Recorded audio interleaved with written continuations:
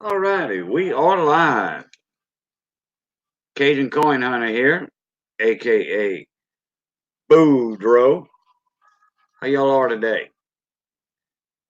All right, Ken Peavey just finished up his big show stream.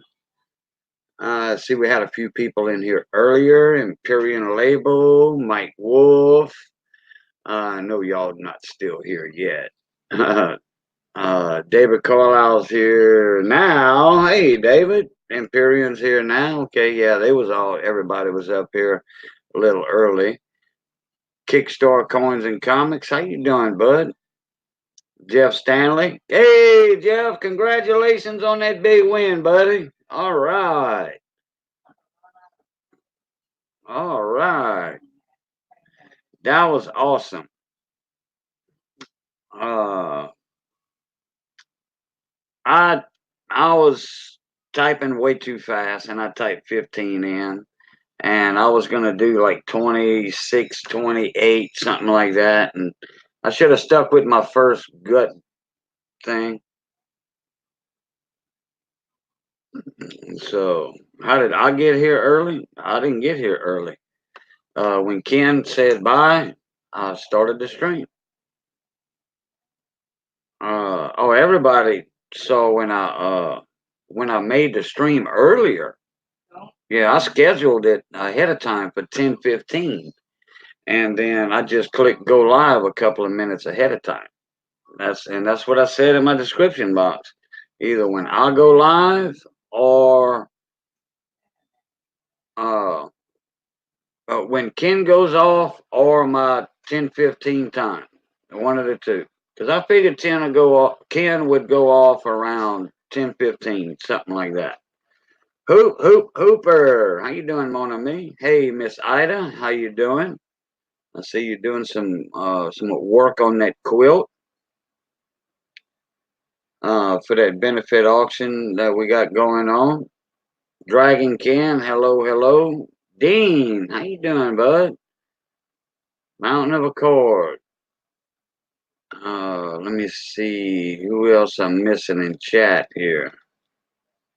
Yeah, busy promoting it. I got to make a video on it too. Promo video on that quilt too. Well, the whole thing, the whole auction that's going to be going on and all that. I got to do that myself. And David Carlisle guessed 27, but it was a little too late, I think. Because Jeff Stanley got it first.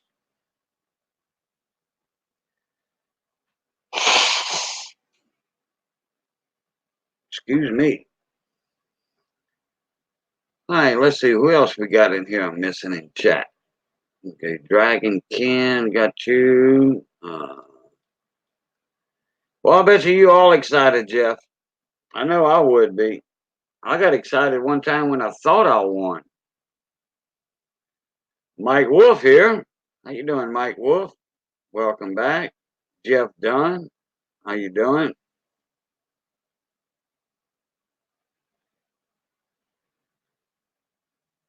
There were at least 4 people that guessed 27. Yep.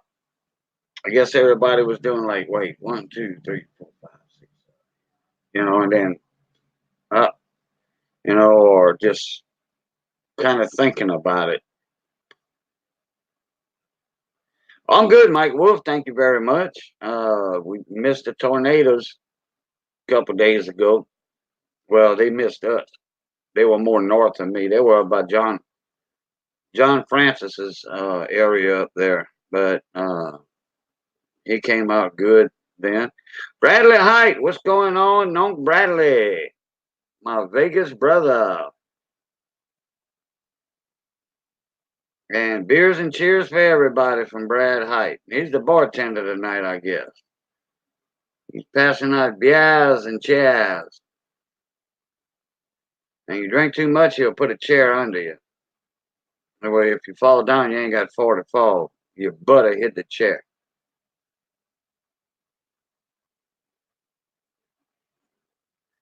Cajun, is it okay if I use your logo to promote the auction on some items. Sure. Yeah, do what you want. Do what you want. In fact, Miss Ida, I'm gonna do something right here for you. Uh, yeah.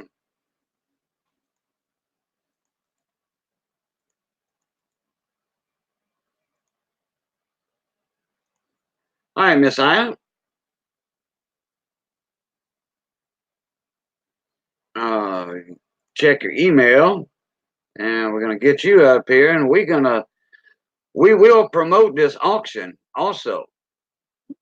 You know, it's titled Coin Talk and Ken Peavey Cool Down Show, but I do promote other channels on here, especially auctions that we have in this for the breast cancer awareness, breast cancer society.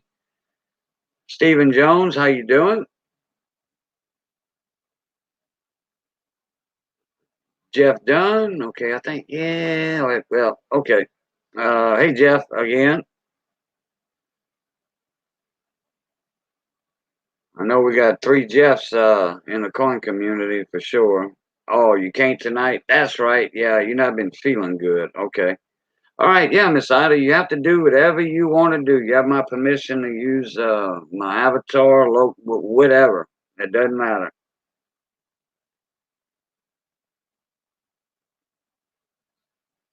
because I'm all for that.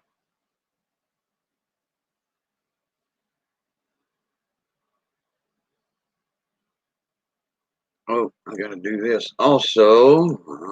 Didn't forgot about that.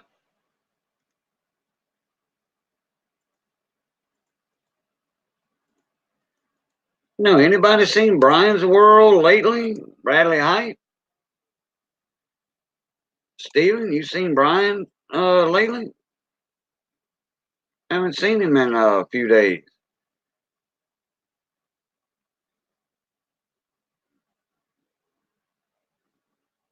Uh, Brian Hooper? Nope. You saw him last night? Oh, okay. Let me see. I went. Yeah, well, I had an auction last night, and I invited him over. Uh, I didn't know if he had mentioned he was going to be out of town for a little while, or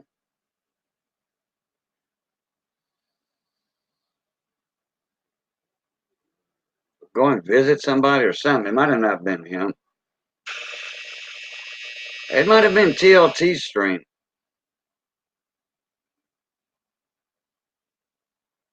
Yeah, I tried to call him the other night too, Bradley, and he didn't answer yesterday. Okay, Miss Ida, not a problem. When you get to feeling better, just send me a text message, and uh, we'll do a show. We'll do a live stream promoting uh, that auction. Then we'll talk about a few other things also. A couple of other things that's going on in the coin community. We have a couple of benefit auctions going on. Yeah, David, my Venmo is working. I got a payment from Big T last night, and uh, uh,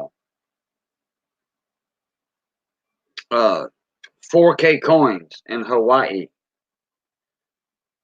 They donating a few dollars to pay for my StreamYard for this month for these benefits.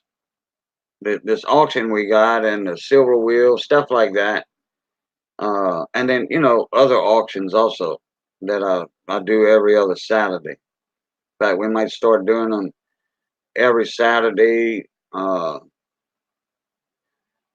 people want them. There's all kind of different items in the auctions on Saturday nights, and people like that variety. Because it's two or three different people that have different stuff, and they like that. Hey, Ronnie, how you doing, King and Queen Stacking?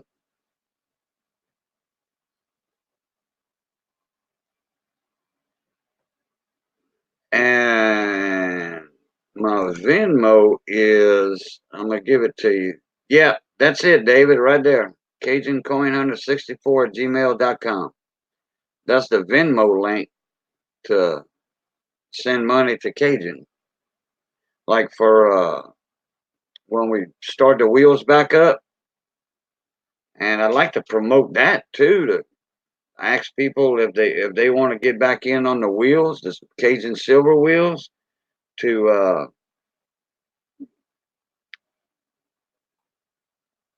to create a Venmo account or some kind of way to send money to Venmo.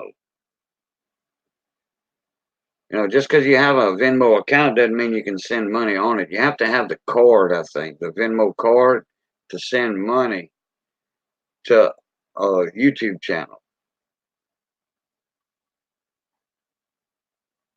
Bradley Heights, silver pour. Are you doing a silver pour tonight, Bradley? Oh, you just posted a video on your channel for Brian's World, a silver pour. Oh, okay. I thought you were fixing to do a silver pour. Oh man, that'd have been sweet.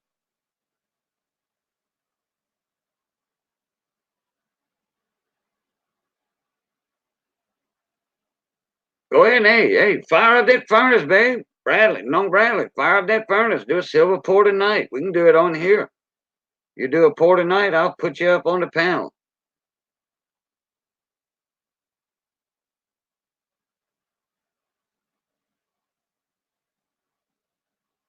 And I got a few things to show off here in a little bit. Got a couple things in the mail. Beep beep, road runner. Man, look, I hope everybody sends prayers up going to road runner. Some knee mail going up for him. He's been in the hospital for quite some time now. And his legs are not doing good. You can do a silver pour in 45 minutes to an hour. Hey, that'll work. Not a problem. Get that furnace heated up, and I'll get you up here when it's right at ready. We'll talk about it a little bit. See what's going on. Let me know 10, 15 minutes ahead of time. Yeah, Roadrunner's been in the hospital, y'all. Y'all give him some thoughts in the prayers and all that stuff.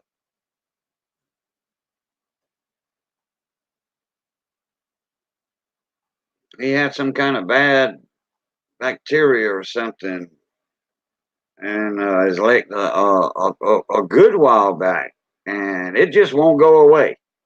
You know, it gets better, then it gets bad, and then they send him to a few different places for rehabilitation, like physical therapy for his legs, and people was just treating him real bad.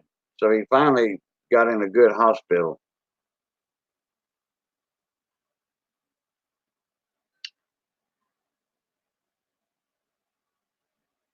Roadrunner Miss Ida left, I think.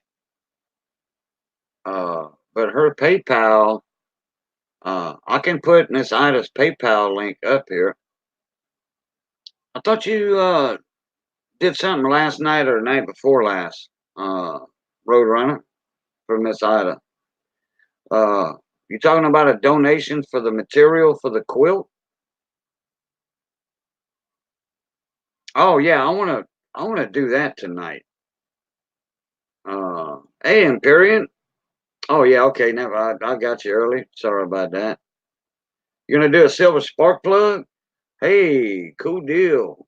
Cool deal, Lucille. Yeah, I want to talk about that. Let me get Miss Ida's up here. I'm gonna share my screen, and I want to show that quilt.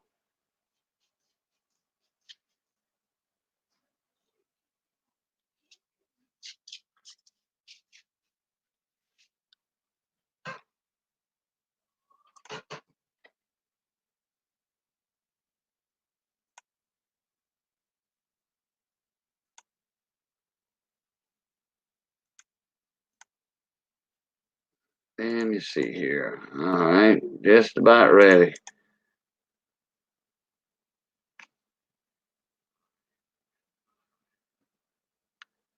Okay, get back to StreamYard. Let me move this over a little bit.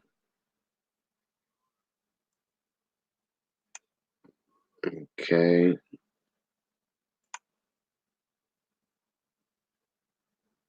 All righty. I'm going to share my screen here. And let me explain what's going on. Big T made a live stream the other night, about a week and a half ago or so, 2 weeks ago. 2 weeks ago. He went live on Friday with his panel for just, talking chit chat.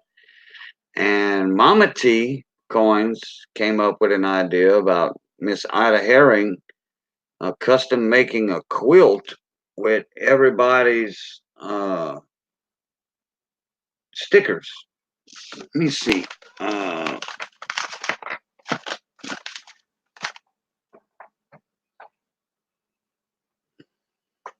had a sticker up here somewhere. Let me go get another one.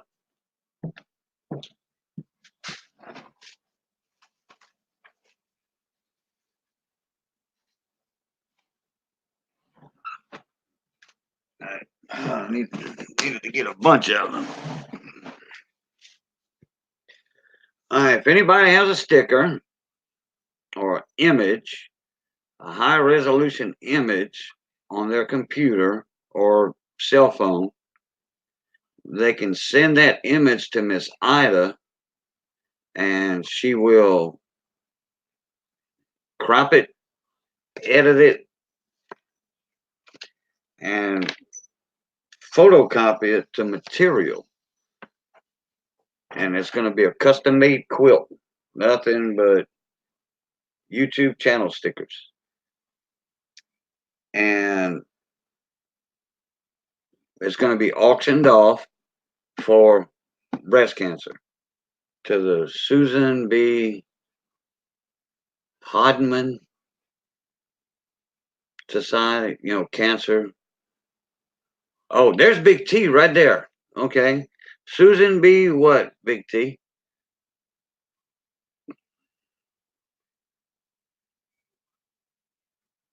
I forgot. All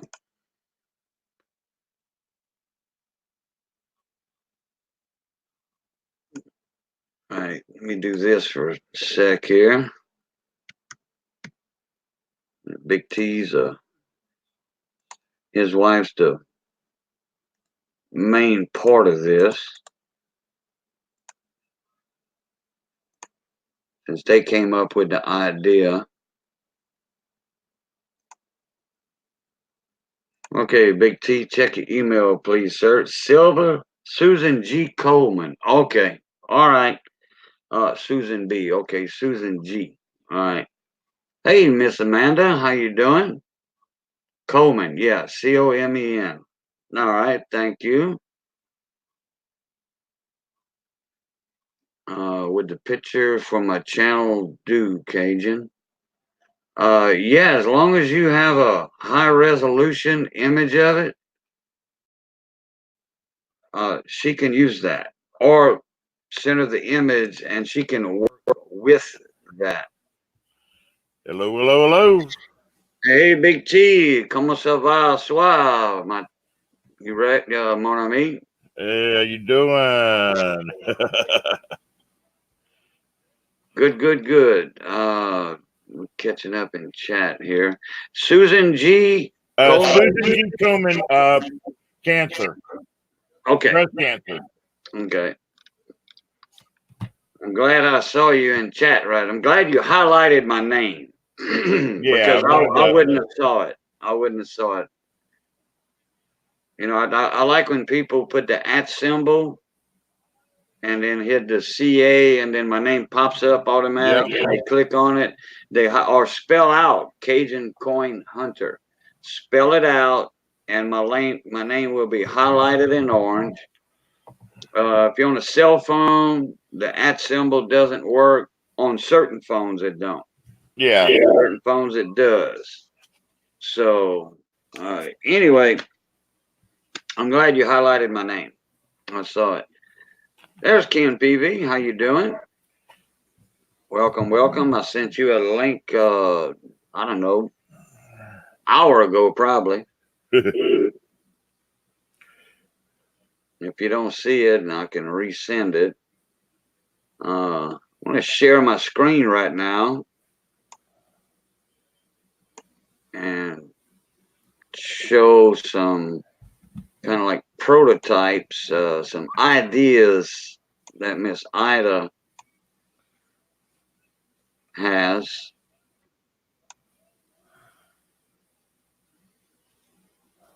All right, there we go. All right, I can blow that up.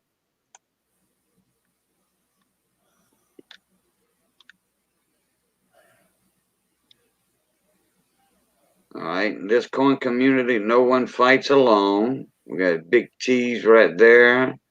We got Mama T there, and then we have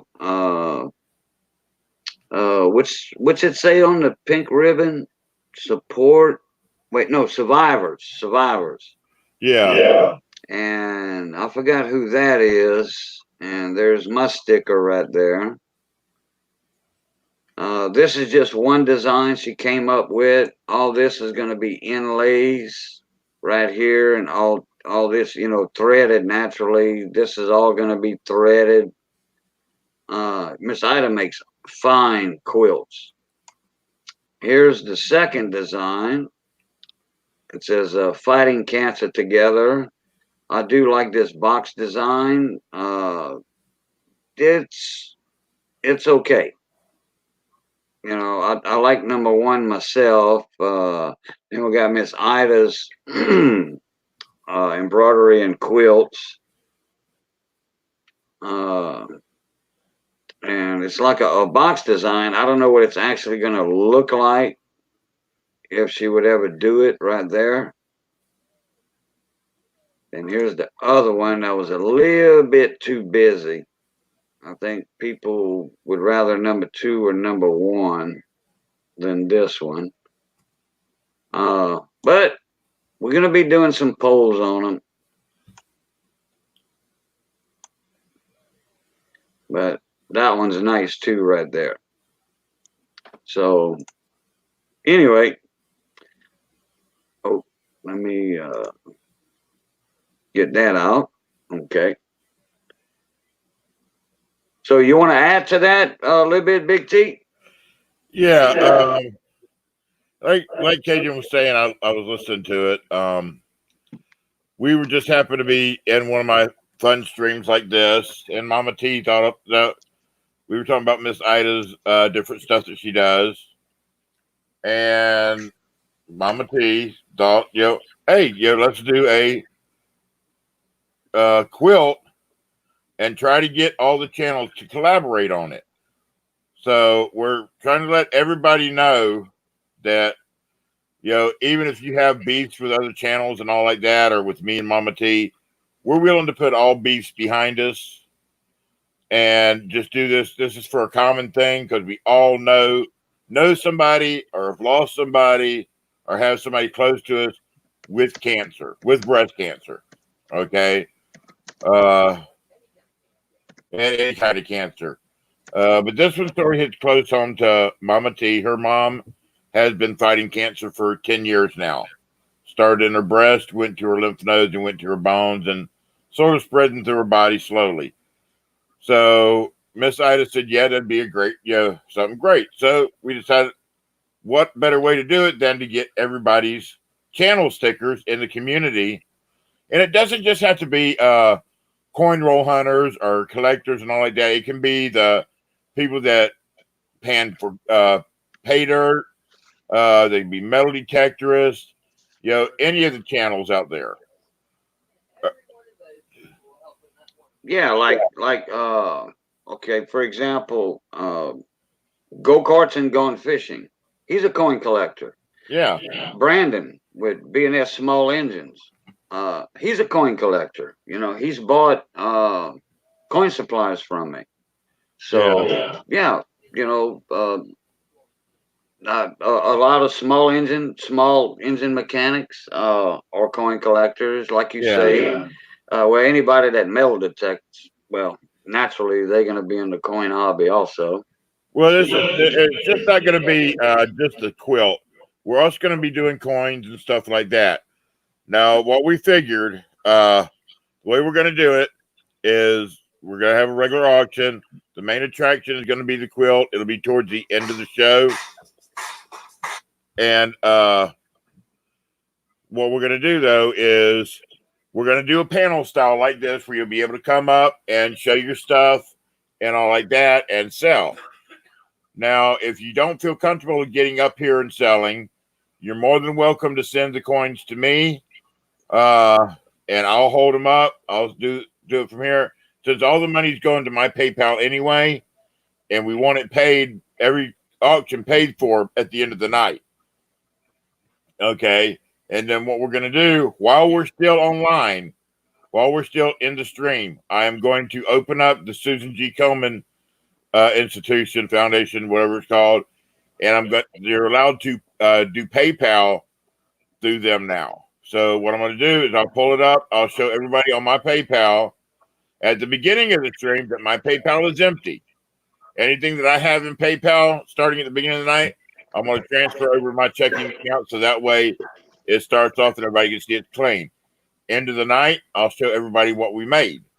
Now, I'm going to keep $30 of it out and send to Miss Ida for shipping because she's going to have to ship it from her house.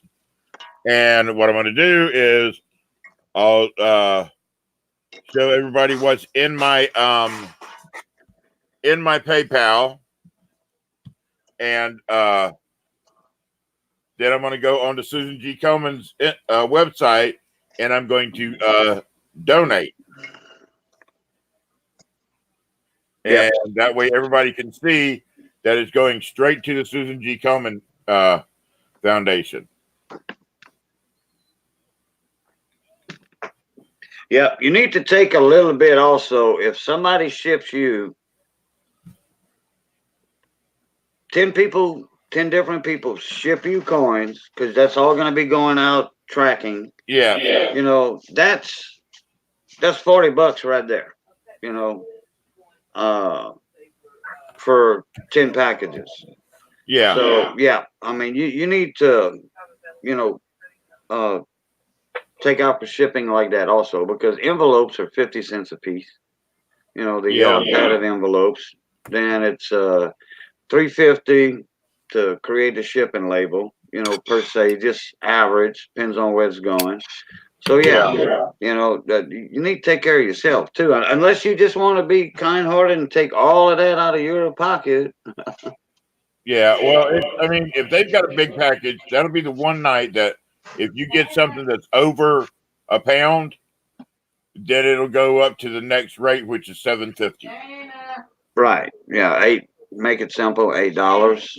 Well, it's about $7.50 for me to do it from home. Okay. Yeah. Yeah. But making your own labels are Yeah, a little cheaper.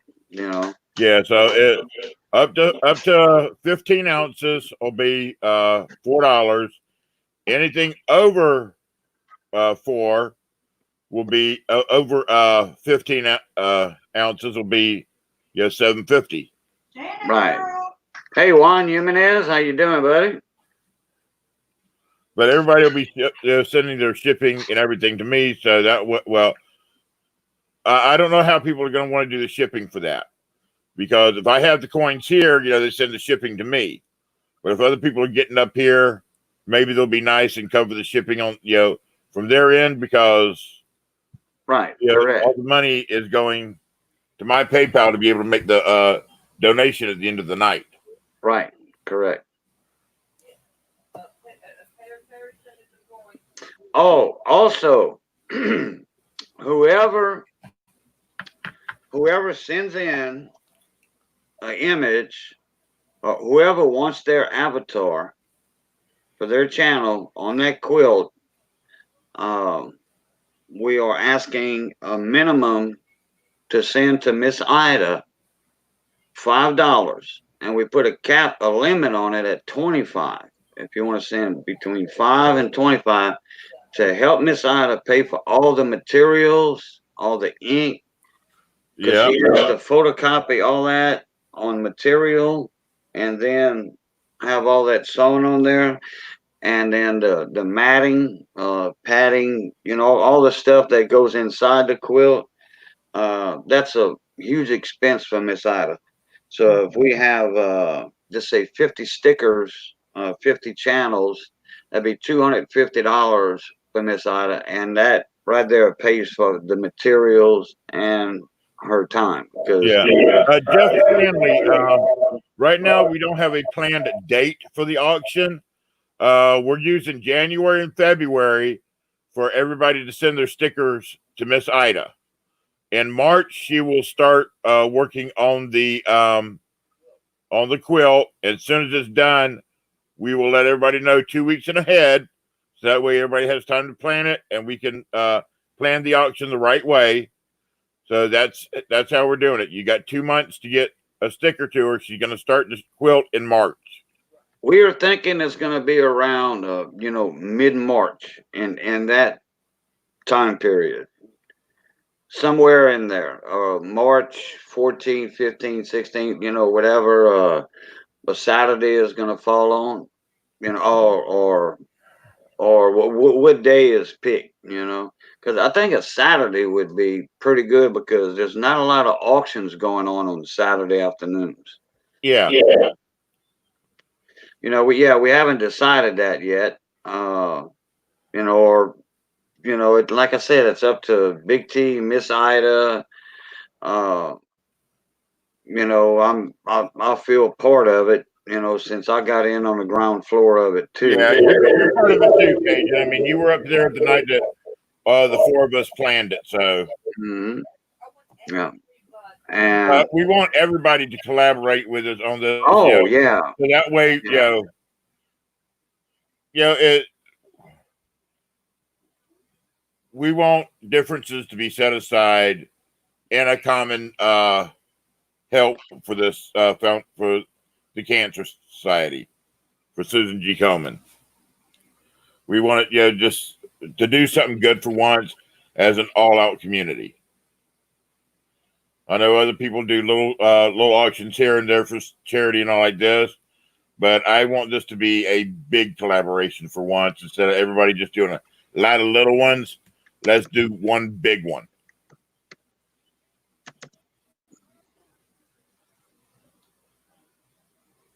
Yeah, that's right. Everybody Jeff. getting it. Yeah. I mean, we've already got a couple of people that's contacted us saying they're already getting ready to send stuff to us for the auction. So Yeah, Jeff, you're right.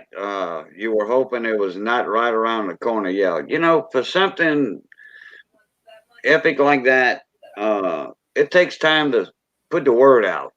okay, we got somebody send us coins for next week to auction off, then send that money to Miss Ida to go towards her making the quilt. Oh, there you go. Yeah, yeah. Every little bit And helps. if some of y'all may know him, it's Perry Barth. Perry Barth. Yeah. Yeah. Oh yeah. Perry's sending us some coins for me to run through my auction to so that way we can send that money straight to Miss Ida. Now, did you say Miss Perry Barth or Mister? Mister Perry Barth. Okay. Oh, okay. Yeah, he's gonna send that stuff to us, and we're gonna auction it off and send the money straight to Miss Ida. Yep, I know Perry Barth. I've seen him in many benefit auctions and in streams. Yeah, been knowing Perry for I don't know, around 9 months, 10 months, something like that. Yeah, Perry's a really nice guy. He if he doesn't call or text me, he texts Mama T. Mm-hmm. In fact, when I went to bed last night, he was texting Mama T. But he sent some real nice stuff to.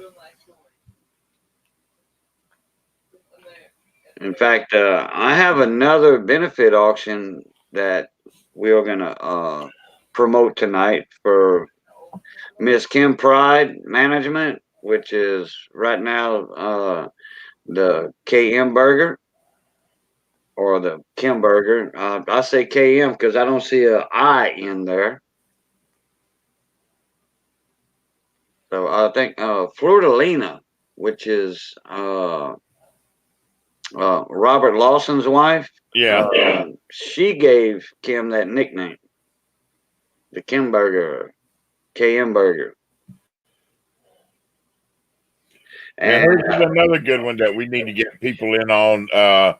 She's got a son that's going to. He was only born with one kidney, and he's going through kidney failure. So and they're having a hard time with things right now, covering doctor's bills and all like that. And this is just something to help her with expenses and all like that. And everybody needs to come together and that's what, in 2 weeks, Cajun? it's going to be Saturday the 18th at 5 o'clock. I want to say 5 o'clock. That's not too late for people on the East Coast, and it's not too early for people on the West Coast. You know, since it's on a Saturday. Yeah. You know, samedi après-midi. You know, Saturday afternoon. So I'm going to schedule that in a few days. I can schedule. I think a month ahead of time. But I tell you what, I tried doing schedules and all like that on mine, and I had the worst lag whenever I started up because I use OBS. And when I open it up, people are waiting in the one. And when I open my OBS, I have to tell people refresh, and I'm there. You know, so I don't mess with. I just do my videos, a preview video the day before or the day of, and that way people know. oh, Kim said I didn't hit the I, and it was already changed, so I just kept it like that. You know, and she said, yeah, Florida did give her that nickname. Yep, which I knew that already. Yeah, it's gonna be Saturday 18th. Well, I'm not running the OBS system. So, and then I did switch my internet from AT&T to Spectrum, which Spectrum is awesome. Ink Man, how you doing, mon ami? Welcome, welcome. What up, Big Master? He's probably at work or yeah, probably. He may have just got off work. Oh, okay.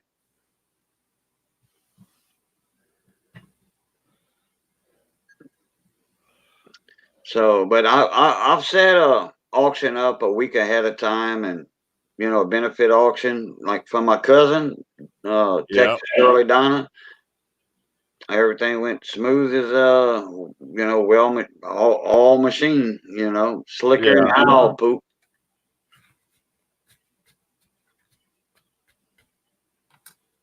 But I think like you saying, Big T, with OBS, that type of deal, it would just pay to promote it, make a video every 5 days or so, and then Mama T, let me get this video because Mama T did one today for the quilt collaboration. Okay, yeah. Let me get her video. Throw that in the chat.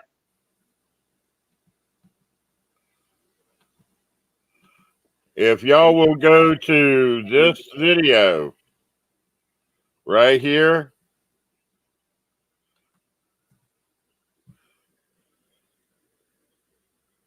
Where'd you put it at? Oh, there it is. I see it. Yeah, I had to get it real quick. Yeah, go to that video right there. Mama T explains the whole thing there also. You can leave comments there. And it's basically got all the information there. Got Miss Ida's information and all like that, her address and all to send your stickers to. the whole 9 yards. David, I have the 44 megabytes per second.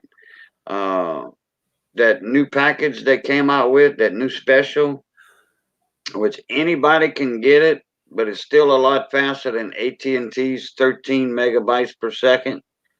It's 44 megs per second. And my salesman told me, since this is a new laptop or whatever, it might even come in as 50, Oh, holy man. They gonna switch it back to night shift overnight? Oh, they changed him from night shift to day shift. Now they're gonna put him back at night. Well, they changed him to he was overnight. Then they changed him. Make me go on the day shift. They changed him to an evening shift. That's why he's been, usually working during the streams. Right, Now correct. maybe going to day shift.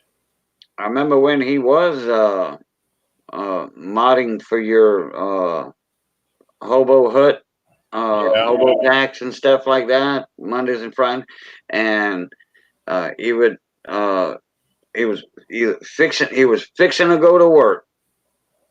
Most of the time. At the end of my stream, he was getting ready to head to work. Yep. He was having his evening coffee before he headed to work. Yep, that's right. I remember that well. But Spectrum has the 44 megabytes per second and a house phone for $29 a month. The CEO of Spectrum sat down with Donald Trump, and it's Spectrum does not advertise this, but my salesman told me this, which he's a friend of mine anyway. He lives right down the road. So, but it's a government subsidized, no deposit, no security deposit or anything. And $29 a month for a house phone and unlimited internet. That's a good deal. Yeah. That's half the price of what I was paying. That's half the price of AT&T that I was paying, and all I had was internet, not a house phone. Yeah. And AT&T kept going up. It was supposed to be $50 a month, and I was paying $94 a month for, oh goodness, for a while. And I'm like, why y'all doing this? They say, well, we turned off your internet because you was a couple of hours late. I'm like, what? No, I paid my internet on time, my bill on time. Well, but your payment doesn't go through until the next day. I'm like, well, no, I sent it on my credit card, my debit card, and it's taken out that night. No, you can't tell me that. No. So anyway, I got fed up with that, and I says, if my bill ain't $50 next month, I'm dropping y'all. Well, next month it was $50. Next month was 50. The next month was 50, I think. Then the next month was 55. Then I got 400. Yes, that's copy number. Then I got 2 bills in for 60. I paid that 160. I never did call them and ask them why. And then I got another one, and I said, nope, I'm going back with Charter. So I muted you for a sec, Big T, while your machine was working. So you can unmute yourself at any time. Yeah, I'd moved the microphone. I figured it was getting loud right there. Yeah, then I heard that, and I don't know if I heard your scanner. Yeah, I turned the scanner down. Okay, now that was your machine that you had going though, right? Yeah, I had Okay. my microphone right beside it, and I moved it. Hey, Alex Conway, how you doing? That's my neighbor down the road over there. Midnight Silver Run. Hey. Oh, Copper Coins is still streaming? Wow. I was watching Chuck Daughtry before Ken uh, went live tonight. Actually, I was. Let me see. I had to run to town. I had to get some doggy pads for the puppy dog, and some coffee cream at the dollar store because I was at the dollar store anyway. And then when I got back, it was like 8:25, and I checked to see who was on, and Ken was already on. He got on a little early, and he had the big copper roundup and another coin. And it was just starting the big show. Just starting the big show. Hey, Traveling John, how you doing, bud? Thanks for the experience yesterday. It's not the same as calling for the guy in the next room. I had a blast.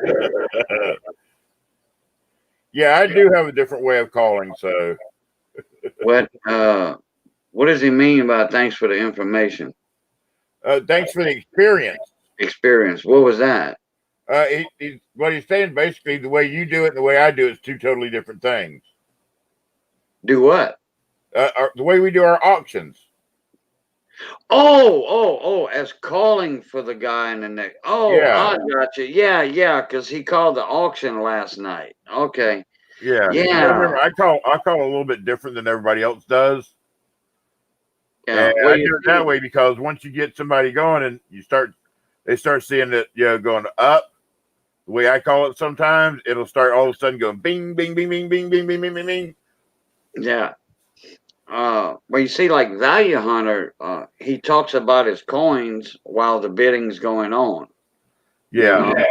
So that then when he stops, then I start.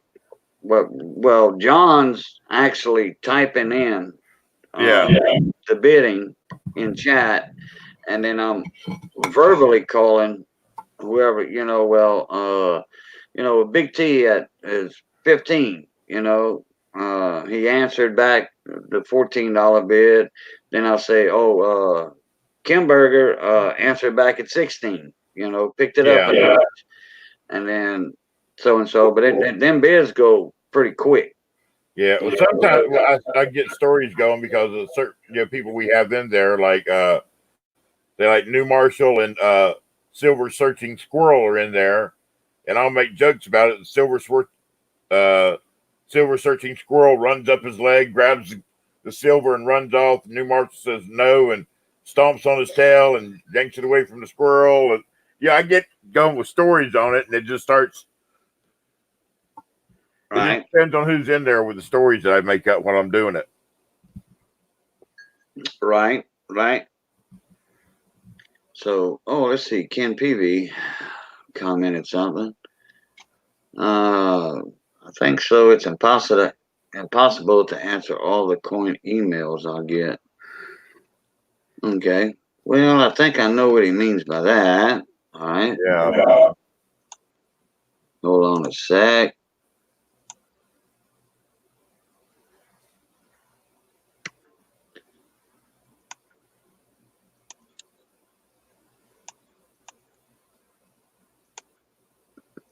All right. There you go, Ken. If that's what you meant, you can go ahead and check your email again. Yeah, Kim was asking if he got the email that she sent. And he was saying it was impossible. Yeah, he thought he got it because it's hard to answer everybody's emails. Oh, okay. And if you got a lot of people emailing you, I know the feeling. It's hard to answer every one of them.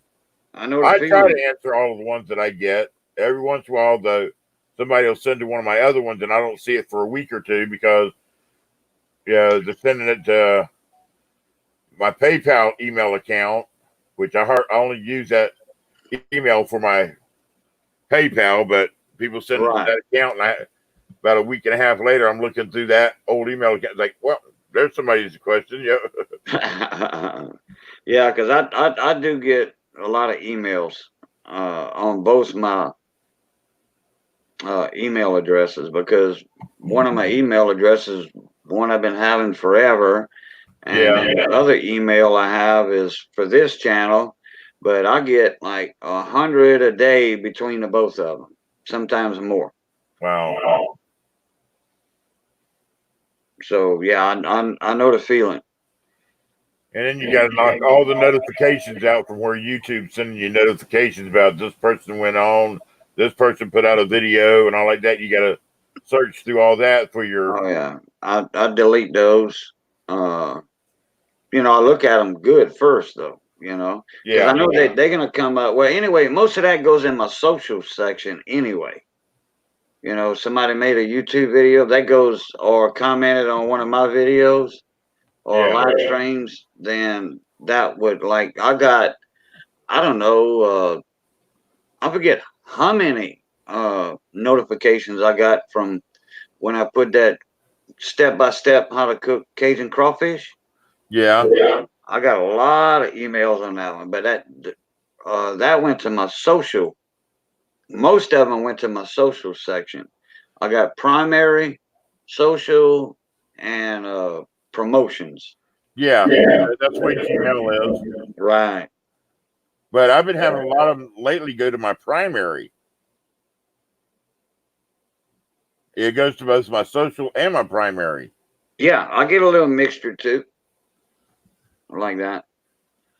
And when Mama T sends me something, instead of it going into my primary, it either goes to social or promotion. I have to go over there and look for her emails. Right. So, well, I got a few things in from Chuck Daughtry the other day. I got some nice coins in. I did a few of his roll reveals. And oh wow. Yeah. That's not a proof coin. That's not a proof coin neither. But boy, it sure looks like one on the camera, don't it? Yeah, it does. Yeah. No, that's that one. I think that's okay. That's a 63. Oh, well, maybe go save a little time. There's the other one, and he holds my shipping for me. Yeah. I don't actually do the monthly thing, but I've got a 1975 in there. I got 3 of them in there, but 2 of them are gonna be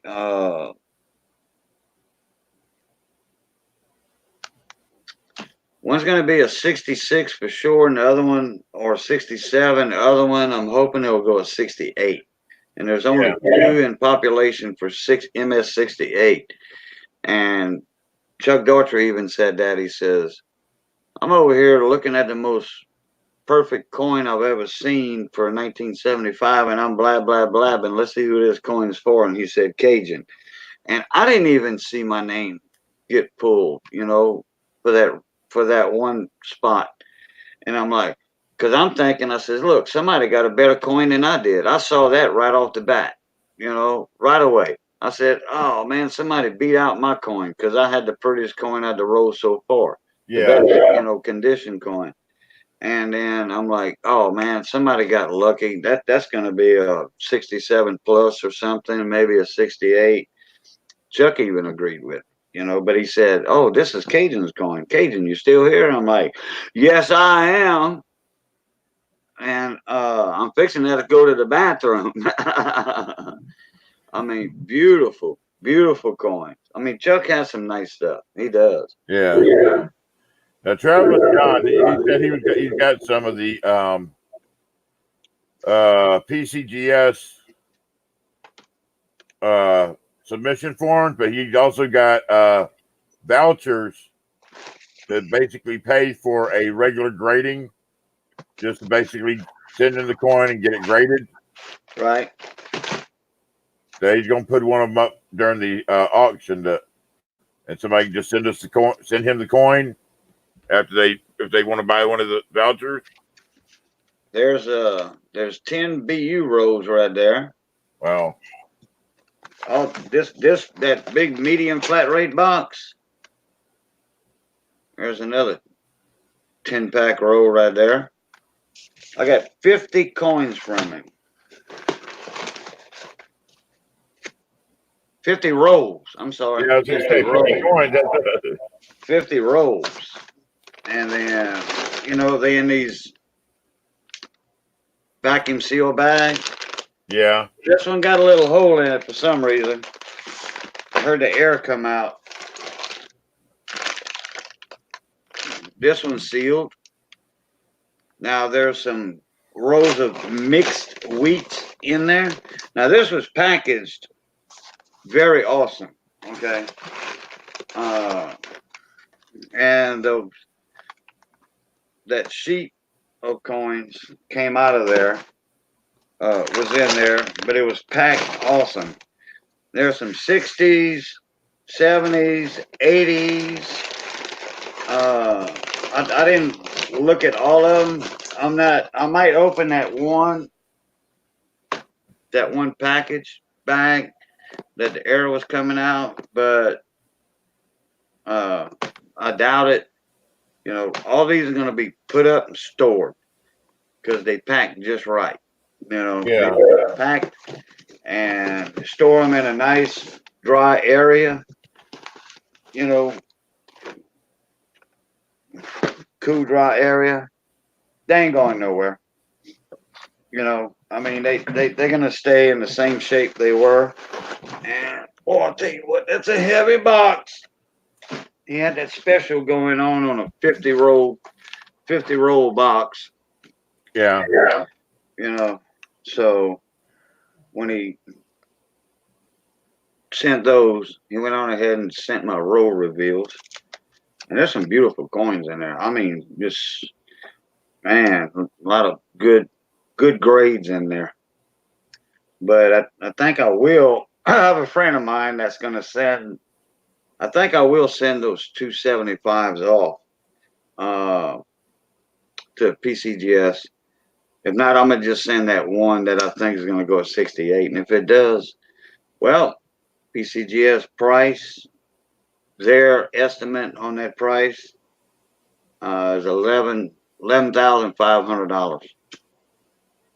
Wow. Even if it goes to 67, it's still worth way more than the grading fees. Yeah.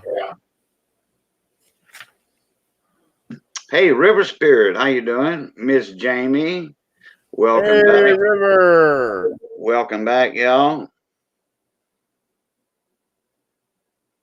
Oh, Traveling John's heading out? Or he's telling he's telling Inkman night. Okay. Yeah.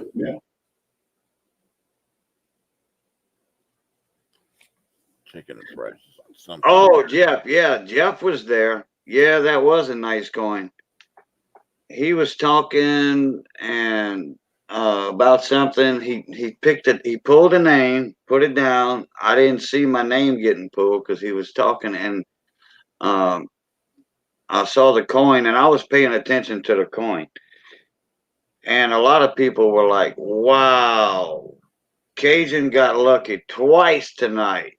Very lucky."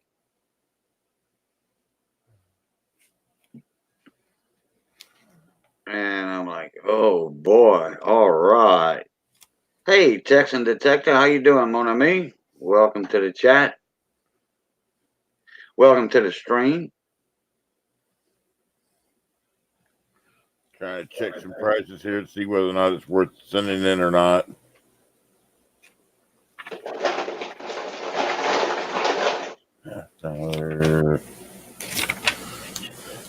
Which one? I've got some 1970 proof sets that are they're like perfect. 73 sets? 70 proof sets. Oh, proof sets. Oh, okay. Yeah. I guarantee they could probably go for Deep Cameo. I'm just trying to see what. Well, it depends on what you want to do. The whole set. I don't know if I want to do the whole set or if I want to do just the like the $50 or something like that. Oh, I see. Well, you got to make sure that it's going to go a proof 70. You know, because if you get a proof 68, it's not going to be worth the grading fees. Proof 70 would be your best bet on that. Yeah. Hey, 337, what's going on, mon ami? They're purty.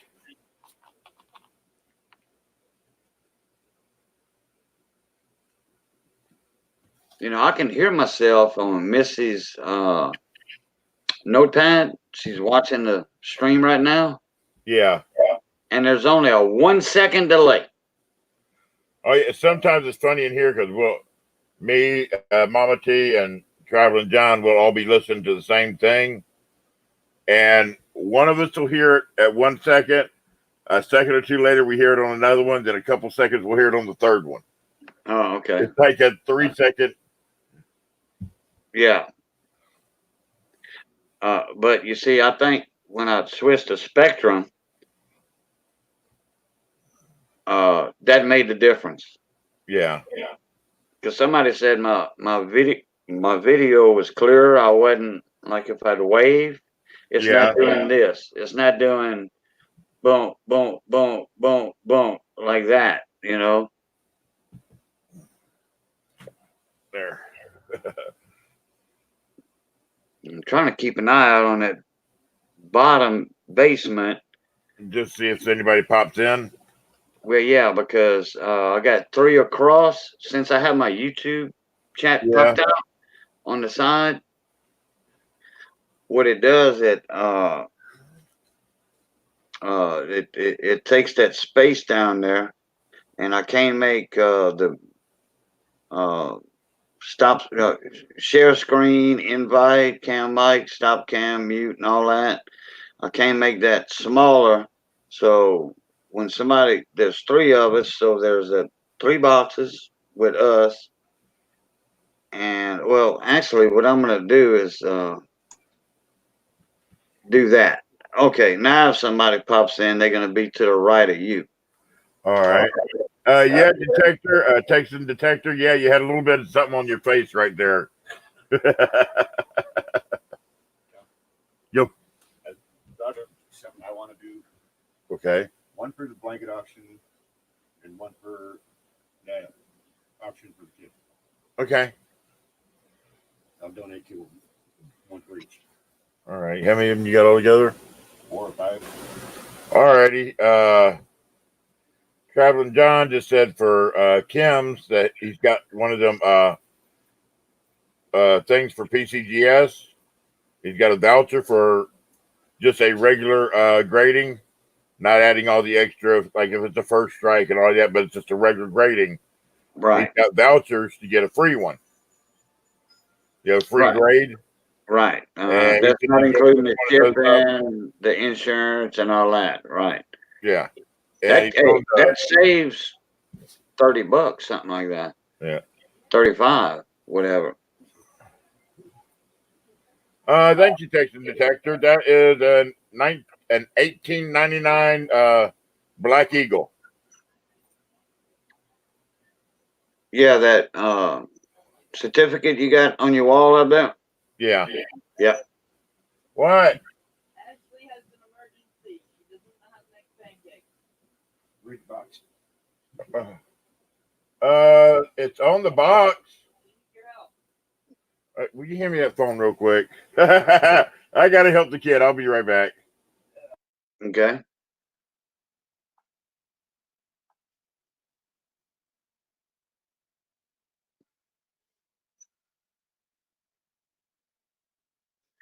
Yeah, Bradley's going to be doing a live silver pour here in a little bit. He's getting everything set up. We're going to put him up here and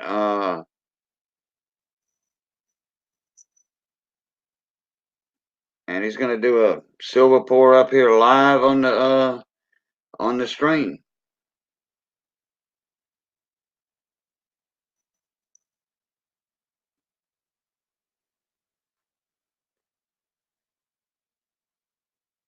I thought he'd be in here already. Well, he's probably got to get a few more things together and ready.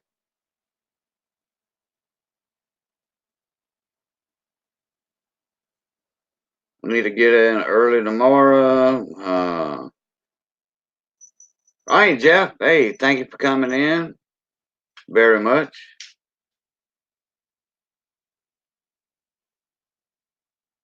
Now, I tell you what, Jeff, congratulations again on that big win tonight on Ken Peavey's show. Congratulations. You had a lot of good stuff in there, especially that 1835 bus coin. Oh, and that PCGS lab. That was awesome.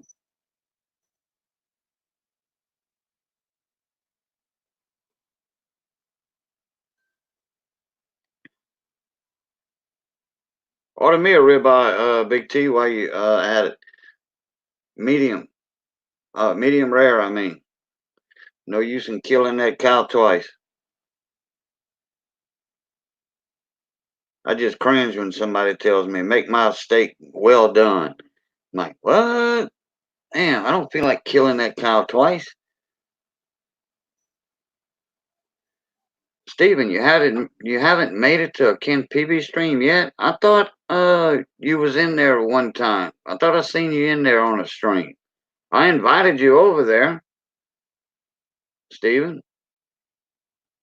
I tell everybody, hey, y'all go to Ken Peavey's channel. You know, watch his videos. Go to the big show. Hey, King Sniper, how you doing? Yep, I like mine medium rare. Just, pink all throughout. Nice and juicy. Nice and juicy.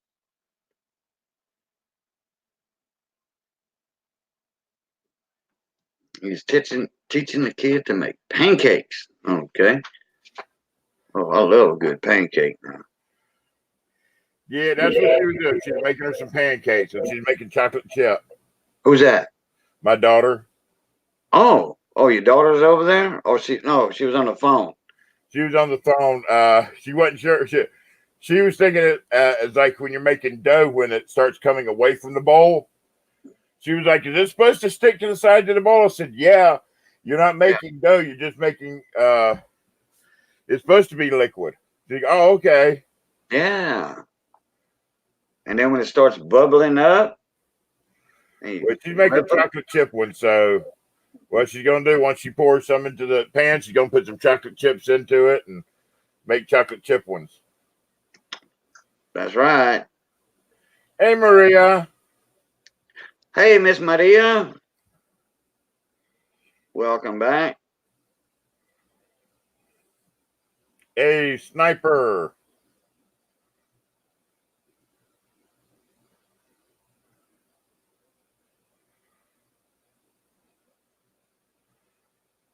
Yeah, Stephen Jones, I thought I seen you in a Ken Peavey stream one night. Maybe not. Maybe it was some other people I sent over there. Usually Ken is up here, but he's busy right now packing up that Big Show pack. Yeah. I donated that one time. I sent him a dinosaur copper in a holder, one of them little square holders. Uh-huh. It's got a base on it to where you can set it up and display it. I sent him one of them to give out one time. Oh, okay. Yeah, he does. That's the first thing that comes up in the Big Show pack is the dinosaur coppers. Yeah. Well, I sent him one in one of them little where's the things at? Yeah, little slabs. Well, not a slab. The little holders. It's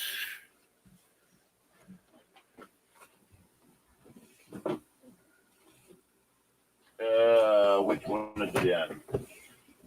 Yeah, 2x2s, and you can put them in a 2x2 storage box, and along with your other flips and stuff. Nope. Nope, not the same thing. In one of these. Oh yeah, okay, yeah. The they call those the oh uh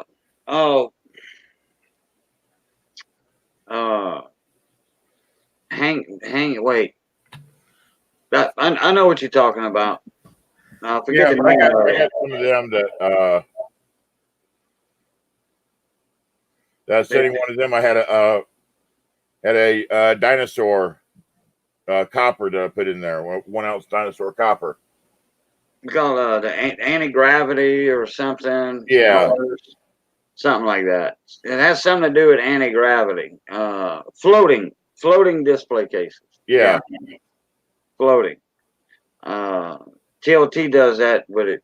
He's got his daughter's soccer, Yeah. baseball rings that he put in there, and the plastic expands on Yeah. whatever you have. Yeah, that's neat. I like that.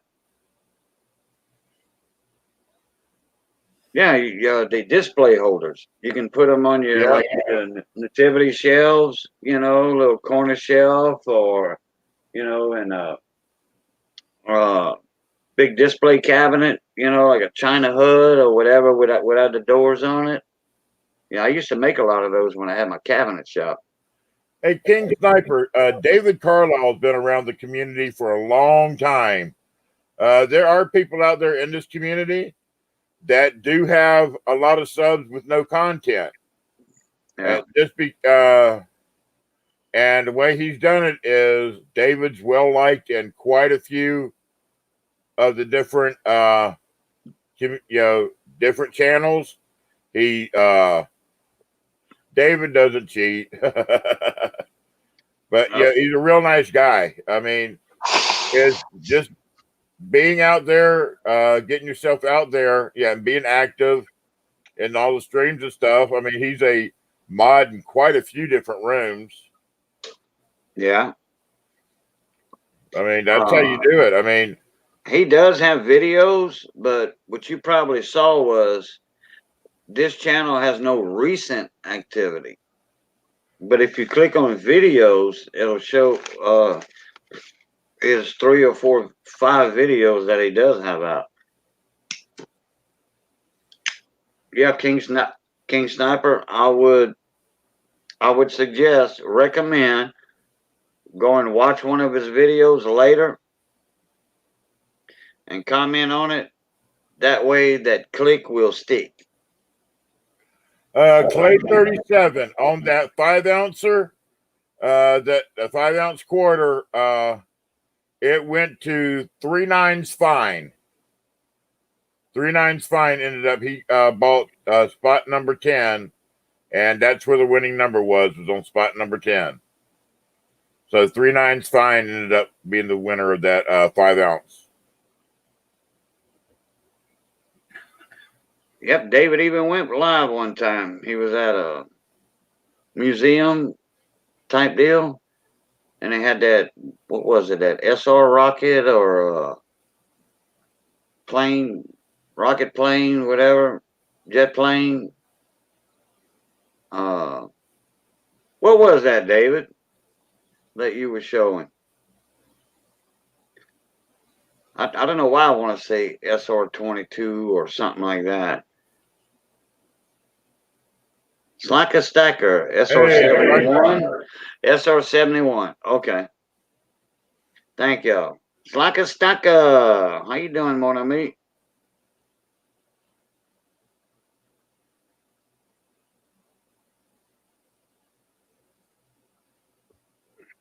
Did I tell you? Did I tell you I'm to Ohio to visit my brother, and he's going to take me to his land in Montana. Oh, okay. U.S. Space and Rocket Center. Okay. Night, Miss Jamie. Night, Miss Jamie. Thank you for coming in. Lockheed Martian and Martin. Lockheed Martin. Yeah, Martin. Martian. Martian. I know. I caught the joke in 1969. I was a year old back then. Oh no, I was. Actually, I watched. I was a young boy back then, and I watched the moon landing in 1969 on TV. We were in Port Arthur, Texas at the time, visiting my grandma and one of my aunts. My aunt had looked like it was a 3-story house, looked like a haunted house. It was, in the woods and all that, bunch of pecan trees and all that. I remember we were uh, looking for pecans out there, and Daddy hollered at me. He says, "Hey, boy, come here! It's fixing to happen." So we all ran. We were looking for pecans, but naturally at that time they didn't have pecans on the ground unless you were finding last year's pecans. My aunt would let people go pick pecans, and then they'd go to a porch, and if they had four sacks of pecans, well, what they would do, they would keep 2 sacks, and then the people that picked them would keep 2 sacks. It goes on half, or sometimes people do on a third. They take a third, and the person that picked gets 2/3. Pecan. That's right, pecan. There's still places around here you can go to and do that. Most of When I go to them. Florida, I got a place I can get them in Florida. Get all of them I want. My cousin's front yard. But there you go. There's family. Yeah, there's a couple in the yard.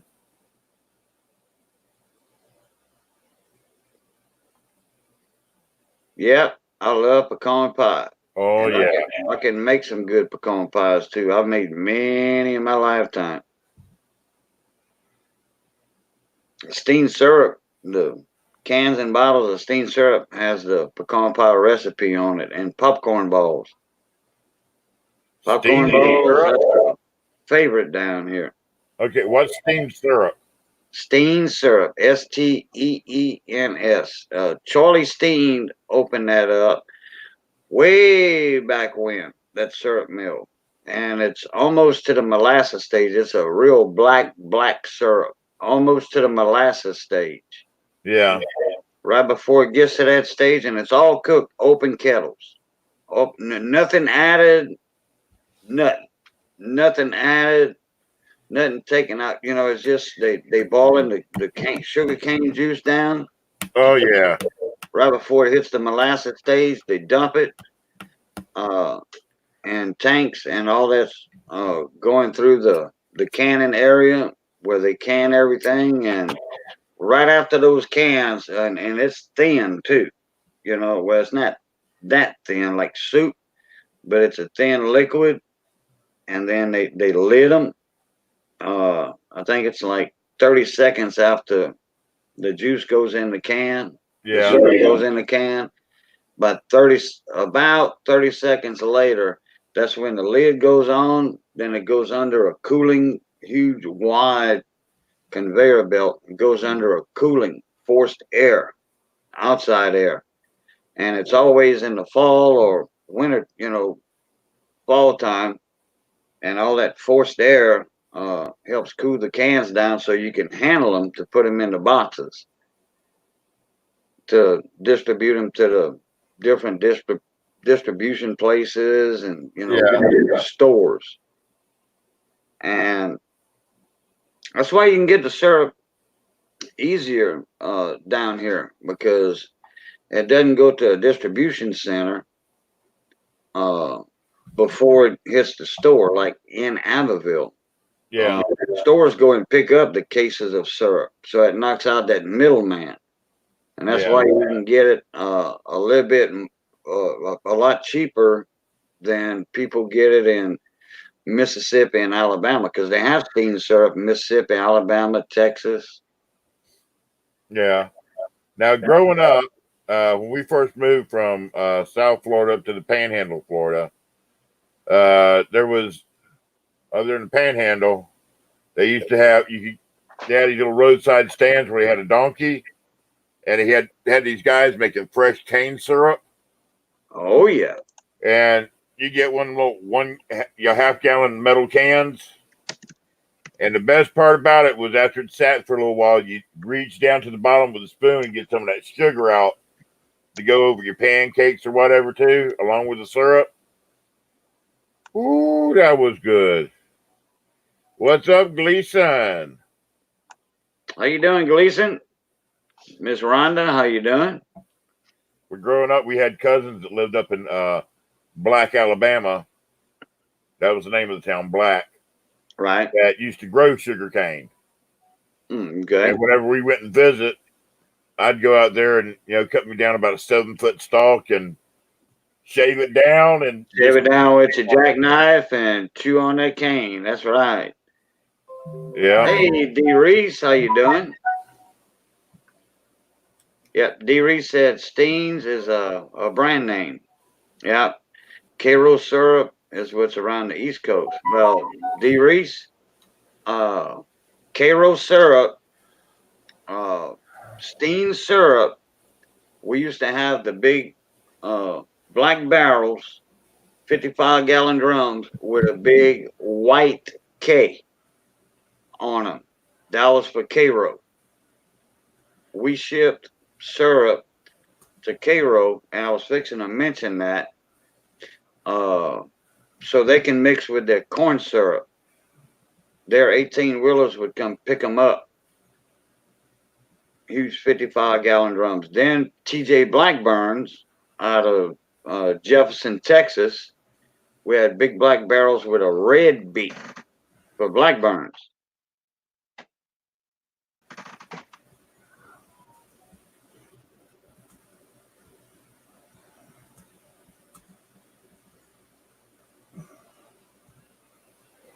So TJ Blackburns, they have corn syrup too, and they make Steen syrup to make their dark syrup, just like Cairo. Like I was saying, the Cairo syrup or Steen syrup, they have awesome pecan pie recipes. And I'm not talking bad about Steen's, but I do love a Steen syrup pecan pie.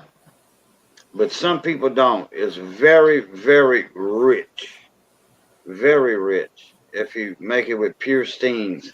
If you make a pecan pie with Cairo syrup, I almost prefer the Cairo syrup in pecan pies. And I'm a diehard South Louisiana boy, okay? I'm not talking bad about Steens, but that Steen syrup is very rich. Very rich. So what I do when I make pecan pies, I do one with Steens, one with Cairo, to please, company, That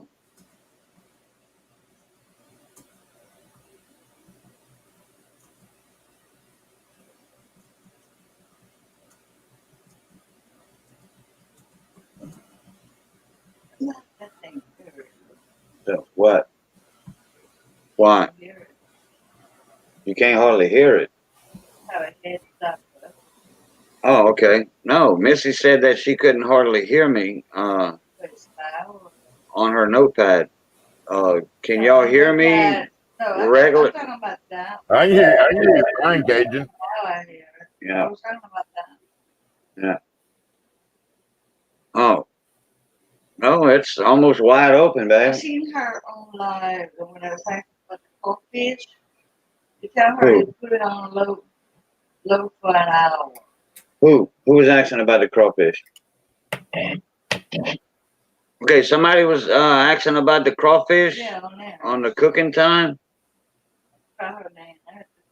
Hey, Kenneth, how you doing? First time here? Welcome. Well, I'm in Southwest Louisiana. I'm in the that great hat. I'm in the Crowley area, Kenneth.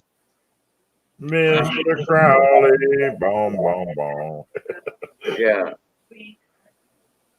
This portion of the Cajun Coin Hunters live stream has been brought to you by Steen Syrup. We now return you to your regular We got to program. do that. We got to do that radio style, Cajun. Yeah. This portion of the Cajun Coin Hunter Hour has been brought to you by Steen Syrup. And now back to you, Cajun. Thank you, sir. Okay, I got to look something up. Missy said I missed a comment. You're not going to be able to pour tonight. I just got called in to work. Oh, okay, Bradley. All right. What was somebody?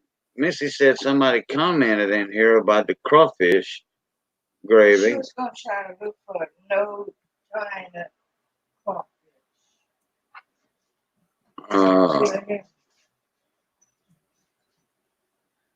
On there, she was asking. And On the video itself? And on there, she asked. Who is it? Like your video. Who is it? Her right here. Oh, Miss Jamie. Okay. Jamie. Miss Jamie, I am starving now. I may just have to try this. Thank you so much for sharing. Wait, she had another one below it. Right here. Let's go. See? Okay, how long did it take Missy to let it cook after adding the green onions? Did she cook it on medium or low? Yeah, it was a low. I think she left though. Yeah, she said she loved on there. She said she loved the video. Okay. That she wants to find the crawfish that's not China. Walmart. Most all Walmarts have Riceland crawfish. The one I showed. Most all Walmarts have it because Riceland crawfish is the main distributor for frozen crawfish tail meat for Walmart. And if your Walmart doesn't have any, all you got to do is tell the Walmart manager, that area, the main manager, say, hey, I want some Riceland crawfish. Y'all have a contract with Riceland crawfish in Eunice, Louisiana.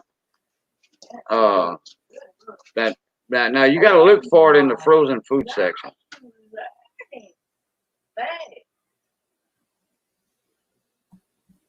I guess since it's clean. So,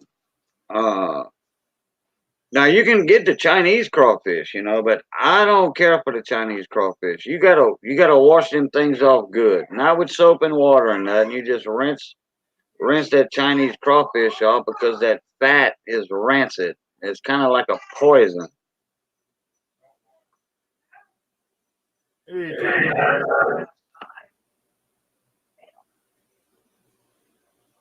Tyneside? Hey, Tyneside. Thank you for coming in, bud. Kenneth, we'll hunt the rabbit.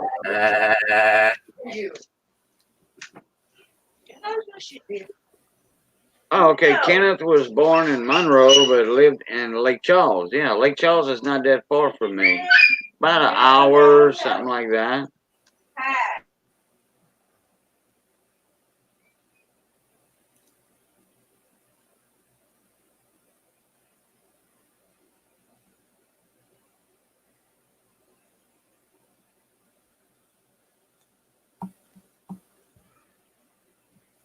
All right, everybody.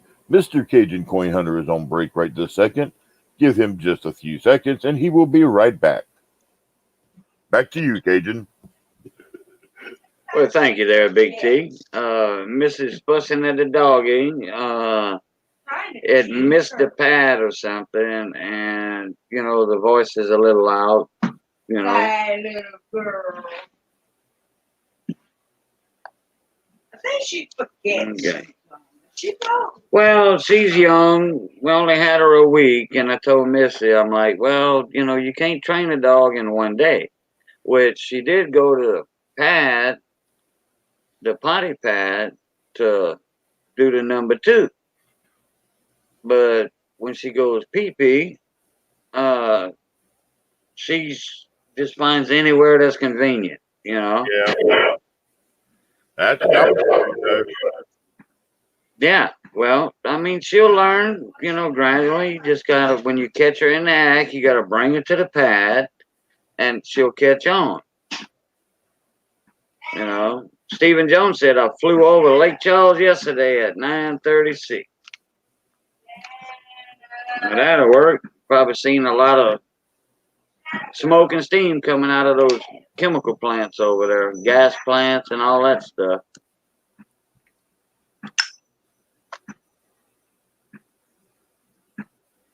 Hey, Terry, how you doing? All the time. What's that? I said my dad used to go to Louisiana all the time when he worked on seagoing tugs out of Tampa. Oh yeah, he'd go like probably to the port of Lake Charles. I really don't remember. I know he'd go to Louisiana and Texas all the time.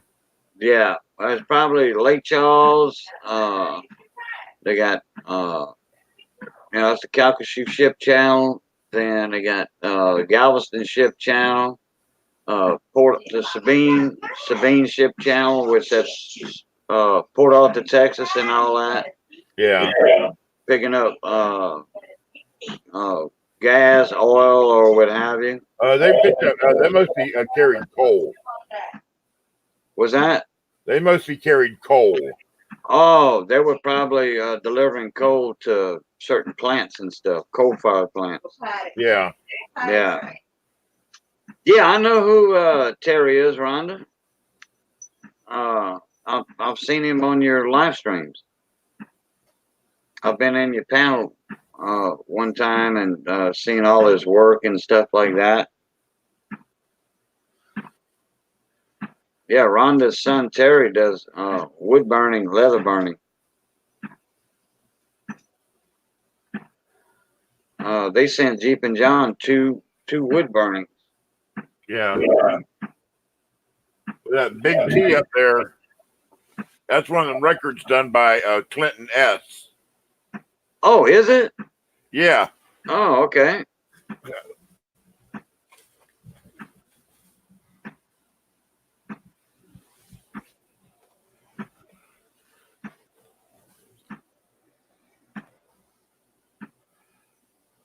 Yeah, he done it with the pennies. Yeah, he did them with shield pennies.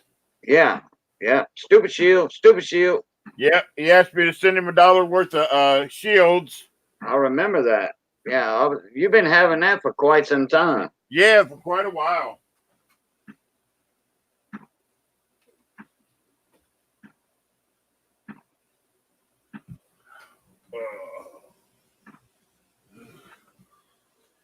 Yeah, I got a few things around here that people have sent to me over the, like my creepy doll up there. That creeps all the women out.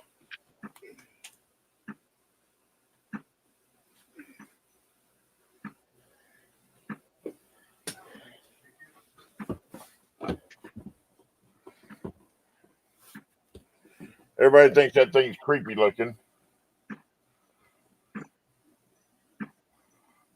Is that the one that changes?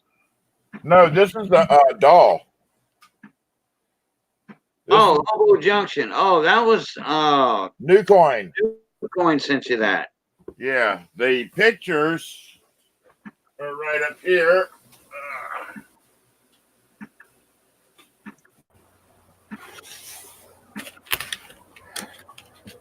Damn. That's the one that changes. Damn. I ain't gonna say nothing about it. Kind of look like the Sea Hag. Ken's Sea Hag. Hey, I've saw that guy before. Saw him twice, as a matter of fact. Yeah, we got those at an auction the other night. How you doing, Mike Badger? I'm doing, buddy. I'm still tired. Hey, Badger. Oh, from last night? Today? Yeah. Yeah, and today Well, you had those got much rest. had those invoices to send out and all that and everything from the auction last night. I kind of half today and got behind. Right. Yeah, Miss Maria, I'm gonna do them within a week. I'm gonna do both the wheels at the same time. I gotta. D. Reese, I don't know. It doesn't say. I got my list and in storage, and I'm gonna go in my storage and get that out. And I'm gonna do them within a week. Probably doing. Trying to think of. I'm gonna do it early, probably on Thursday. Speaking of, I see that lemon head penny. Lemon head penny sticker. I haven't seen Lemonhead doing any auctions lately. He's not. He's trying to get his sugar in check. Yeah. Okay. Well, that was like a month ago or 2 months ago. And Is he still having health problems, Badger? Yeah, he's that sugar, he can't get it regulated. Yeah. He's having a big problem with that. That's one reason I stopped doing the Thursday night auctions, Thursday afternoon auctions, because Travis, Lemonhead would he when he was okay and all that and everything. He was doing Tuesday, Wednesdays, wasn't he? Oh, Thursdays, wasn't it? Or Tuesday and Thursday, I'm sorry. Yeah. Yeah. And so he started doing it back on Thursdays, and I said, well, we need to regroup and see when, like me, you, and the other guys, would do the auctions. Then we figured out it was Saturday at 9 o'clock, and that started working out real good. Yeah.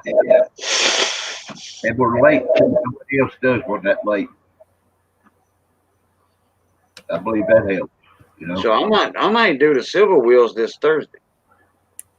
That works. Because you usually do them early, don't you? Yeah. I used to do the silver wheels at 5 o'clock in the afternoon. Yeah. Just about every day. Who's after that? Just about every day. Now I got my Venmo account, that's set up, and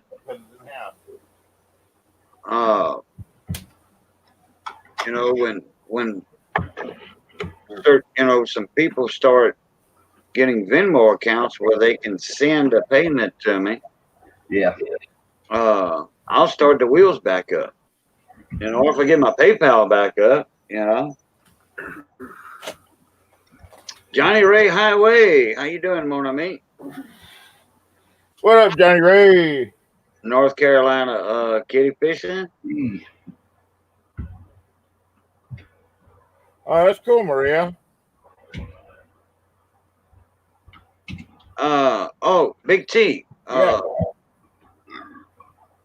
I did get that Venmo payment from you. I'm glad you did. From you in 4K. Yeah. Now, okay, you said you didn't see. I figured out how to find you. Oh, how'd you do it? I went into. I don't remember how I did it, but I can figure it out next time. Oh, okay. There's Mama T. Hey, Mama T.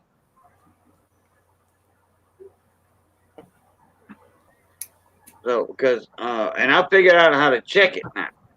Oh, cool. This morning. What up, Oz? How you doing, Bubba? Hey, Ozark, how you doing? Or Oz, when I say Ozark, because he used to be Ozark, Ozark. So I just say Ozark because I'm used to saying Ozark. Exactly. But when I just say instead of O's, I just say Oz. Yeah.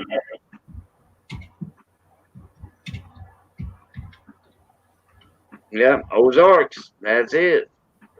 Yeah. I remember when he started out, the first couple strings he did, he was just giving away silver dimes and stuff left and right. Yep.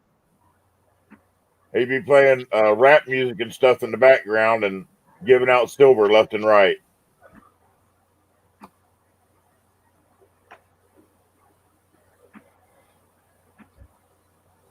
Big T, I meant to ask you, where's that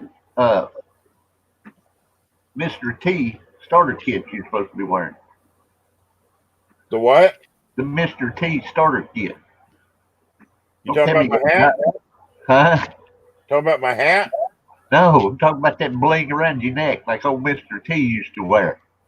Oh no, I don't have. I've actually got a necklace somewhere. I got to find where I put it. I keep putting it up and then forgetting where I put it up at. It's a. I've got a silver necklace with a first year silver eagle in it. I figured you needed one of them with the name Big T. You need a Mr. T starter kit. Yeah. Hey, you know how much it costs for gold to fit me? Oh yeah. Oh yeah.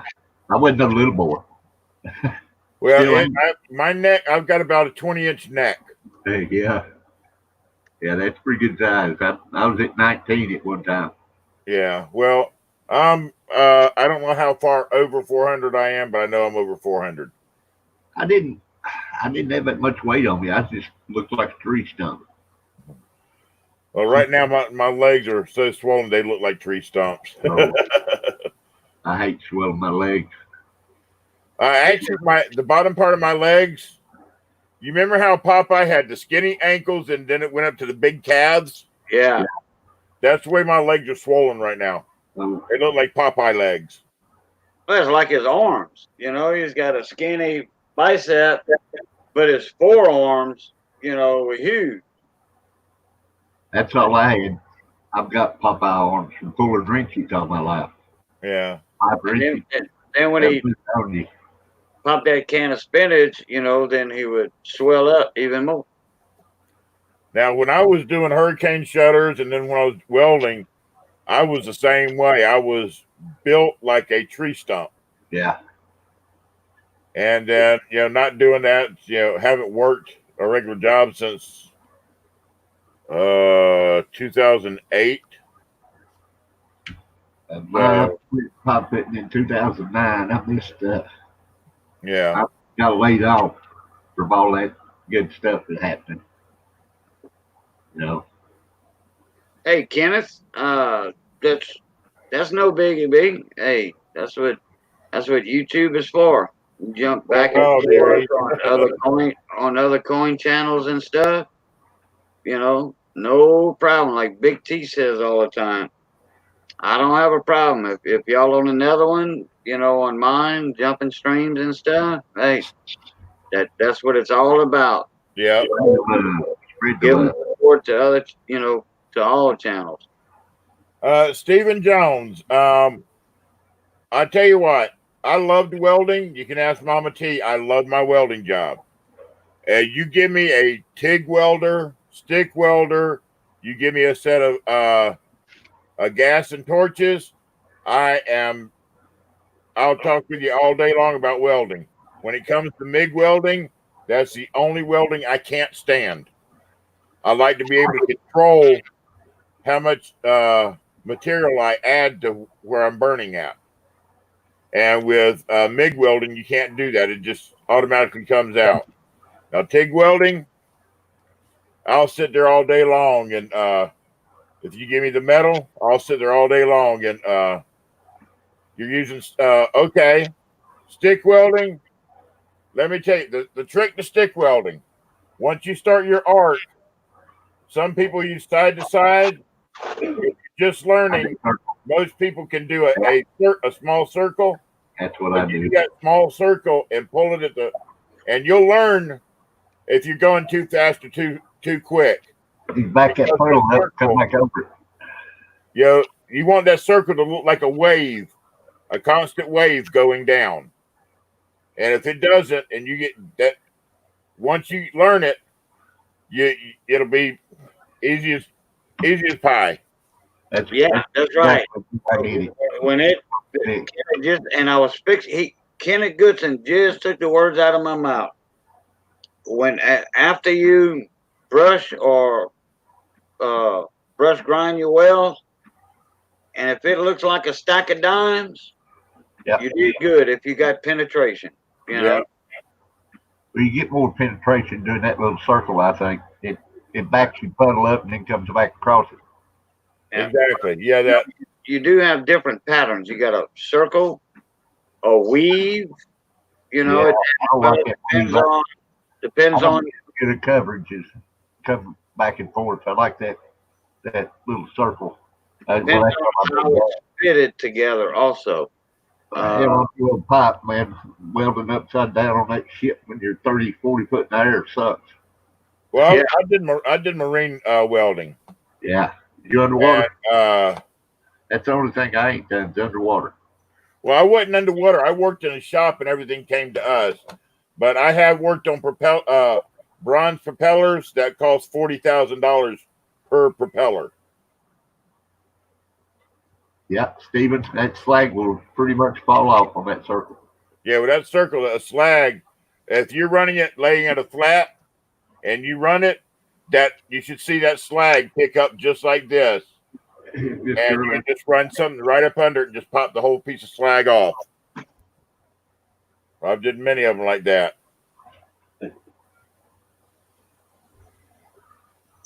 Yeah, I ain't welded in a while. My welder's been sitting out there gathering dust. Yeah, I love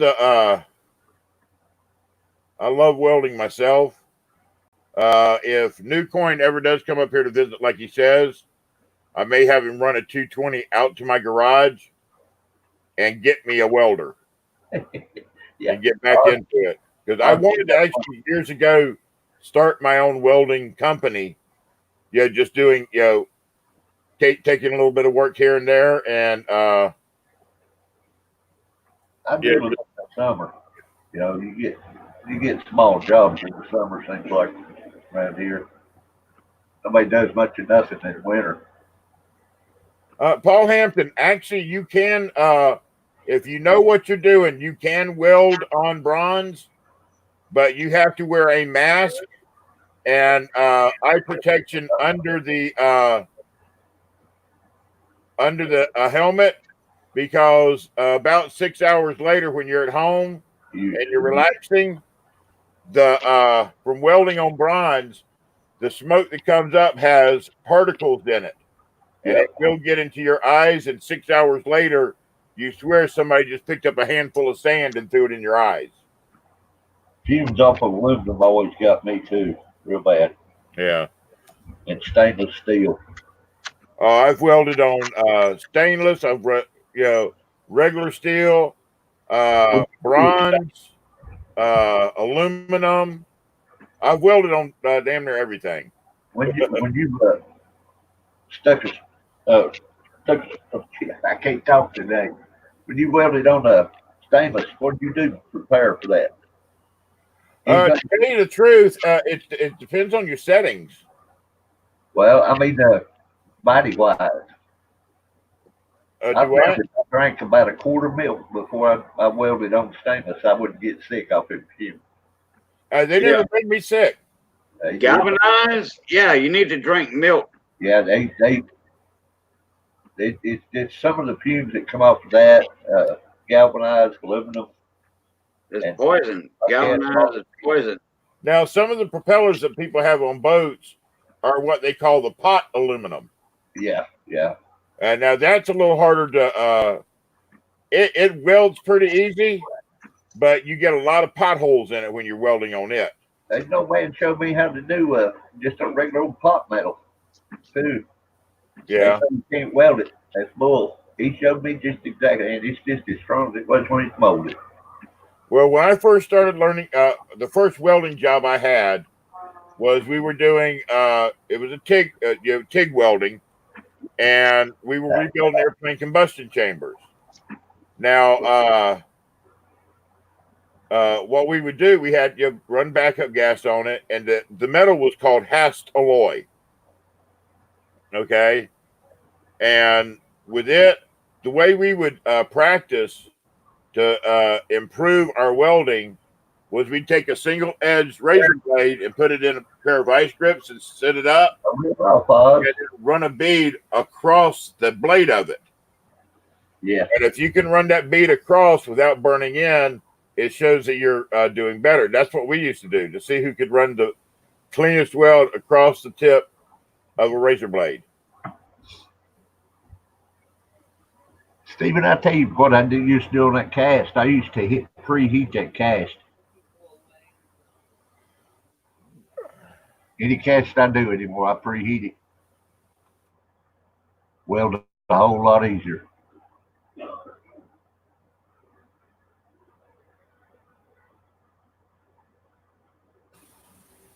Mama T don't like to talk about welding for some reason. She thinks I'm running people away. And I get to talk about work, I can't help it. Yeah. Oz was leaving. I thought maybe he was bored. Oz was bored because he's leaving of us talking about welding. Oz just runs off. Yeah, Oz does. He comes and goes. And that's pretty, Cajun. Yeah, that's this is from Chuck. All these are from Chuck. Now I've got these things at like, I don't know, 300 times, 350 times. So that's showing up everything on the coin, you know. Yeah. These are my roll reveals from Chuck. There's a 50D. I mean, well, you can see my name on the picked out of the bag, and that was number 27 coin right there out of that roll.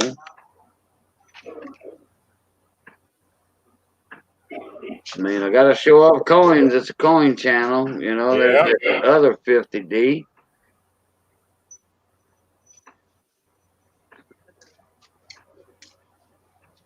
Mike White, hey, how you doing, mon ami? What's up, Mike? Yeah. Let me see. Yeah, Texan detector. Yeah. These are fire red. These come from Copper Coins. Chuck Daughtry. Roll reveals. Most all of these are RPMs too. Oh, cool.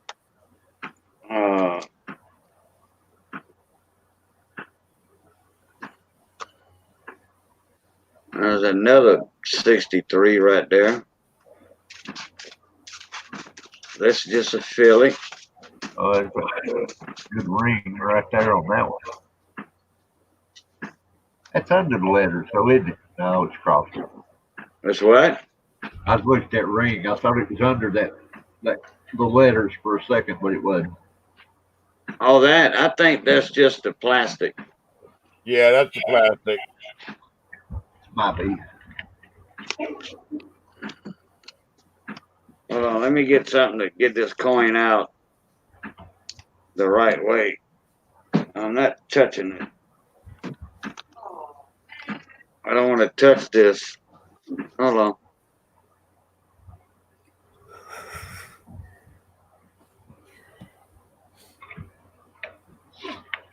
Yeah, Badger, I loved my welding when I was welding. I did try to the shop. I enjoy it. Out in the field, it gets a little precarious sometimes. Yeah.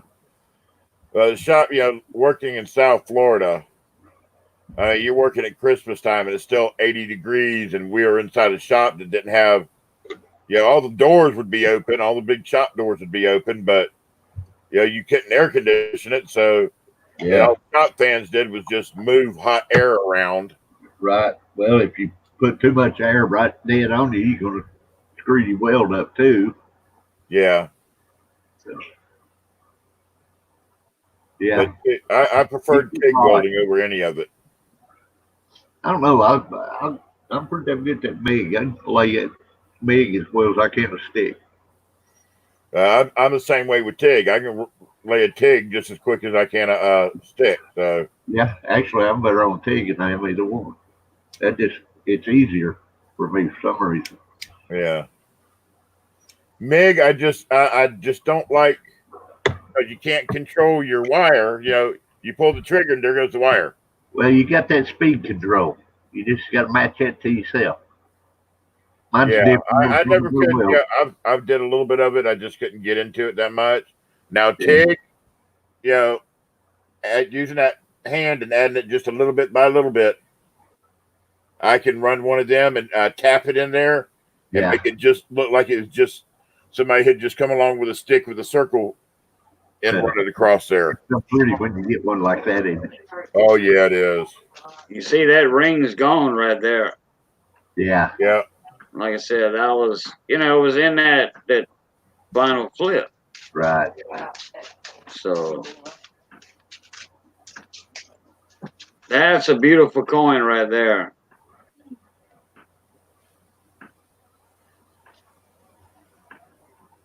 All right, I gotta get that back in the holder.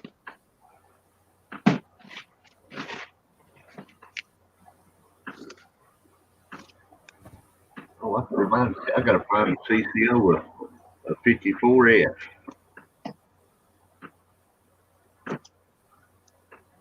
I've got them somewhere. Just gonna find them. Let's see which one this one is. I don't want to. Well, yeah, I can show this one. You see, that's one of those 75s Yeah, right there. That was the third coin in that roll. My third spot that I had got. And I can see a little spotting on that going on. show that ear on there. What's that? When you get done with the reverse, go back and look at that ear on the front. Okay.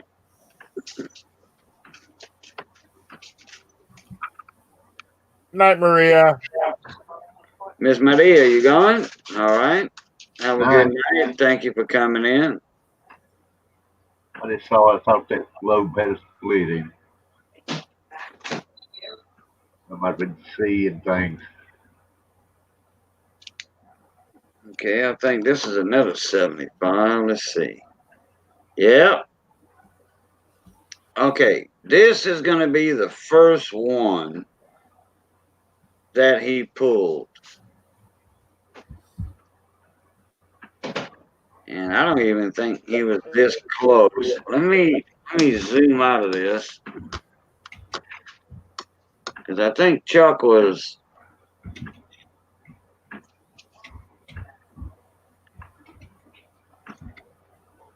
about right in there when he was showing it. Yeah.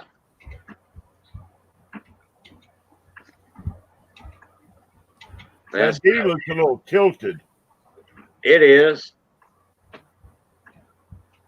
It is. You're going to have a lot of issues with mint marks back then because they were hand punched. Let me see if I can get a little more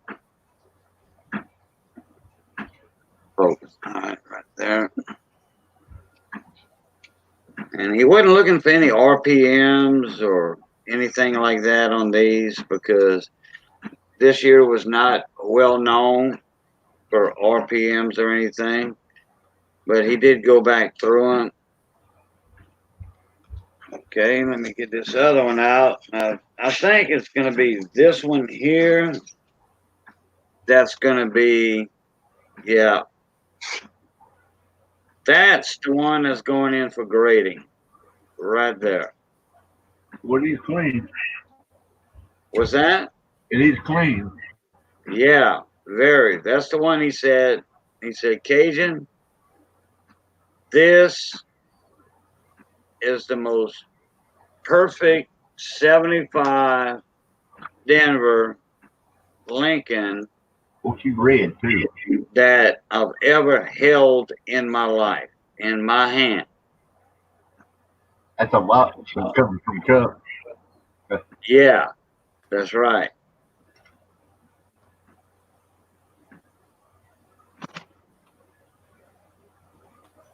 No, I don't know if this one is the other one.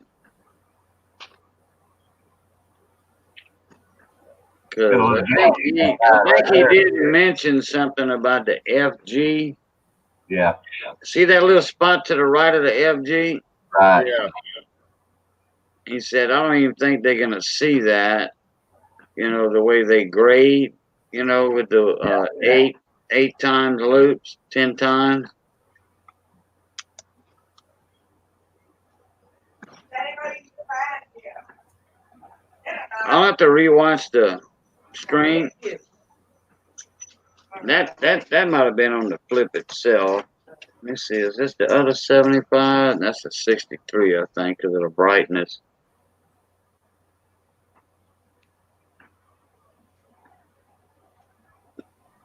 Let me see here. What did I do with that other 75?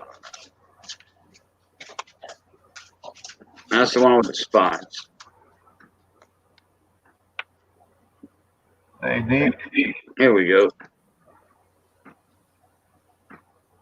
Yeah. No, that's not the one.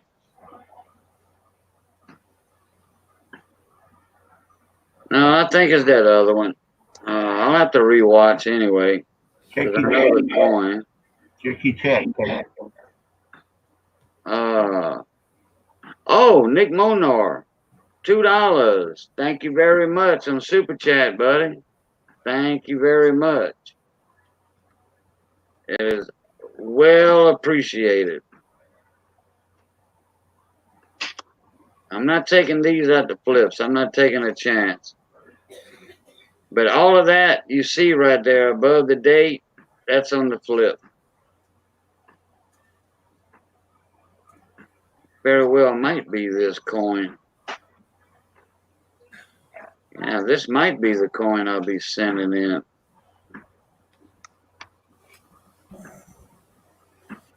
Yeah, I think this is the one. He thought he had marked it because he had very good faith in that coin. What is this one?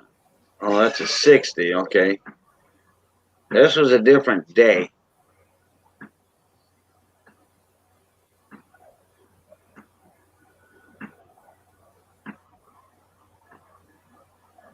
What's modeled? It's modeled. Yeah, that body look. Yeah.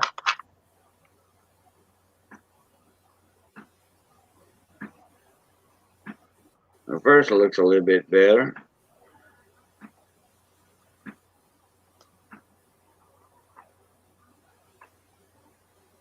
But in the roll reveals, this is what you get. It's still a brilliant uncirculated coin, but it's got a few spots on it, but that's a very good example of, what Chuck does. Well, those dimes that Clay bought for me last night, the ones that are tones, Right? they are sharp, buddy. Oh, yeah. It's all natural toning too. It's so many different colors.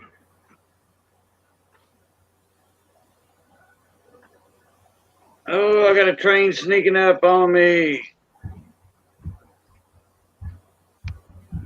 Hold on.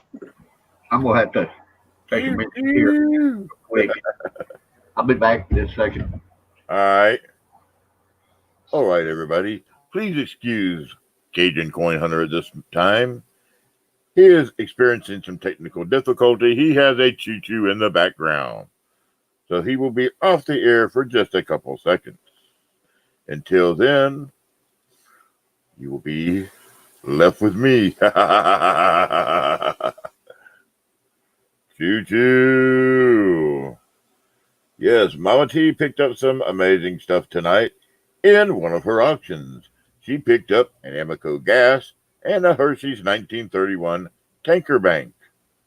And she says they're pretty neat.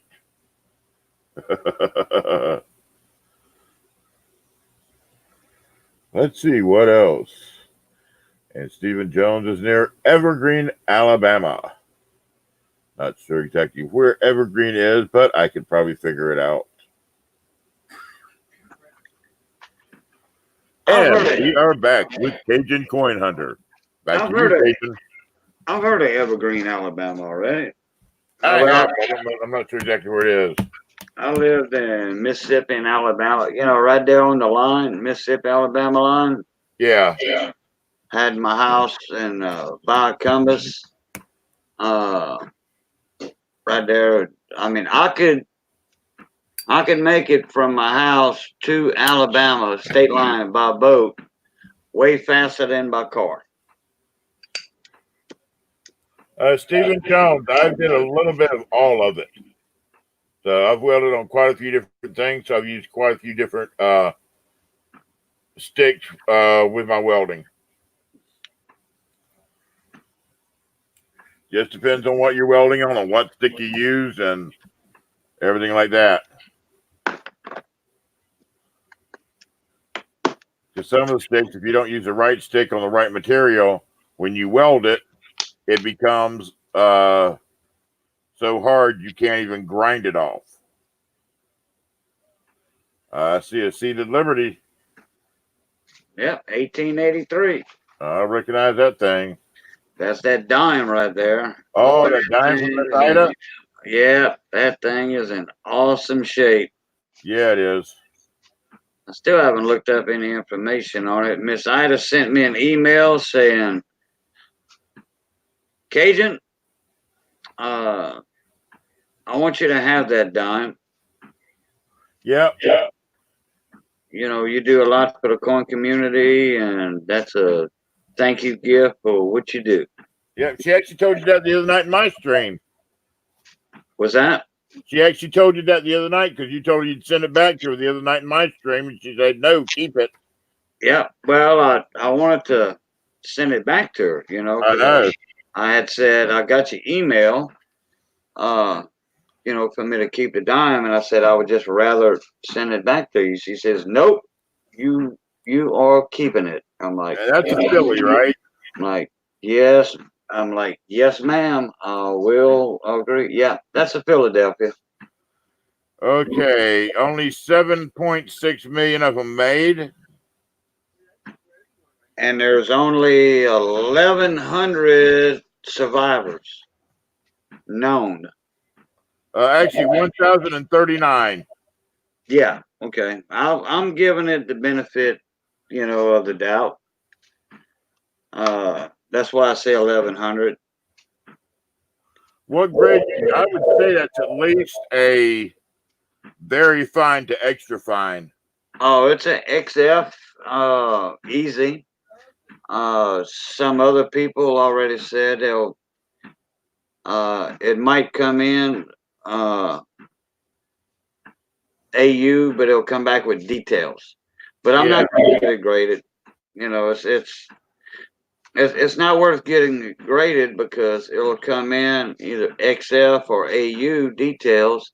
Yeah. And you won't have like the XF 45 or 40.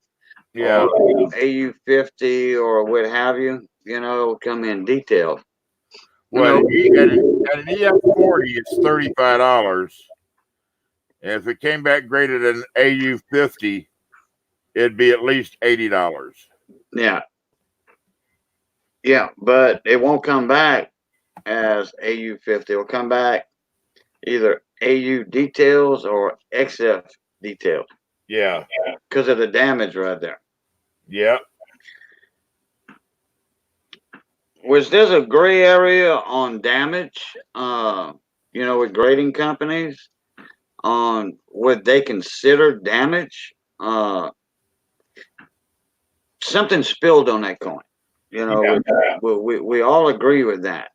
Yes. And Paul Hampton said, oh, those scratches are like Clash. Well, that could be a Clash coin too, because a couple of people brought that subject up. there could be a clash going on in there. Could be. Now, if you look right above the 2 8s, it looks like there's a little line connecting the top to the 2 8s. Yeah, there's something there. I think when I get in closer, it changes.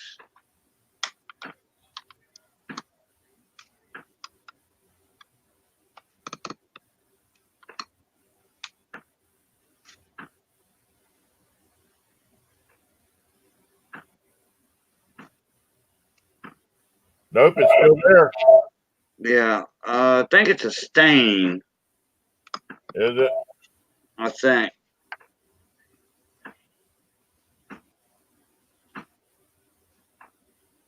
I think it's a stain. I'll put the tip, the blunt end of a needle, Yeah. the part of a needle, and it's not raised. Oh, okay. I can't feel it raised. Put it that way. I didn't press hard or anything. You never press hard.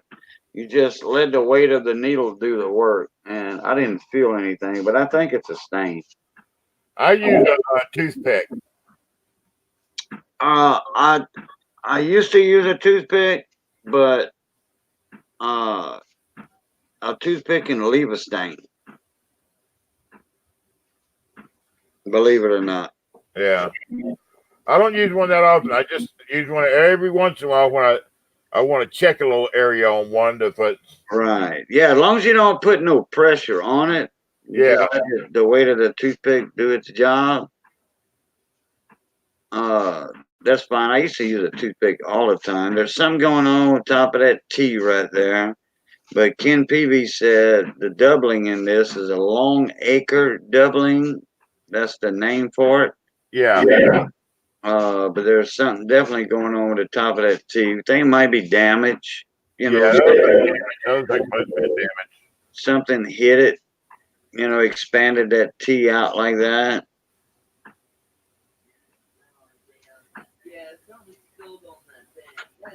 Boy, that shield is in awesome condition. Yeah, to find one with a shield that's still got the full liberty and full shield is hard to do nowadays.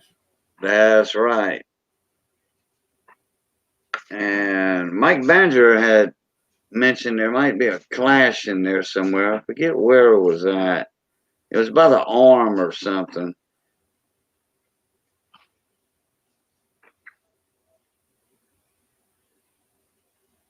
But she is a beautiful dime, that's for sure. Somebody, the Q&A, they had a Seated Liberty $50. I think it was Thursday night. I got one of them. I think it was in about a VF or something, somewhere close to this one, in this range.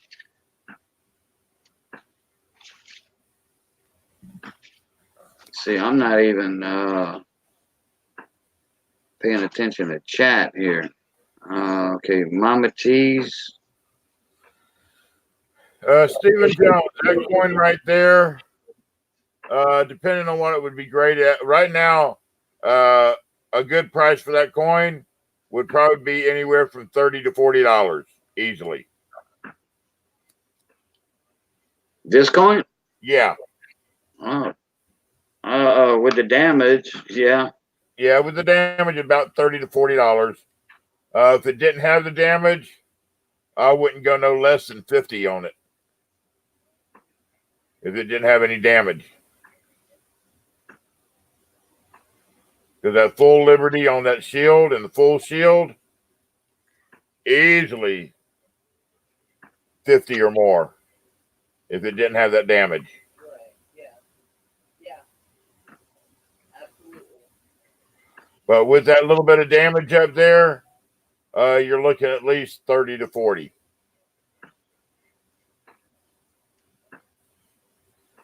He might get more if somebody doesn't notice it. You think? That's what I'm thinking, Paul. It might be something hit the top of the T to expand it out. I mean, that's just my opinion. It looks like post mint damage. it's my coin.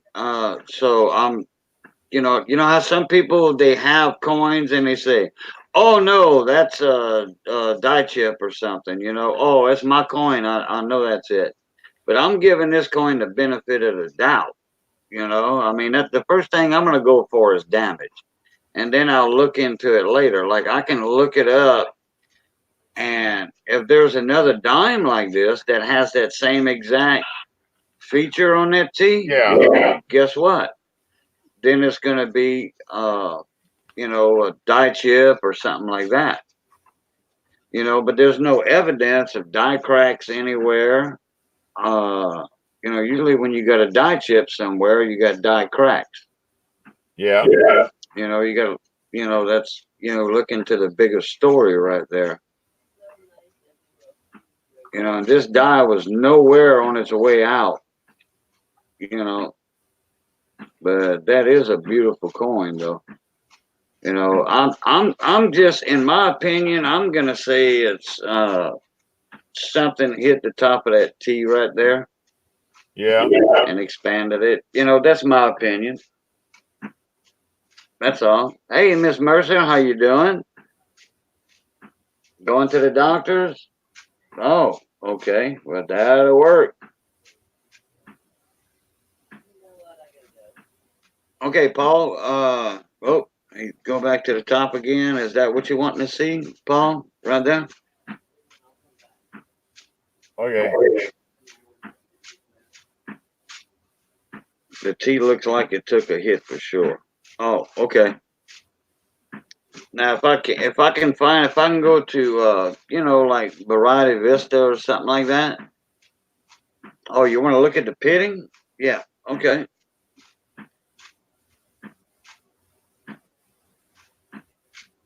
Now we are very close up on that pitting. We are very close on that. You're looking at 600 times magnification. Night, Terry. Night, Terry. Have a good one. I'm thinking a Coke got spilt on it or something. Somebody said one time that somebody probably dipped it or something in a cleaner, but the way that all the curvature is, it's not a clean straight dip unless they dipped it and set it where everything ran down the sides of the coin.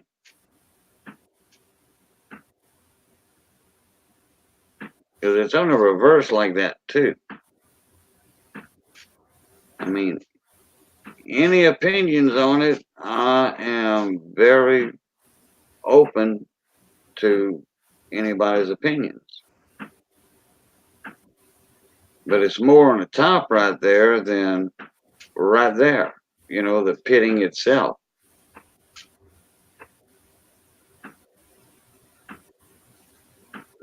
And Tornix, yeah, like a cleaner.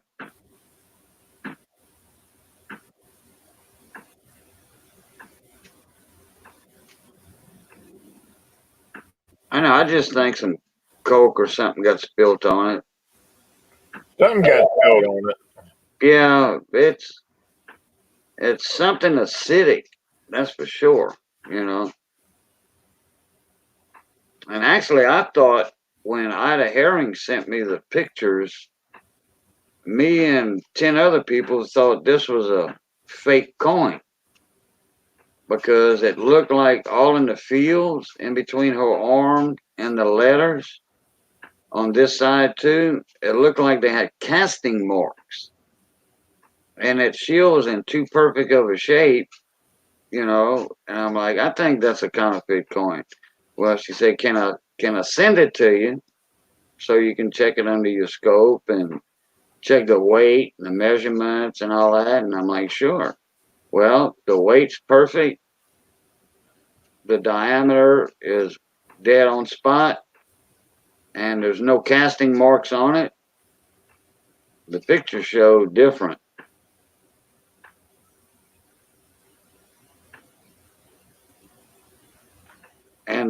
long acre doubling that's going on there, like on the S, that S right there. And there's other doubling going on too, but it's long acre doubling. Like on that end, so if that's mechanical doubling, then that's not a casted coin.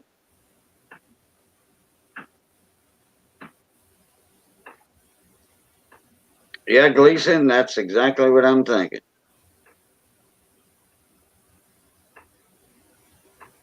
Does anybody have any luck selling Nipsey half dollars? Yeah, some people do. They sell them by the rolls and they get like 70 cents a piece instead of 50 cents, 70, 80, 90 cents. It depends on the condition of the Nipseys. Now, if you're taking them, if you're cutting them out of uncirculated set or rolls, because you can buy Nipsey rolls, yeah, you can make money on Nipsey half dollars. But just something that you find coin roll hunting, you can get 70 cents, 75 cents a piece for them. You know, and then you charge them for shipping naturally. All right, let me put that one back in its holder.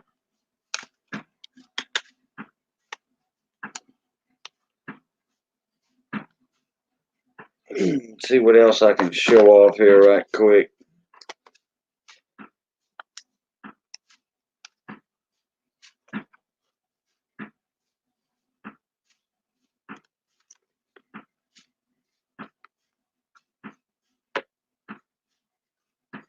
Got a nice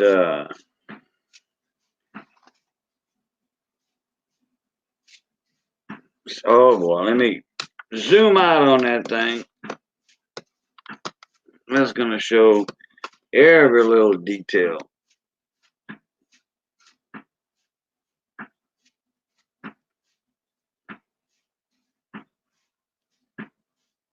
A little 40% right there.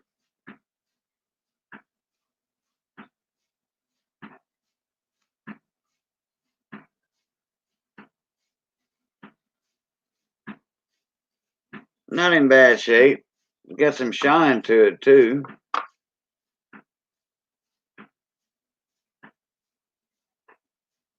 It's got the FG on it.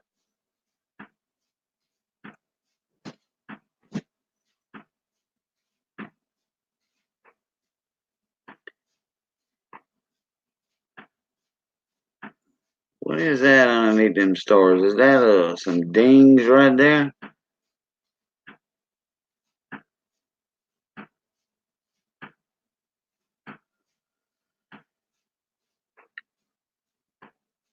Think.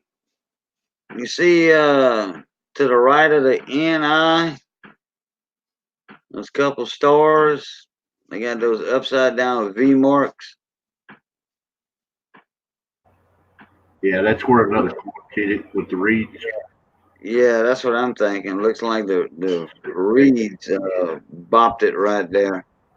Kind of looks raised a little bit. So it moves the metal up, you know. Yeah, That yeah. Well, they almost perfect V's. That's about all it'll ever hit, though, is 3. That's all you'll ever get with the contact hit like that. Yeah, I've seen some Morgans, but the Morgans are bigger though. You know. Yeah. So naturally, it's gonna leave more. You know, it's all it contact will, the space of it will cover. Yeah. All right, I'm gonna. Oh, I do have something right there.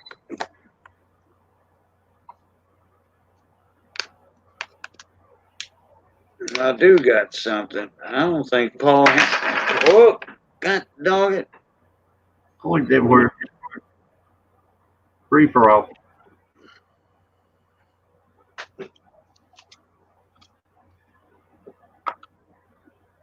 That wasn't the one I dropped. Uh, It was an 1878 Morgan.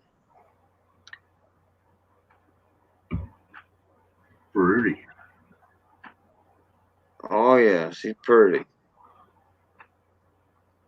And a couple little nicks on her cheek and that right there, and above the ear. Throw. Wait, hold on one sec. Be right back. Oh, my hair's there.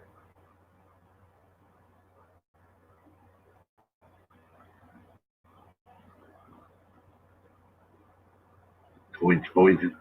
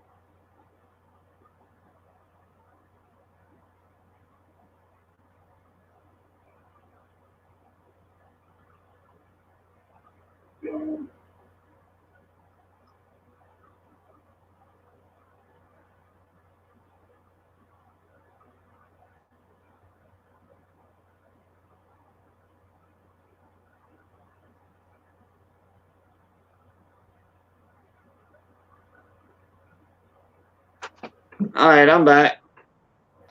Aye. Yeah, that one right there.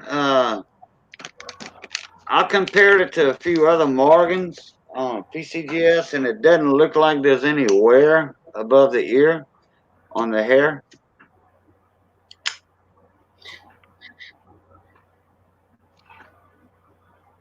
The cotton bolls are in good shape.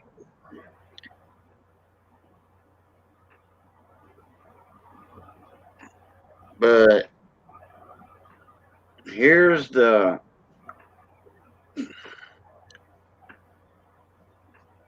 big part of it here that draws your attention.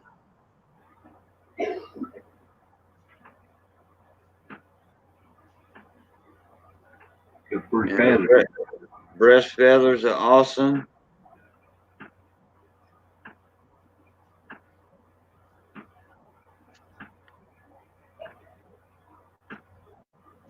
Tail feathers, how many? And there's that S right there. That's a VAM 106.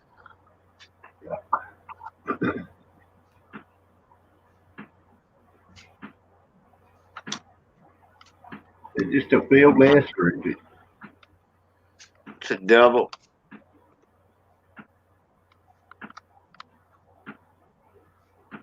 It's been confirmed. Yeah. It's a 106. There's a little contact mark down there on the D. You can see that. That matches perfect to a VAM 106. Yeah, 106 or 108, but I'm pretty sure it's a 106. Maybe you're right. 6.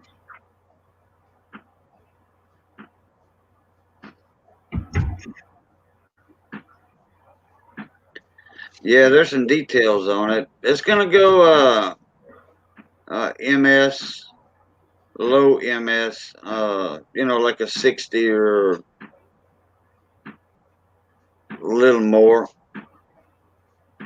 I'm pretty sure. I was gonna get it graded a while back through Annex with a buddy of mine. He was sending in a bunch of coins, but I was gonna ship it to him to get it designated, you know.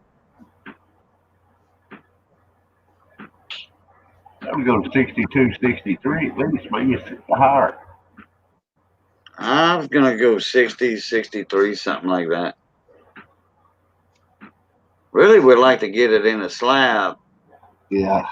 PCGS doesn't really recognize the VAMs. I think, wait, who started to recognize the VAMs? Yeah. NGC or PCGS started to do them? Certain ones. Yeah, I don't know. I think it's NGC actually. I think it is NGC. Miss Mercer said, that is the way the S looks like on a penny I got that I was telling you about. What year, Miss Mercer, on a penny? Texan detector said, I'd say MS-63. That thing's got a lot of cartwheel, too. It does. It cartwheels big time. Well, Lester's got the higher that number be.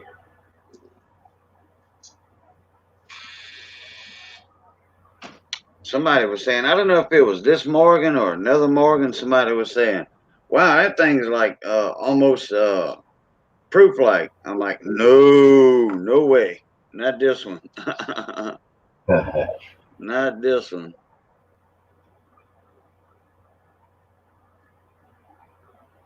She's nice too. That dime and this one.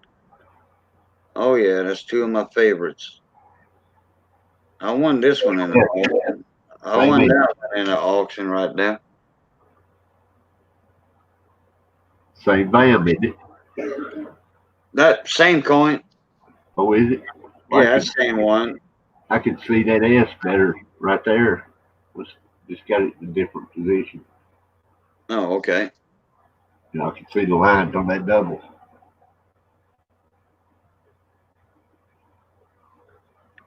I think there's only two S mint marks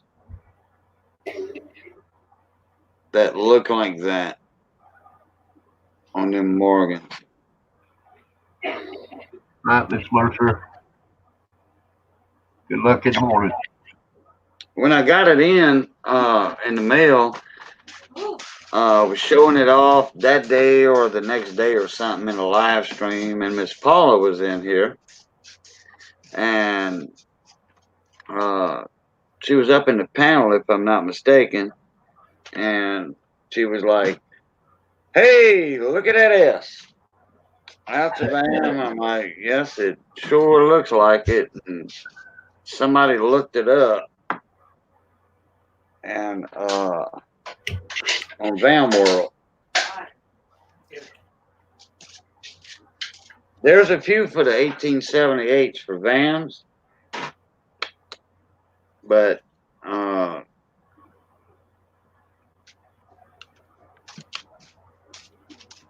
there's only, one for that, that that there's a few that there's not that many on the 1878s.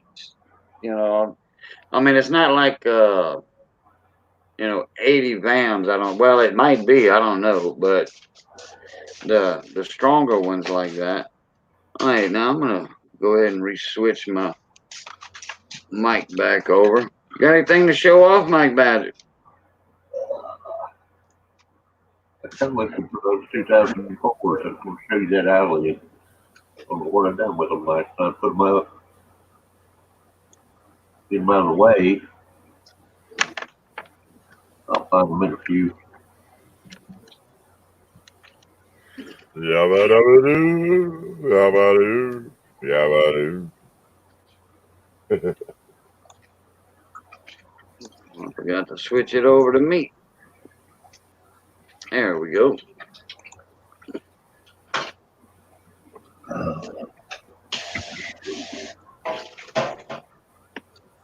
Yeah, I don't know much about grading stuff either, Paul.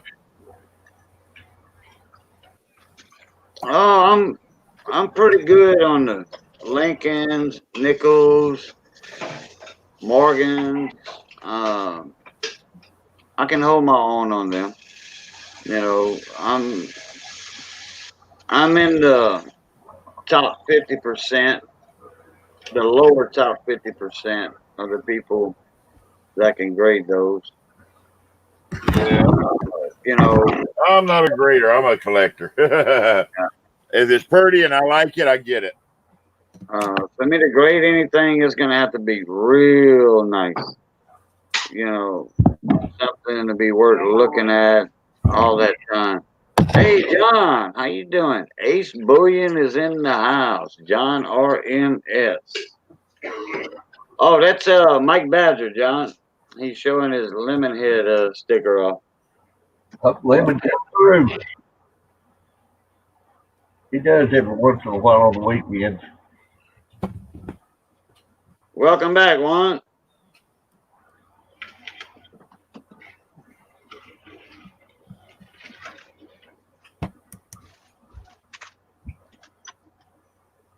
Let's see.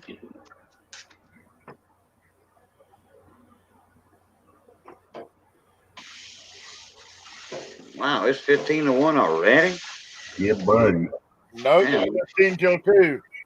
Man, I didn't know I was going on 2.5 hours. Bye. You better go to bed. Time flies when you're having fun.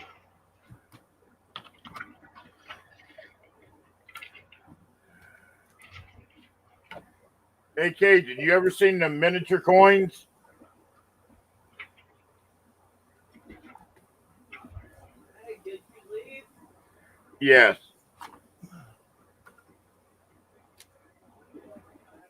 Yeah. Do-do-do-do-do.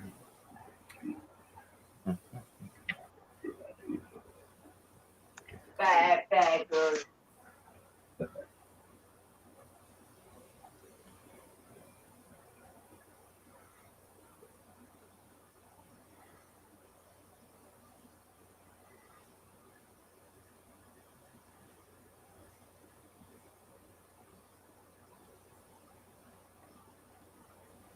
What you got? What year is it? Oh, no.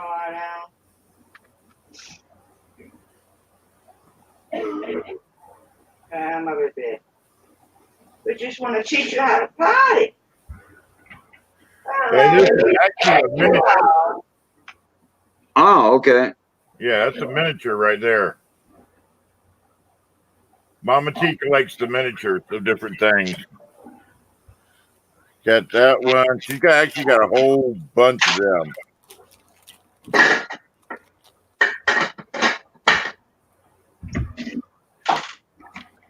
Oh, Paul Hampton said I'm cheating. Looking at the PCGS, MS60 looks pretty good. I think maybe a high AU.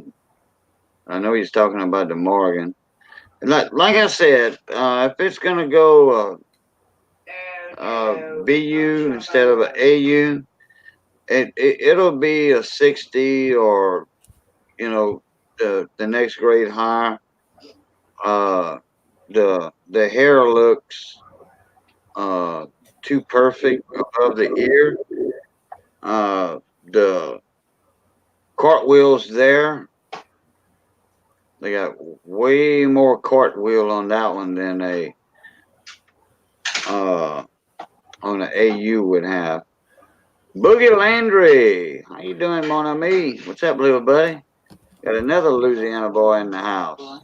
That makes let me see, 1, 2, 3, 4 Louisiana guys in the house tonight.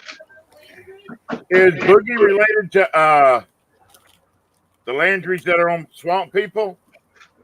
I doubt it. He's way more east. He's closer to the Mississippi line than he is to Pierre Port. Oh, okay. I mean, it very well could be, but there's a lot of Landrys in South Louisiana. You even have Landrys over in Mississippi, Alabama, Texas. No. The most all your Landrys that own the restaurants, like in Houston, Texas, you have Landry Seafood and Steakhouse. That's one of her miniatures right there. That thing's not very big. Yeah, I like those miniature coins. Oh, dude, she's got about 15 or 20 of them. No, I have way more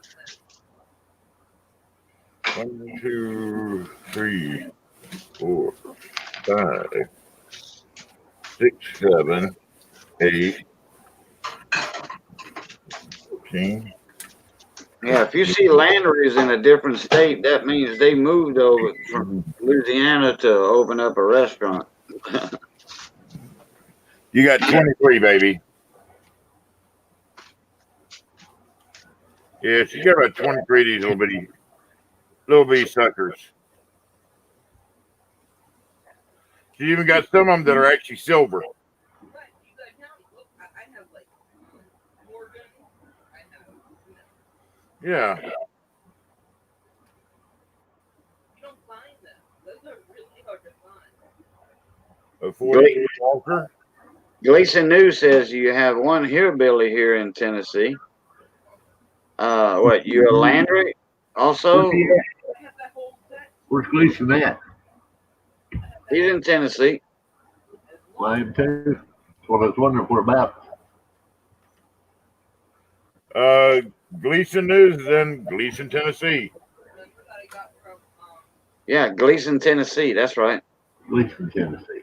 Where the hell is that? there's a silver junkie. I don't believe I've ever been to Gleason. Yeah, that's counting all the ones in there. There's six in that set. I counted them with it. No, there's like fucking Oh, you're talking about that other presidential set? Yes. Counting that presidential set, yeah, you got a bunch. Yeah, this one right here is silver. That's a miniature cap bust. And it's silver. Tell you what, Ken had a nice cap bust Yeah, he did. at $50 in that PCGS lab that he threw in. Oh man. This one's silver.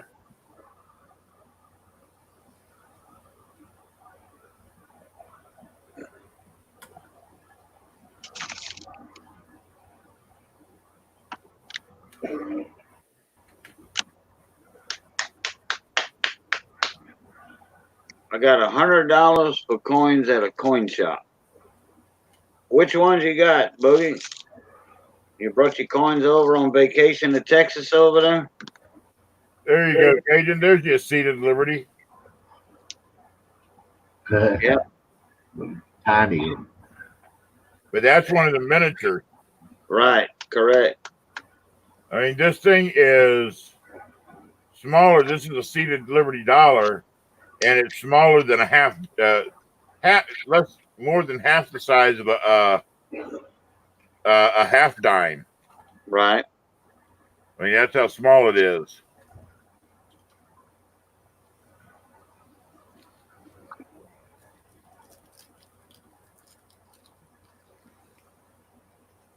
Gleason said, yeah, I missed it by one, Caden. What a giveaway that was. Tell you what, that was a nice package tonight on the big show. Yeah, you did. It was a easy trivia question. You know, anybody could have won it with a good guess. How many donators donated to the big show? You know, coins and, you know, like stickers, coins to the big show tonight. You know, and it was 27.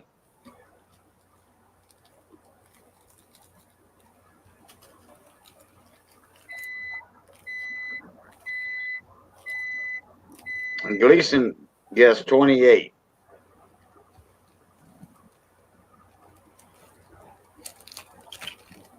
I guessed 15.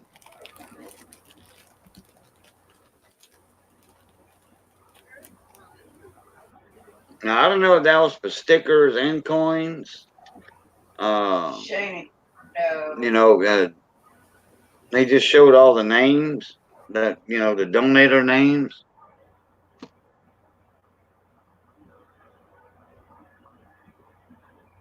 You know, he wasn't talking about like monetary contributions or, you know, whatever. And I don't know, the copper rounds, the first copper rounds, is that donated by somebody or is that something that he throws in for the first thing in the pot? I think somebody sent those in, if I'm not mistaken. I forgot.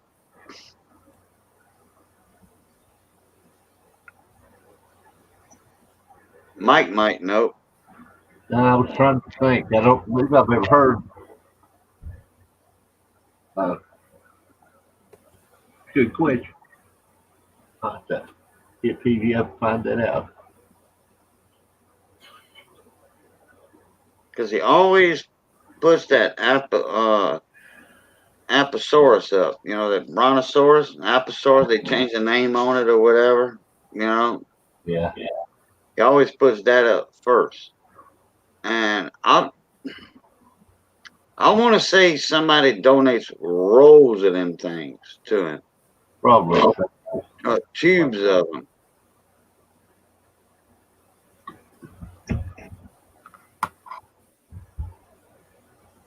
Gleason said I won 3 giveaways in the last 3 days, so that's my new record.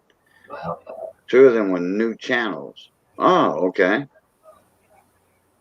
Gleason, have you ever been in Richo's Hunting Treasures? Pirate Wheel of Doom giveaways? He does a lot of them. A lot of silver coins. Not lately though. Not all them fires down there around his house. I need to do it, check for his updates because I was there when he was live. I was in his stream and he was showing everything off, all the smoke around him. He could hear the helicopters, but they couldn't see them. All the smoke, and he was like, if the fire's gonna come from that area, it's gonna make me worried. Come from this area, I'm not worried. And he had his bobcat out there. He's got one of them bobcats, you know, miniature front end loader on tracks. And he cleared a lot of stuff up, you know, around his house, you know, get all that. But then he picked up a few leaves that were black, you know, that because the wind was blowing real hard too, naturally. And he dug him a big hole too. He dug him a big hole. I don't know if he was going to bury a bunch of stuff in there to keep it safe from the fire, which, you know, if you got the heavy equipment to bury stuff, yeah, you know, put it in waterproof or what have you containers, bury it, you know.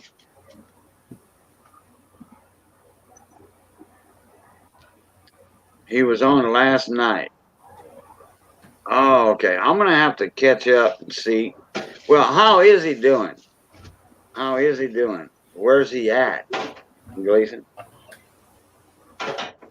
Is he still at his house, or he has tanks of water and a pump? So he's okay. He's still at his house then. That worked. He's prepared and preparing, which is a good thing. I had Johnny Best was over here the other night. In fact, well, y'all seen him in the stream.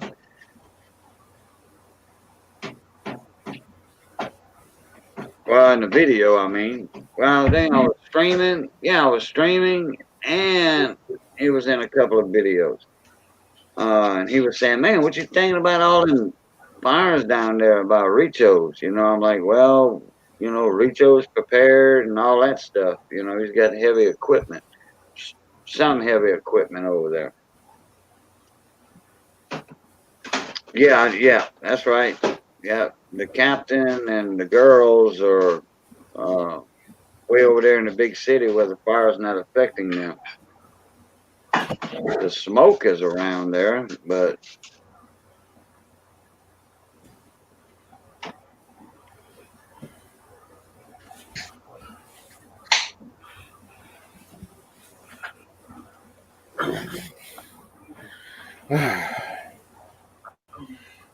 I'm still about tired changing. Good. doing all them invoices and stuff. It wasn't all that. It's just being up so late, I think.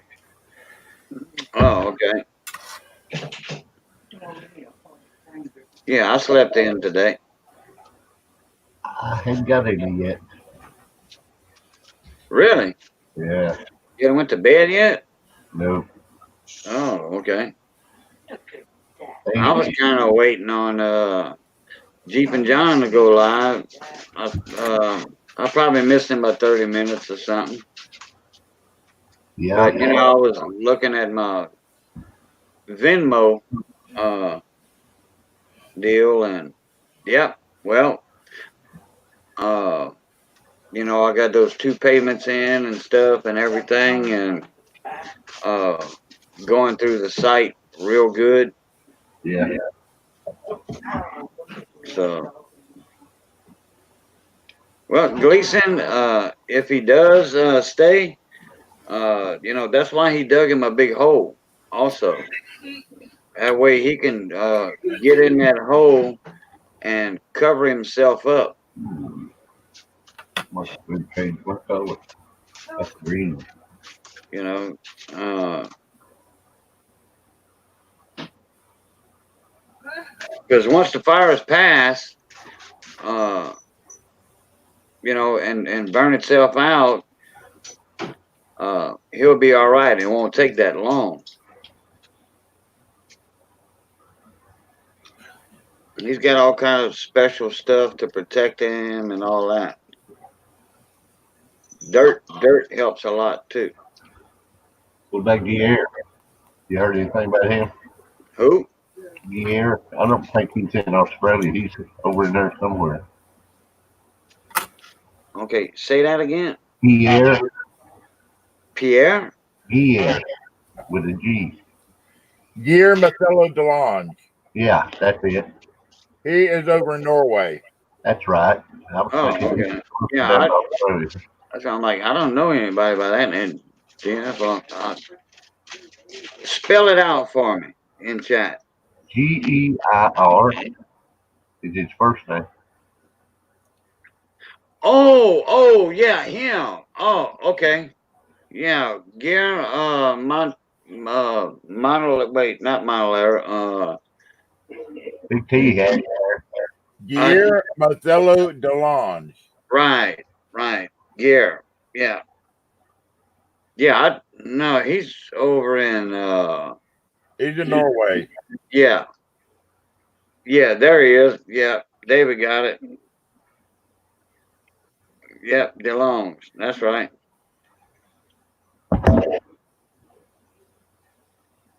He's got French blood in him. Rich Blood. French blood in him. Yeah, we got a bunch of longes down here. That's how you say it, longe in French. Got some musicians down here, longe.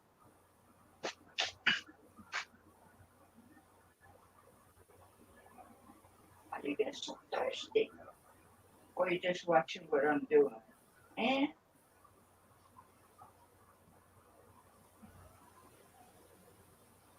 1956. Oh, this looks like lamination started. See it? Yeah, I see something going on right there. Or you just want to watch what I'm doing? Got Reagan on a 2006 dime, huh? Yep. Gold. That's the gold-plated one. Right.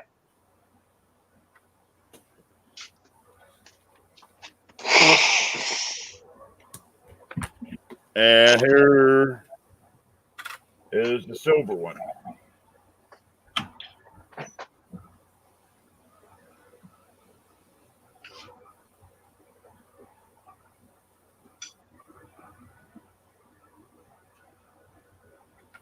That's some Mama T's collecting there. Those. She likes those.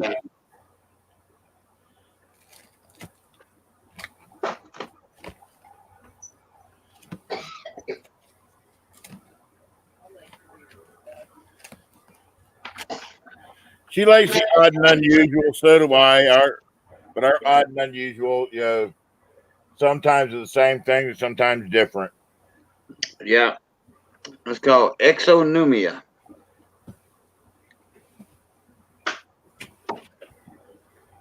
Something that is coin related, but not the actual coin.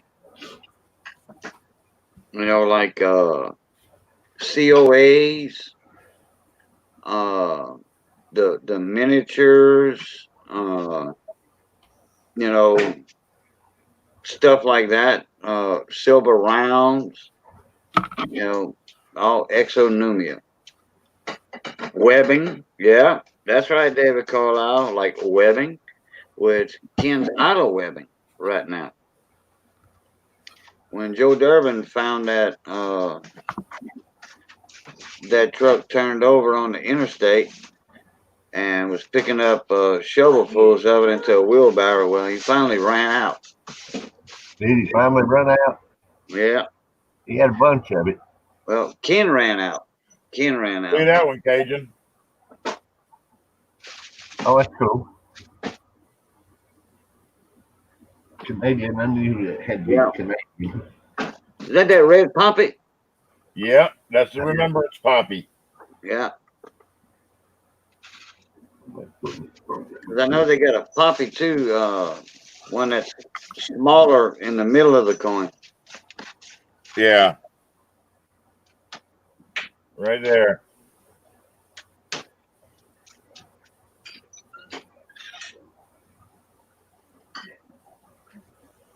Yeah, right there. Mama T's got some money into that, but those are hard to come by for a good price. Oh, okay. Hey, Irma, how you doing? How's Michael doing? Miss Irma Clips is in the house.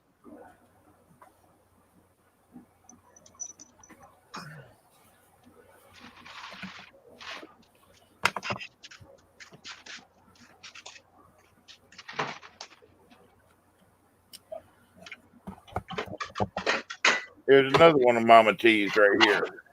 I'm gonna fix my cover real quick on that camera. That drives me crazy. Look at that one. Oh yeah. It's Oh got yeah. Swarovski crystals for the eyes. Oh, okay. I was wondering what was going on with them eyes.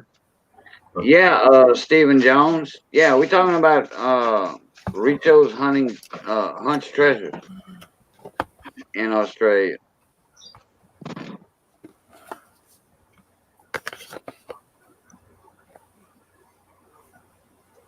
Yeah, that's from this one right. That's right here.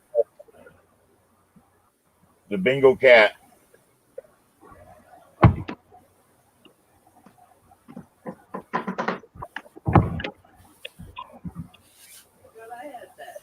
Yeah. It's put up so you don't get rid of it. I hide her good stuff so she doesn't get rid of it. Oh, okay. So what? Wait a minute. Right there. Irma said he's streaming. Who's streaming? Richo? If he's streaming, I think we all gonna give him a raid. Right there with 4 horsemen. No. I don't see him streaming. Let me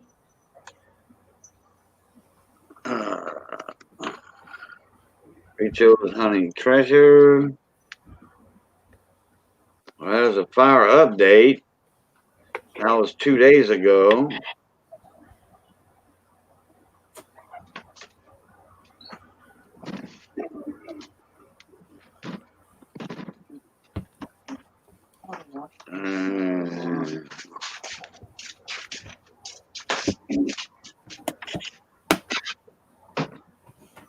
Yeah, I saw that one already.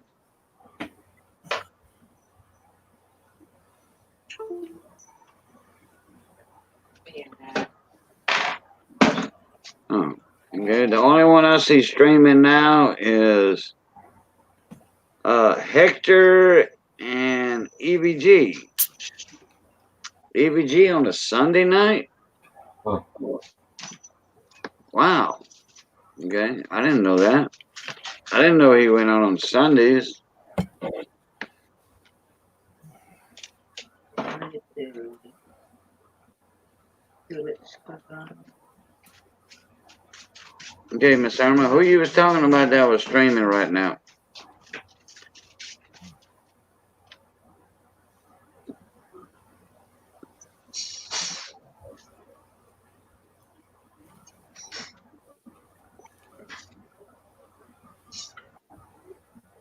What is it? What it would be, gentlemen?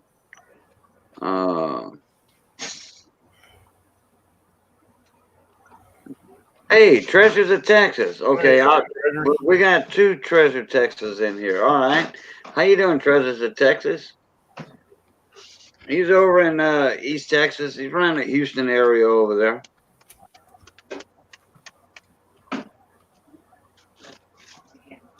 He's a metal detectorist and coin collector and all that good stuff.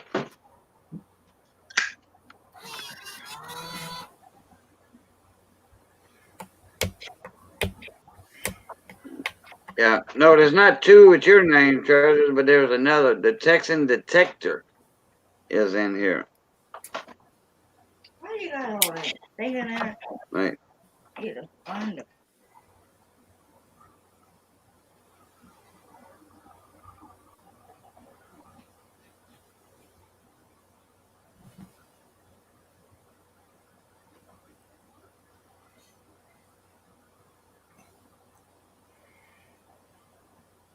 I could watch 3 streams if I wanted to.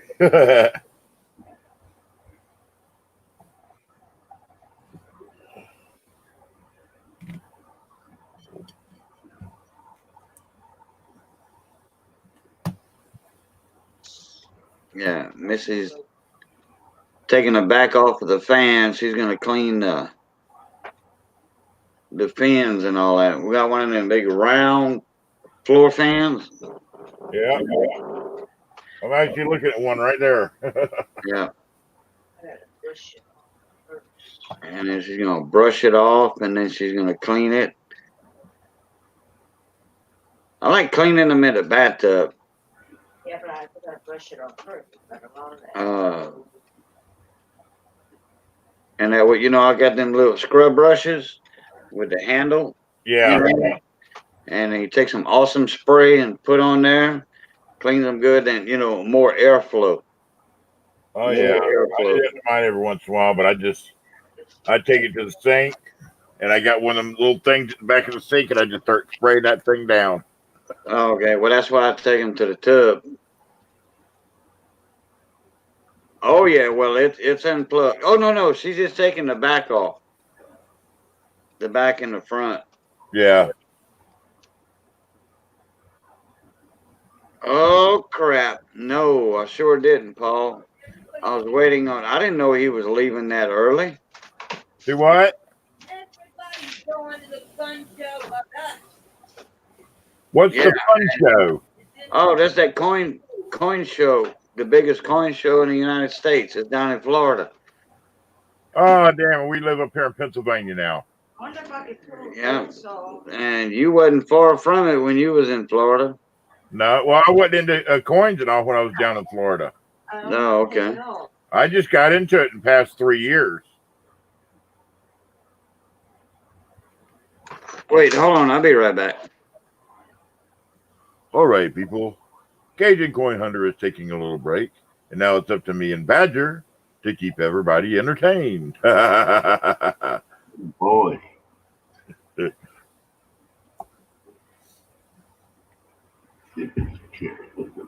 How long you been into the coins, Badger?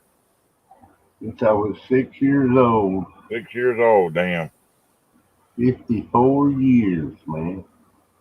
Ooh. You an old man. Yeah, buddy. Now, I've actually only been in the community for the stuff that I've got. In the little time I've been in the coin community, I think I've did pretty good. Oh, it don't take long. You can add it up real quick, buddy. It's some of the coins are harder to get though. That some of the older nicer stuff.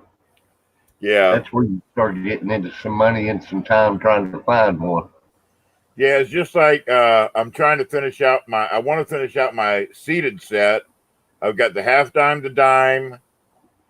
I've got the quarter, the $50. I just need the seated dollar. But you can't touch a seated dollar for less than $400 or $500. Right. That's one of the problems. Yeah, and I've got when I first got my trade dollar, I thought it was a seated at first. And then until I looked at the back of it closer and it said trade dollar, I was like, dang it.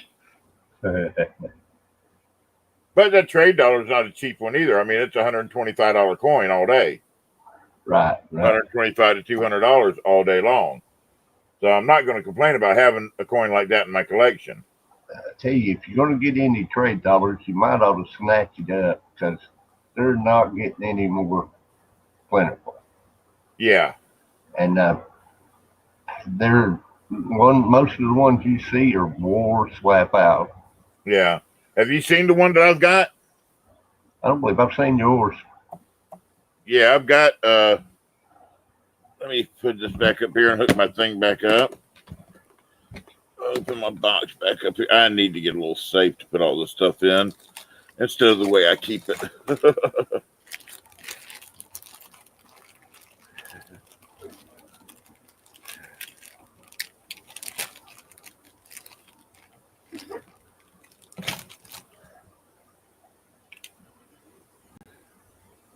Yeah, I've got an 1877. Well, that looks good. There's the front. And there's the back. CC? I can't see that CC. Is there one on it? No, there's not a CC on it. Bummer. I know. The only CC I got is my 1890 Morgan. Hey, that's a good one. Which is, let me find it again. Here it is. I had it under the scope a few minutes ago.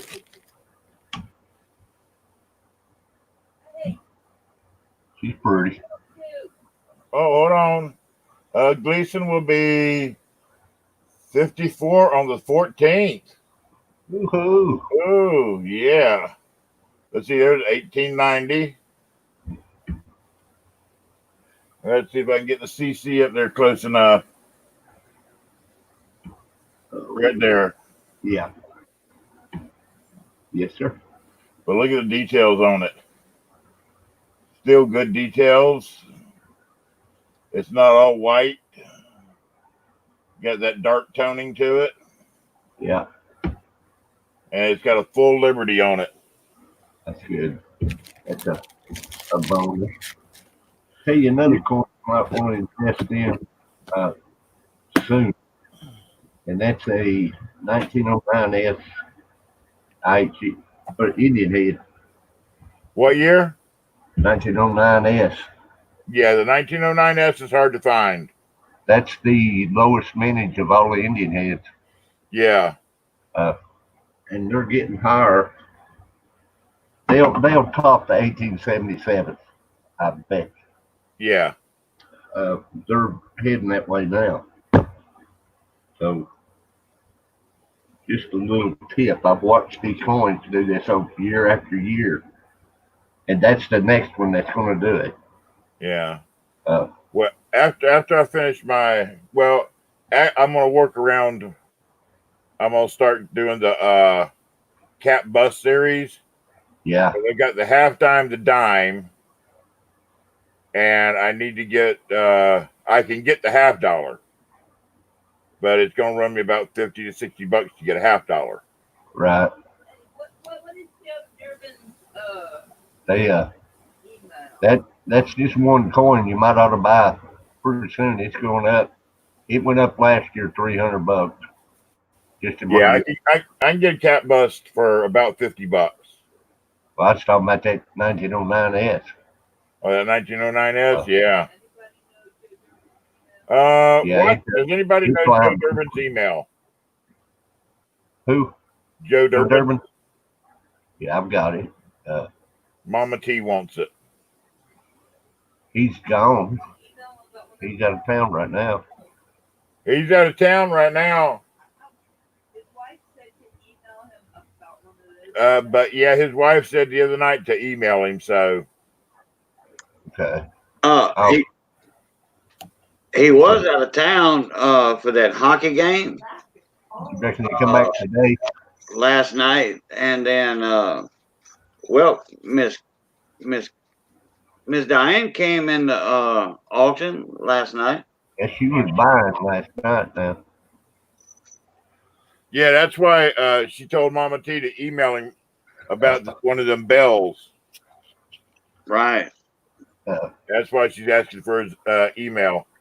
I don't She know if had he to write it down last night. offer. I think he was planning on being gone tonight because she's sitting in for him on the audit stream. Oh, okay. Yeah, but she can still send him an email. Yeah. He'll still get the email. You know. Oh, yeah. Yeah. Oh, yeah. Texan detector said, the funny thing is, I bought 100 mercury dimes, and when they came in, they were all barber dimes. And he said, Yeah. I paid $5 over spot, so I think that was a score. Yeah. Read that comment under that. That's funny. Knowing what you know, Cajun. Anyone ever tell you sound like that guy on Moonshiner Show? Oh, yeah. Hey, Yeah. tell you the truth, he does. I was my daddy was real good friends with Popcorn. So my Yeah. daddy liked his liquor and Popcorn liked my daddy's liquor. You sound just like one of the guys that's on the Moonshiner Show. Oh yeah. And my sinuses stopped up. I don't know how you can even understand me. Well, I watch Moonshiners enough. You sound just like him, so I can understand. I'm from that neck of the woods, so you know I take it honestly, or get it honestly. What's up, Text Guy? Text Guy 790 in the house. Hey, Texan detector, you don't know. It might just be the guy from the Moonshiner Show, and he's not telling us. No, I know what I know what Badger looks like, so it's not. Yeah, Oh, he's okay. I'm too ugly to be on TV.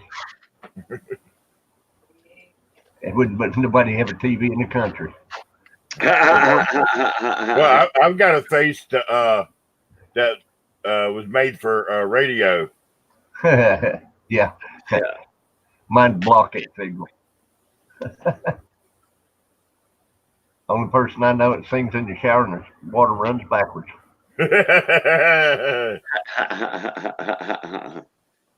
Oh boy. That's look funky. Look at that. That's been on a diet. I got S's that look like that. Yeah. Yeah. It looks like it's upside down.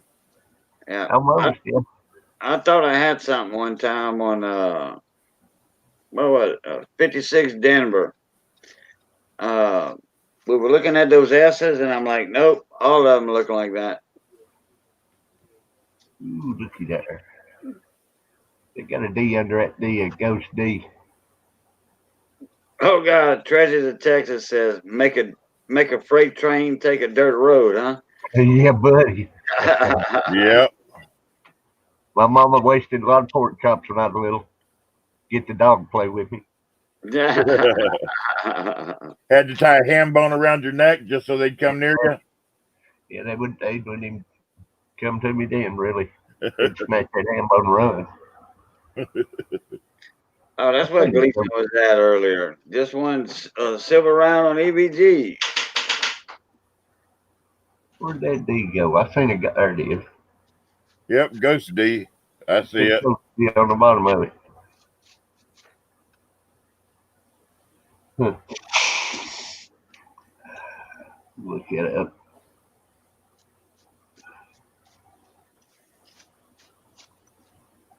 All these 57s, they had dye chips everywhere. I got several buys out of them. About every other one was a BIE.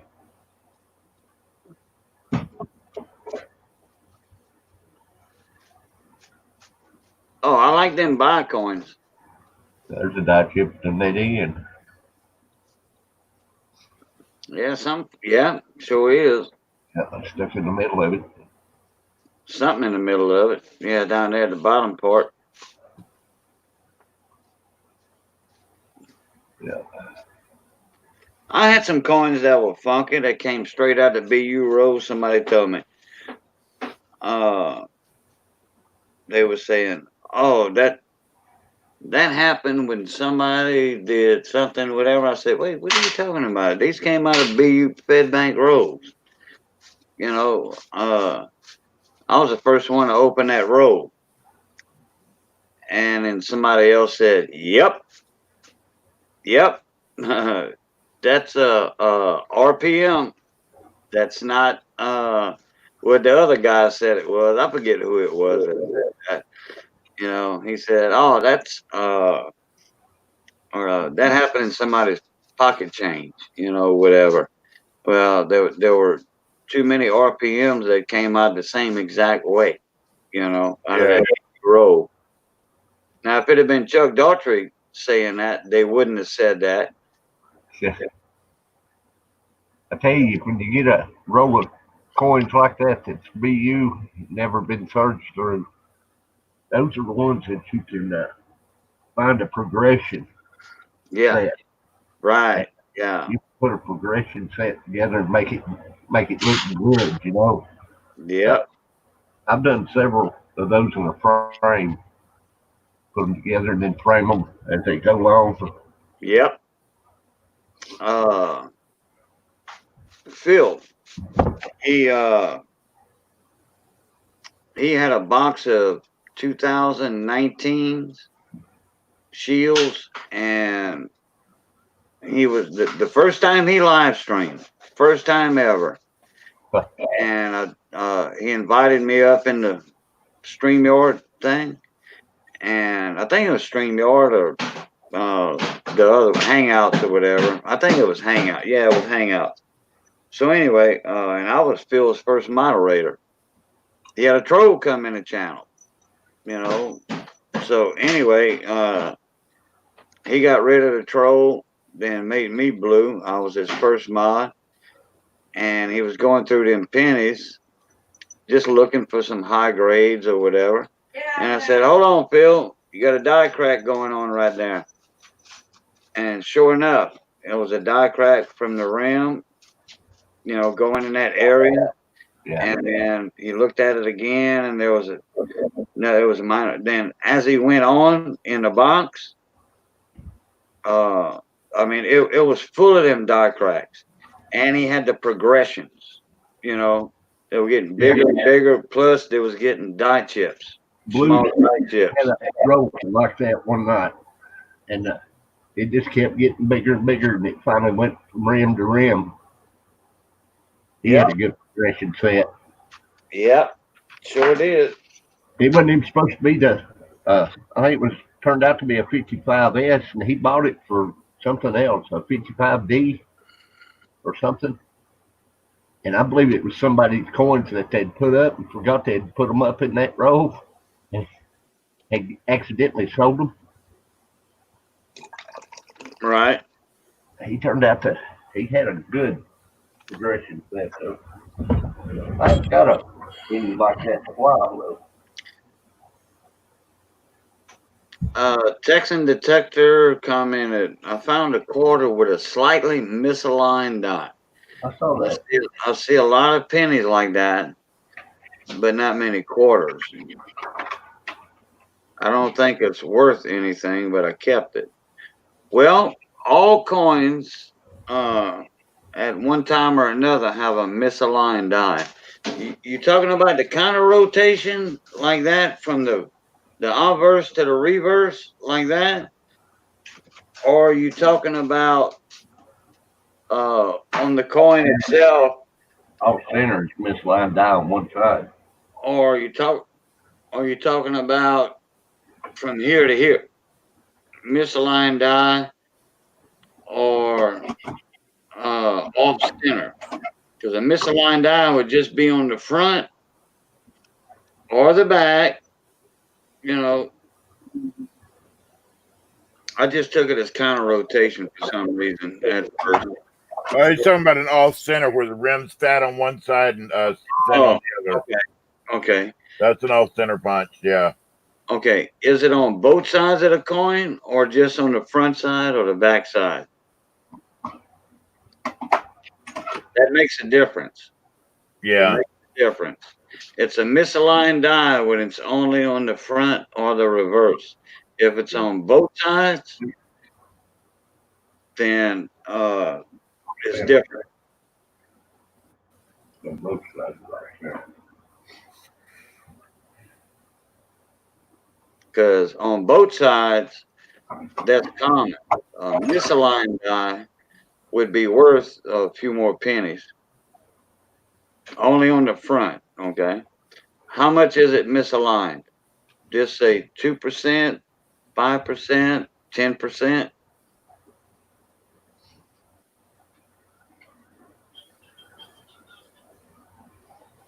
Because there's some of them that's worth a couple dollars.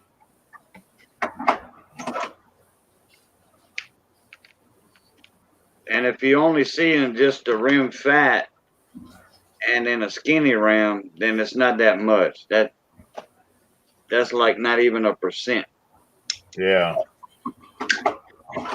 Those are common, but it is. Hey, it's a good find. Don't get me wrong; it's a good find. It's something that's worth to put in the flip, or in a Two by cheap. two. Yeah.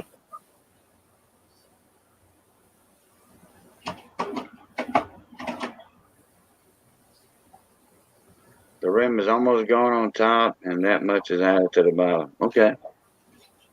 Yeah, that's a good little find right there. It's worth keeping. Yeah.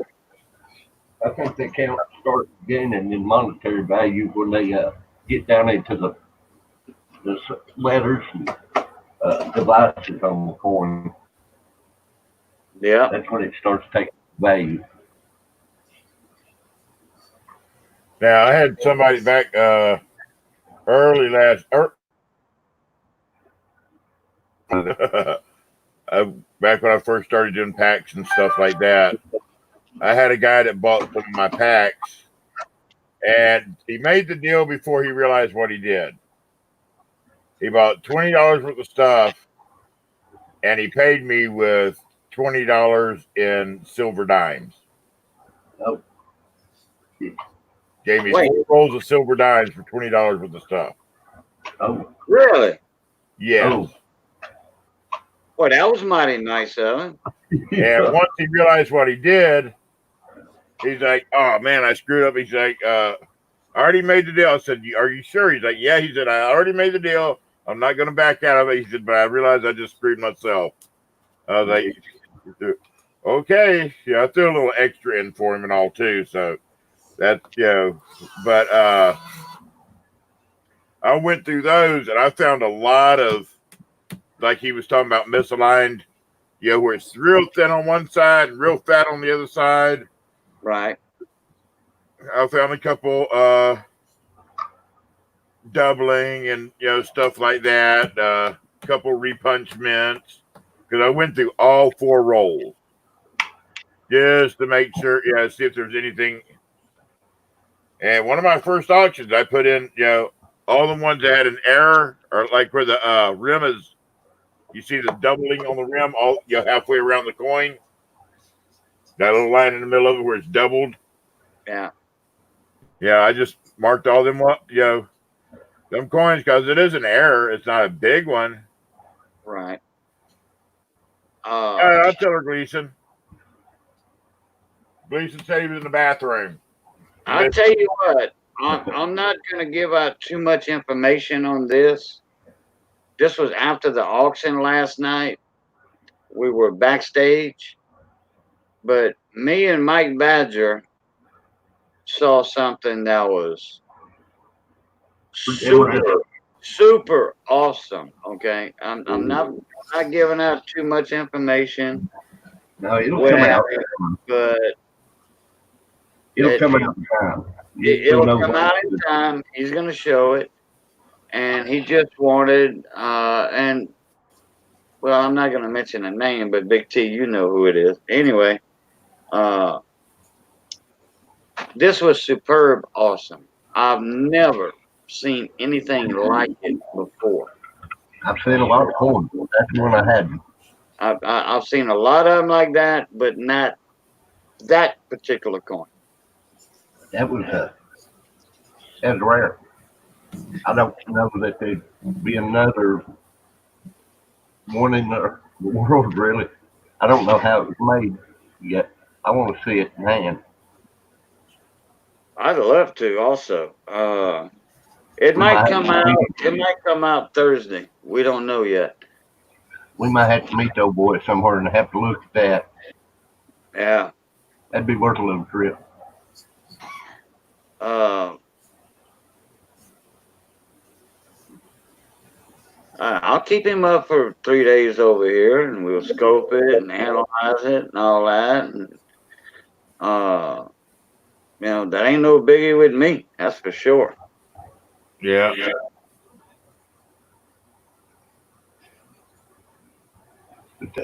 But y'all will see it later on. It's gonna be one of the finds of the decade. I don't know about that quarter that I've got. That quarter is strange. You know, Yeah. remember I don't know if it's a clash or if it's been struck over one. Yeah. That quarter with yeah. I, Okay. I ain't figured that out.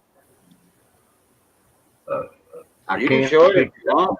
camera. You can show it if you want. Yeah, let me see if I can get those pictures up because I can't get my camera to show it. Give me a minute. Friday find night it. I won gold Where at? over on Instagram. Oh, okay. We have this guy over there that every so often, about every 6 months or so, what he does, he sells spots for $33 a spot. Hmm. Okay, and what he does is he accumulates so much stuff, so he starts giving stuff away. Well, not really giving away. You buy a spot for $33, and he lays all these coins. Last time it was first time we did it. He had all hand pours. Those all 1 ounce to 2 ounce hand pours. This time he was doing 1 ounce rounds. 1 ounce rounds, 1 ounce coins, whatever you want to call them. And he also had he has certain, what he does is however many people buy spots, he sets that many spots out. And what he does, he has a couple that he marks under the coin chest, and some others he marks envelope. And he takes everybody that joined and he starts pulling names out of the thing, and he goes in order. The first coin up here gets the first name, and so forth. Now, he just so happened when he got to mine said envelope.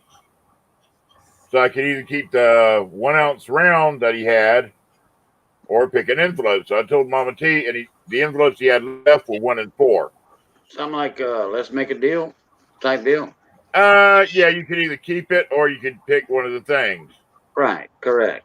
So I sit there and I told Mama T, pick a number. She said 4. So we went with envelope 4, and it was gold. And it's just under 1/10 ounce. Hey, that ain't nothing to sneeze at. It's about he said it's about $110 coin. It's 24 karat gold. Nothing to sneeze at. You hush, Gleason. I missed that. What is that? He said for you to steal it and hide it from me. She's gonna want to turn around and sell it. Midnight, how you doing? Yeah, it's only 3.5 hours. I think I'm gonna shut it off about the 4 hour mark, something like that. Another 30 minutes. That way the shower will be free, and I can go take my shower and all that. And then if somebody else is gonna be live streaming, I'll join theirs. Hang around, midnight. I want you to see this quarter if I can find the pictures. We'll find that quarter. Yeah. Okay, what was I got so much it? stuff. Texan detector. Morning. He said I was searching some uncirculated quarters for W's and found a nice grease strike. Have the word of dollars almost gone. Yep, that's a neat little find. Yeah, the quarters. Yeah, those are known for. Well, all the different denominations of coin are known for uh, the misaligned dot. But the pennies, they more a little bit more common than a bigger denomination. But yeah, Don't say I've any seen some railroad grade. quarters that were off like 30 and 40%. You can see them where the quarter itself has a big old lump like that. That extra quarter that came off like that, Yeah. and When you get to that point, you got to have the quarter that's showing it's, if you got the date on it, it's worth more. yeah, right, right. Treasures of Texas, Yeah. I've got one of them too. The Ungodly Rust. Yep, I've not found them yet. I got one. Well, mine was given to me by Jeep and John. Mine was given to me by Juan Jimenez. I had won a giveaway, and it was a surprise giveaway by Jeep and John. He says, "Okay, whoever wins this, they don't know what they're getting. They're gonna find out when they get it." So he sent me an extra one. You know, hey, here's an extra coin for you since you know you do what you do, helping me out, helping other channels out. So there's people that send me stuff. They're like, hey, and I'm not even expecting it. Here, thank you for what you do. Like these hats she sent me. Thank you for what you do. Well, guess what? You know, I've been advertising for Miss Ida since I got these hats in. And look at Big T.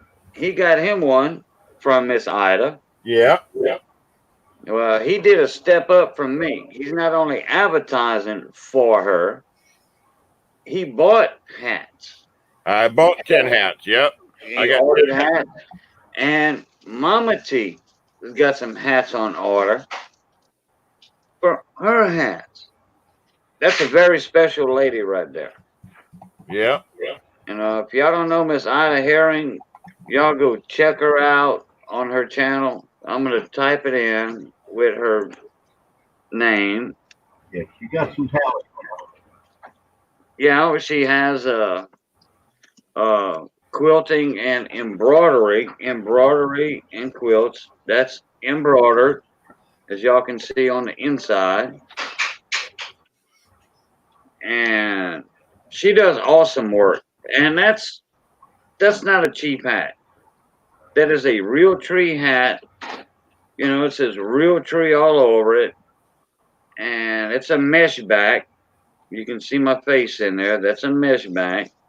And she sent me one that was the solid back, like a wintertime hat. We can wear both down here in South Louisiana. Right there. There's Miss Ida's channel right there.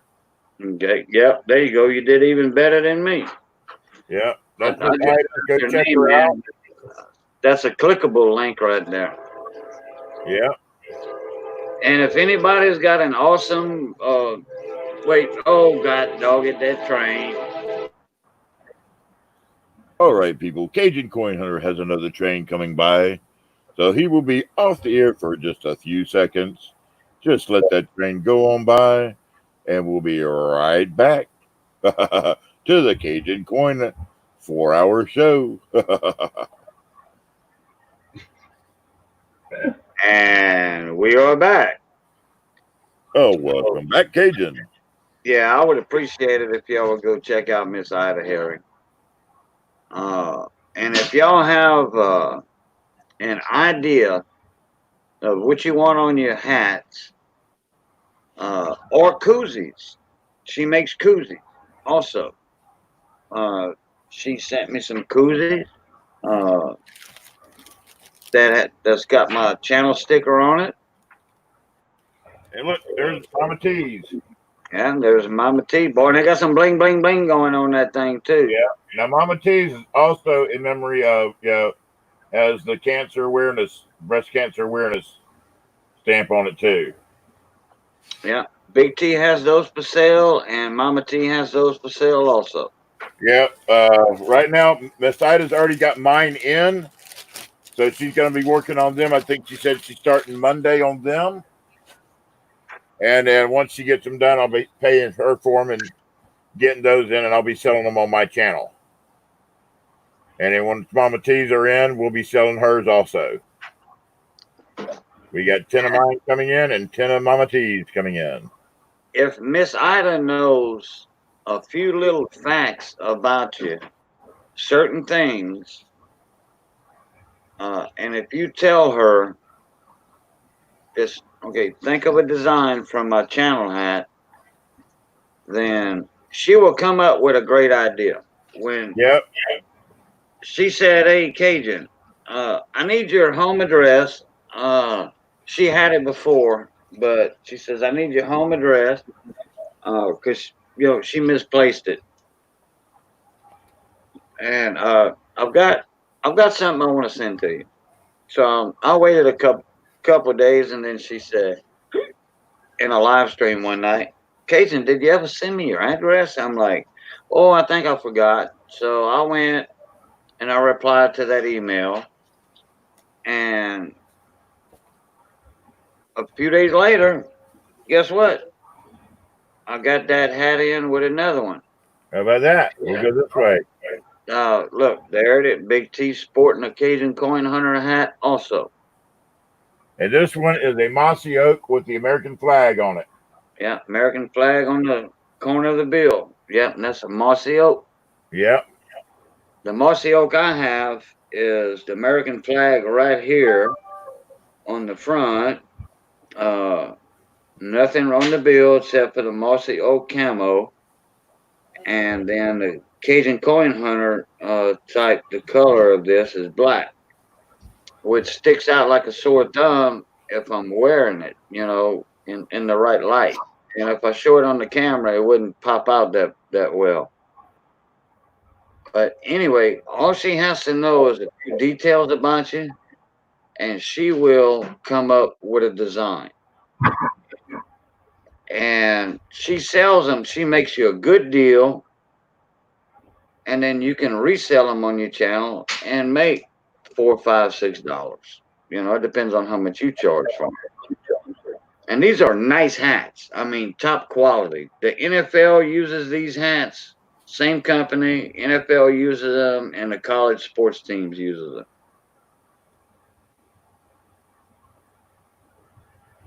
Top quality. They got the Velcro on the back instead of them little cheap snaps.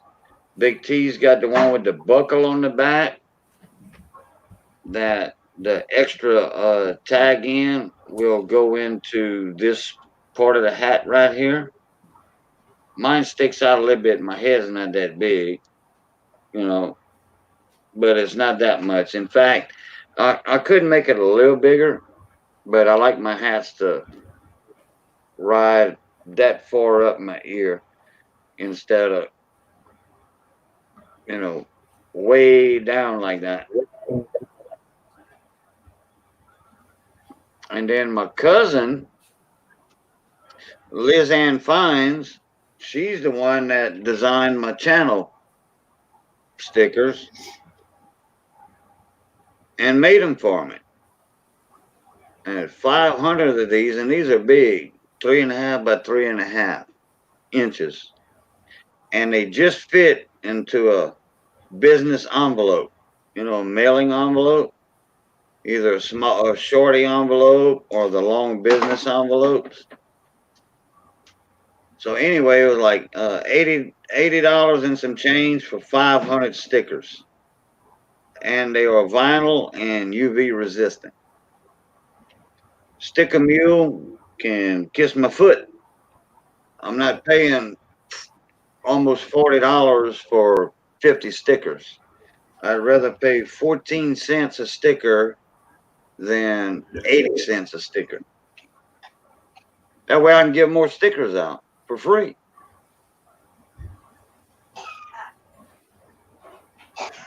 And I send stickers out for free. Now I send stickers out every so often, and that's when I have extra stamps. And since I'm not doing my wheels anymore, when I do free giveaways, I do once a month mailings, shipping on that. And when Big T gets back, I have an announcement to make. An announcement. Yep. And there's a lot. I wish I'd have did this when I had like 25 people in here earlier. It'll spread. It probably will spread, especially when you're talking about gold. Gold? Oh yeah. Gold. Oh, you see, that got Big T's attention. I heard gold, and yeah, he is. I'm gonna start my gold wheels back up. Okay. And I just thought about it earlier when you talked about your gold. Yeah. I'm gonna go ahead and start the gold wheels up, and I'm gonna go ahead and take money orders for that, or Venmo payments, and that way, instead of doing the silver wheels with money orders and stuff, I'm gonna just go ahead and do the gold coins until I can find two different ways or what have you of taking payments online. That means they'll come in right away. But I've been doing these silver and gold wheels for so long, and I've been on YouTube, with my coin channel, and then my other gardening and cooking channel for so long. I mean, that was going on 9 years. That channel. I have a honest name out there. Put it that way. Yeah. I try And to have an honest name. so I'm gonna start my gold wheels back off. I'm gonna take money orders or a Venmo account, payments, and then it won't take but a week for me to get all the money orders in. Make my list, and boom, then we'll do the wheel. Now, Cage, question: do you have Facebook? Yeah, I have Facebook. Okay, then you got Facebook Messenger, right? Yeah, I can take messaging in. Facebook Messenger. Yeah. You can get paid through Facebook Messenger also. Somebody mentioned that. I don't know how that works though. Facebook, the Messenger pay is so easy. Yeah, say, where's my phone at? Right here. I should have you for Facebook Messenger. Well, hey, Sin Hoarder. Hey, how you doing, mon ami? I didn't see you in here earlier, unless you just popped in. Hadn't seen you in a while, buddy. Well, in my streams, I've seen you in other streams, but I haven't seen you in my stream because I haven't been streaming a lot. Yeah, I just waved to you on Messenger. yeah, I got it. Okay, you see down there? You see the 4 little dots over to the left? Well, hold on. I'm going to Facebook right now. I clicked on that notification. Oh, okay.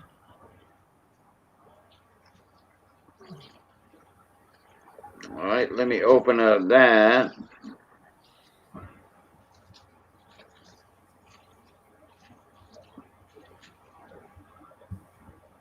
Okay, let me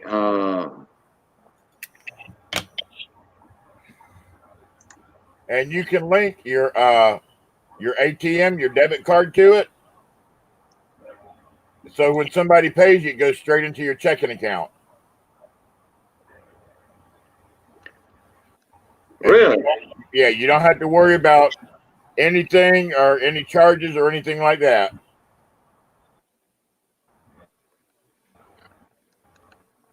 You'll see 4 little dots down there beside where you type. There's 4 little dots so you can press on, and it'll say "Pay Friend."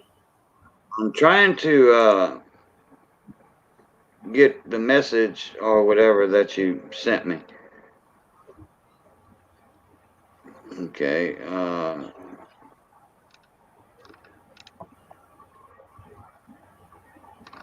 Okay. Actually on your page right now. Let me go back in Messenger.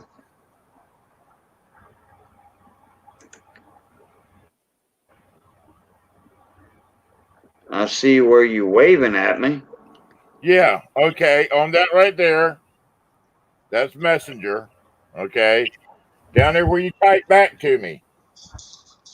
Okay. Yeah. You see little 4 little dots over to the far left hand. Well, you're doing it from the computer, right? Yeah. Okay, because I've got. Let me see where it's at from doing it from computer. I know how to do it from my phone, so I'll just do this right here, and I can walk you through it. Let me open this up. Okay, come on, Slowpoke. All righty.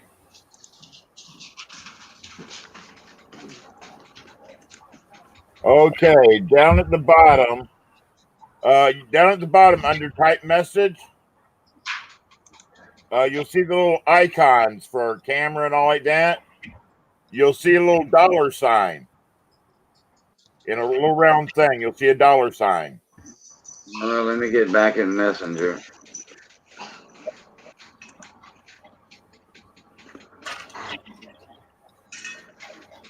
Uh oh, yeah, yeah, on the bottom of, yeah, I see it. You see that dollar sign? You can press it, and it'll walk you through on setting up your whatever card you want to use. And then all you got to do when you want to send something to somebody, you just click on that little dollar sign, and you can send money that way, and you can receive money that way. I could turn around and send you money, and it'll go straight. If you hook your ATM card for your bank to it, when I pay you, it goes straight into your bank account. Oh, okay. So you may be able to do that too. Get people hooked up through Facebook to pay you that way also.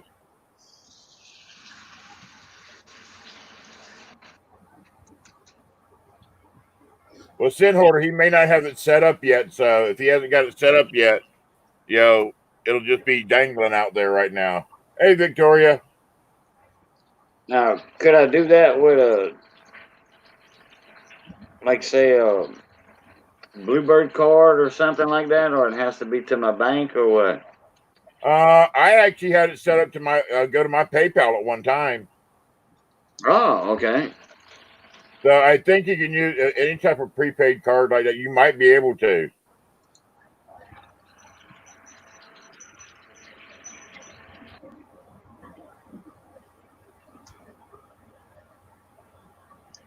Yeah, if you have a debit card, if it says debit on it, you should be able to use that card.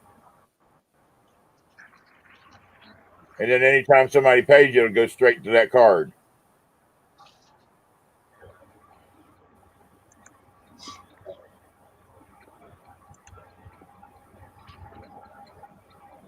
I don't remember which way I've got mine set up. If I've still got it set to go to my, I think I still got it set to go to my PayPal.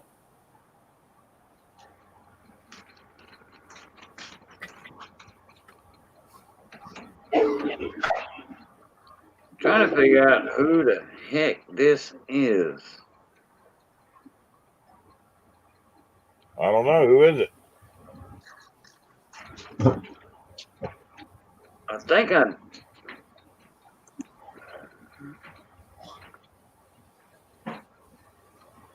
Wait.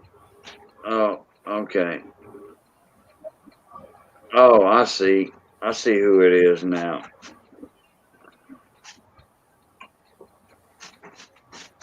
I thought I did already.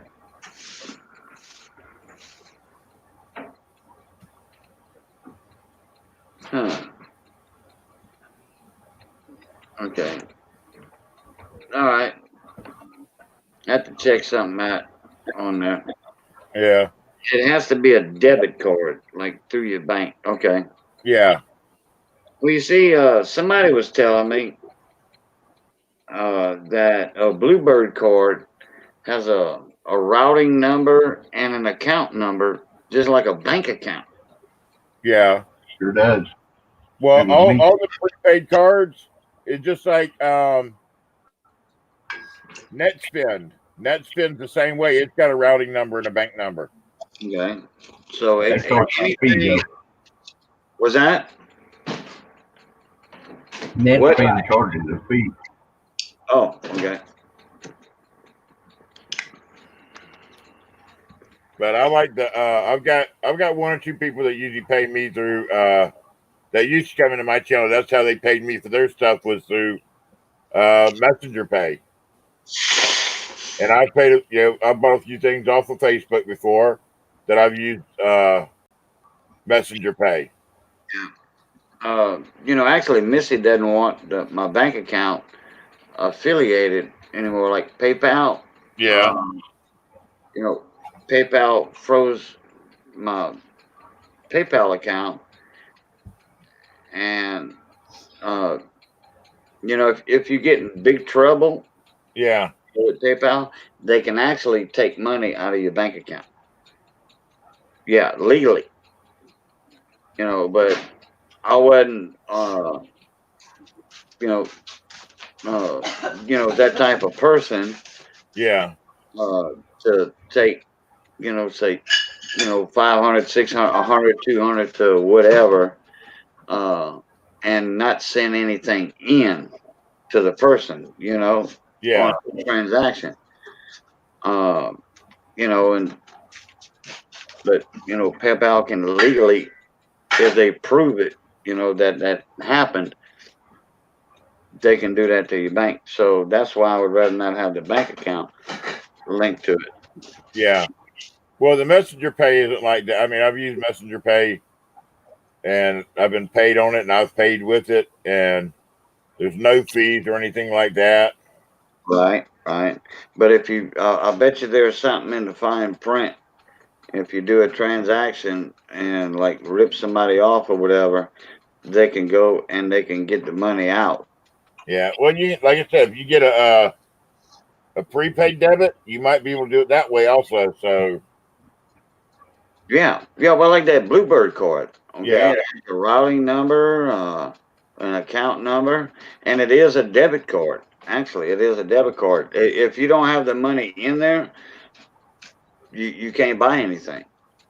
yeah, Like say if you have just say $20 in your Bluebird account, and you go buy something for $30, well, it won't let it go through. Yeah. Treasures of Texas said they held my money for 3 weeks. Well, it's going on 2 months right now that PayPal got my money froze.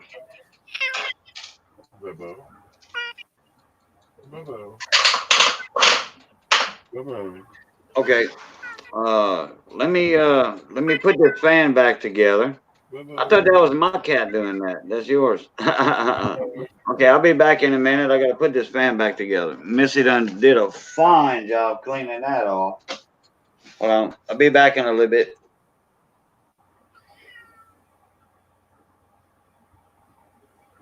All right, everybody. Cajun Coin Hunter is away from the mic at this time, so it is up to me and Badger again to keep you entertained.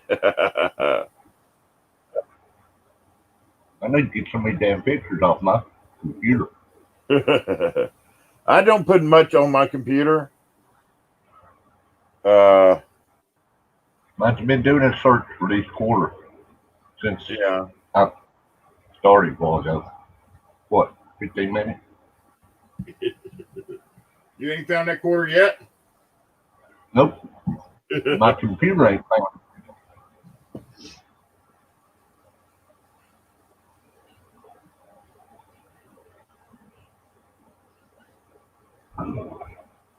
Oh my God, Gleason.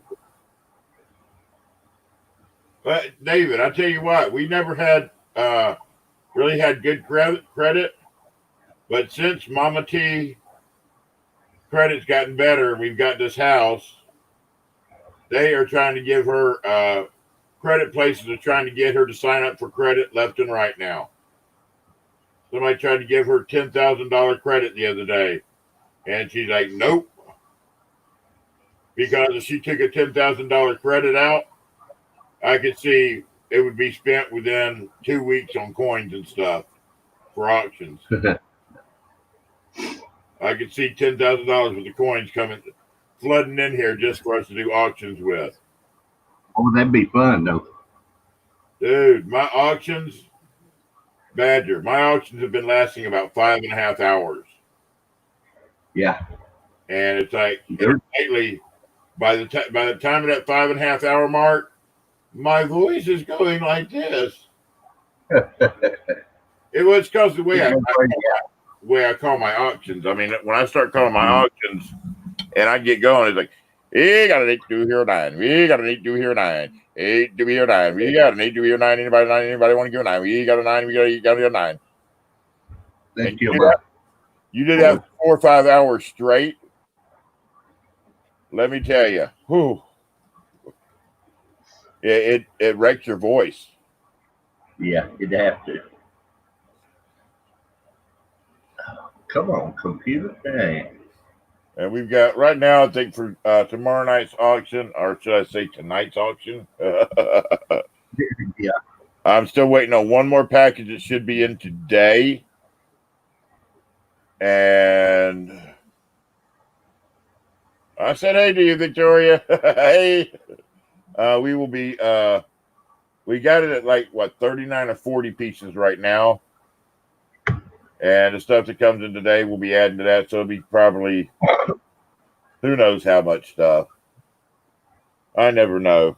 No, we take, the two of us, me and Val, we run like 16 to 20 pieces each. Yeah. Takes about 3.5 hours. So, you can count it pretty close. Yeah. Well, like I said, I do it. I do all the selling myself. Mama T pops everything up. She writes everything out and emails it to me. Then I print it off. I have a copy for me, a copy for Traveling John, and a copy for her. And she copies and pastes each thing that I'm selling next. And that's handy. Somebody's helping you like that, Yeah, it is. Well, first couple ones, I always did like, okay, here's such and such and such.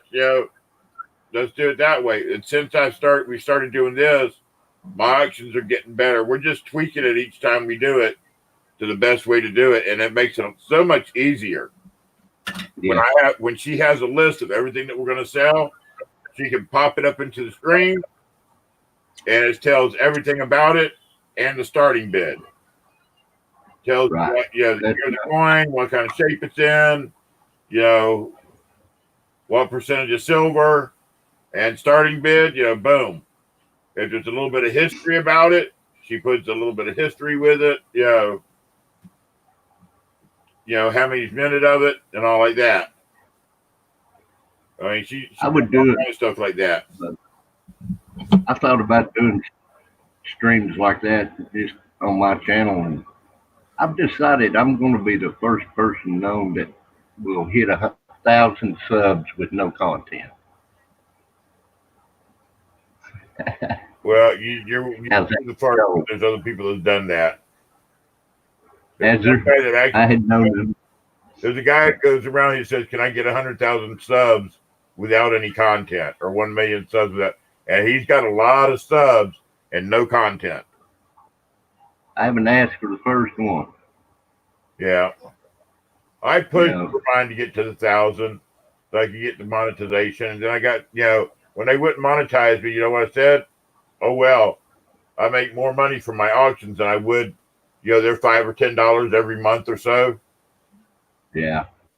So I like my auctions. A lot of people have fun in there, and the later it gets, the sillier I get. I start at 7, and by 11 o'clock, I'm already acting like a fool, having fun, being crazy, just to keep things going. Keeps them entertained. Yep, I can do that too. And 3, Okay. 2, 1, up. A gift of gab helps. Yep. And 3, 2, 1. And I am back. All right, got the fan back together. Oh, that thing blows a lot of air now. Yeah. A lot of air. Hey, good one. I'm glad you finally got it done. It's finally over. Yeah, they were over there cleaning the old house that they just moved out of. Oh, You know okay. that also spray cleans it really fast after you spray them and you wipe it down with a brush, pat the rag on it, and it cleans faster. So, all right. Oh, excuse me. Yeah, it's your 4-hour mark, Mr. Had K. to hit him up. I'm gonna go a little longer. I'm gonna pay for it anyway. Yeah, I got to pay for mine this week too. I'm already out of time, and I don't reset till the 11th. But we did that Venmo last night. Arnie C sent me $20 through super chat,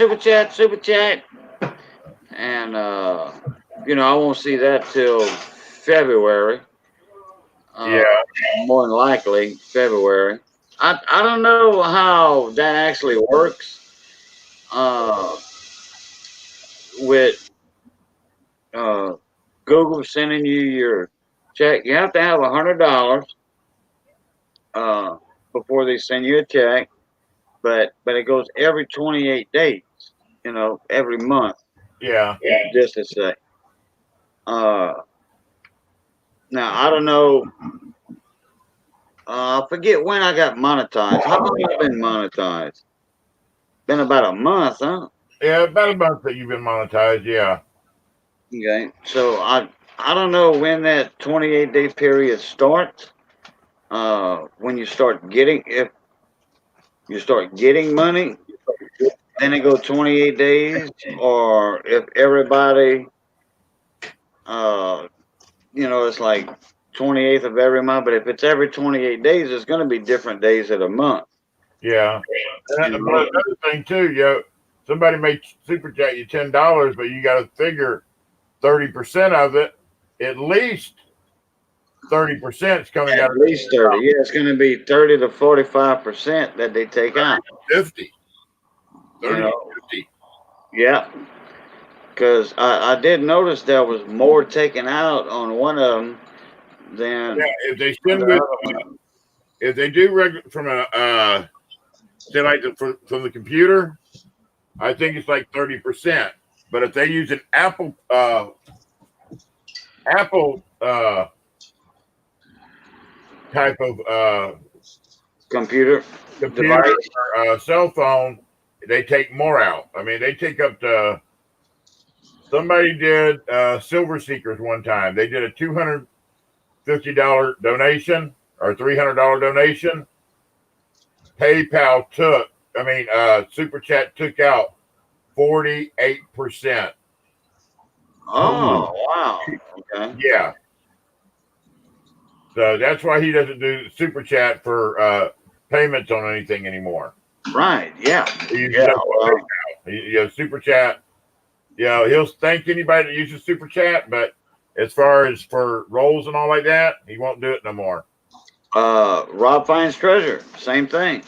He had to stop super chats for roll donations. Yeah. So they were taking out, and like you said, anywhere between 30 to 50%. Yep. And then plus, once you start shipping all, your shipping costs and all, it's nothing. The little bit of money he would have made was gone. So, but yeah, like $10. Yeah, you can expect $3 to $4 taken out of that. Yep. Now, and then somebody said that if you do $19.99, or if you do $20, say $19.99, or if you do $20, there's less of a fee on the $19.99. That's what somebody said. I have no idea. $19.99. You can tell when somebody's using Apple products, because Apple products does it in the 99 cent. Oh, okay. And they take more out for Apple products than they do for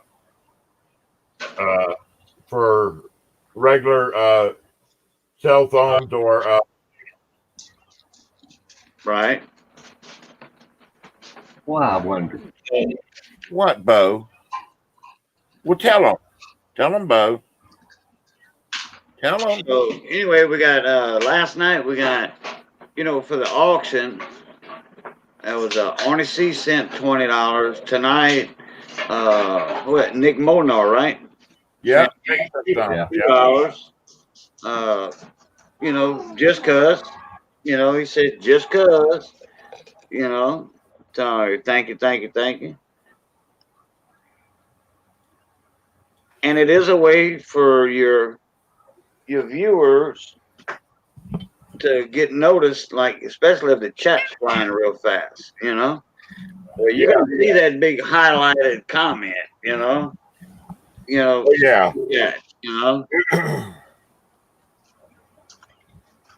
Well, I didn't see it right away because I was showing that coin off. I was, looking at the coin under the scope and all that, and I didn't see it right away.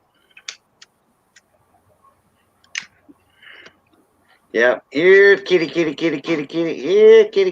Minu. Y'all say minu up there? Big T? Maybe. Y'all say minu? Hey, dear. All right, move. Big T. Do what? Do y'all say minu up there? Minu. Yeah, minu, like for the cat. No. That's a French nickname for cats down in South Louisiana. Oh, Here, minu. No, I never heard that. And well, the real French word for a cat is chat. Chat. Like chat. A shot. But we say minu. MEN OO. Minu. MEANOO. Minu. Treasures of Texas. Yeah, not Nanu. He's a Minu, not Nanu. Nanu. Mark from Art. Yep. Happy Days, and then Mark and Mindy. Yep. Oh, just when we were fishing. Yeah, catfishing. We always say, "Here, Big Blue. Come on, Big Blue." And Hey, you ever seen a catfish? Who? Have you ever seen a catfish? Who, me? Yeah. I've seen the catfish that swim in the water. Yeah, I've been caught many thousands and thousands of pounds. Then what they use for bait? What they use for bait? Yeah, you ever seen a catfish? Oh, a catfish. Oh, okay.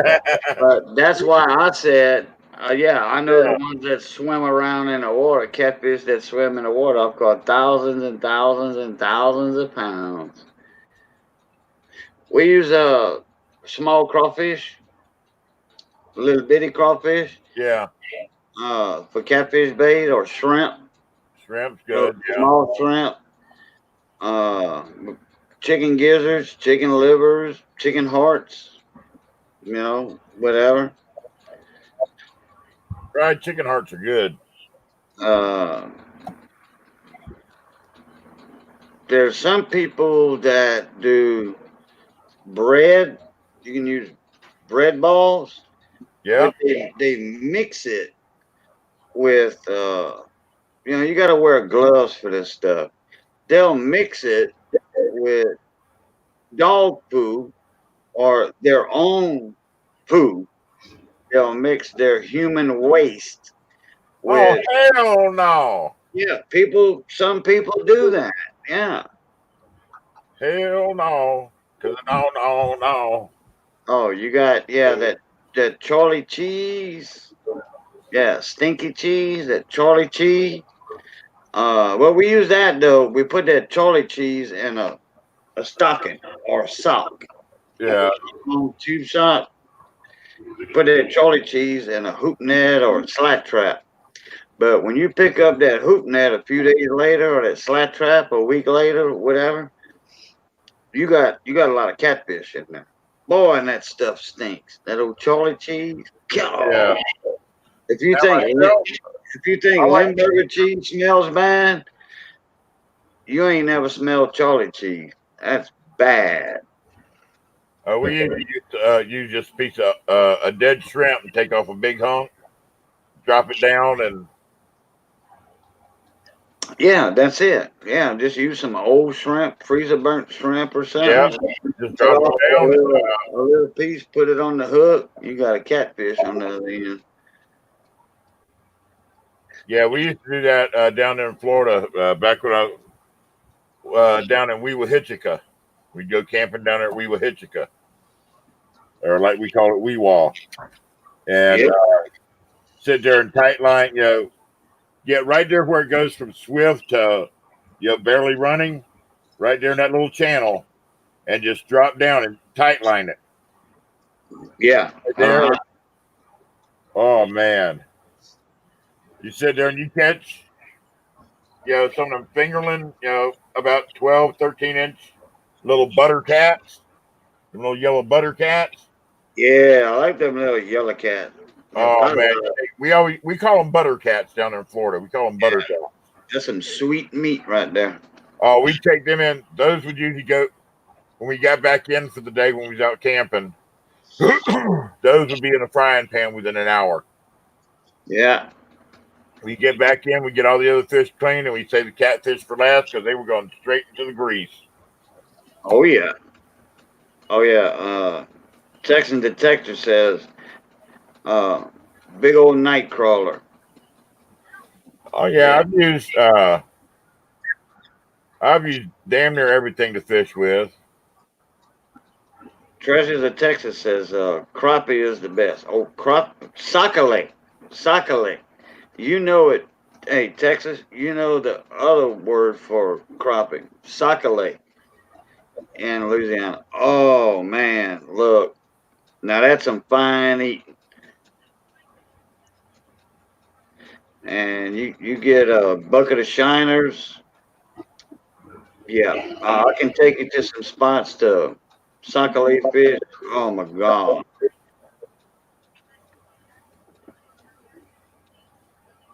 Now, where we used to go, me and my dad used to go growing up, we used to catch a bunch of what they call stump knockers and warmouths. Warm out brown. Yeah, warmouth and stump knockers. What, Yeah, what what you they call a stump knocker.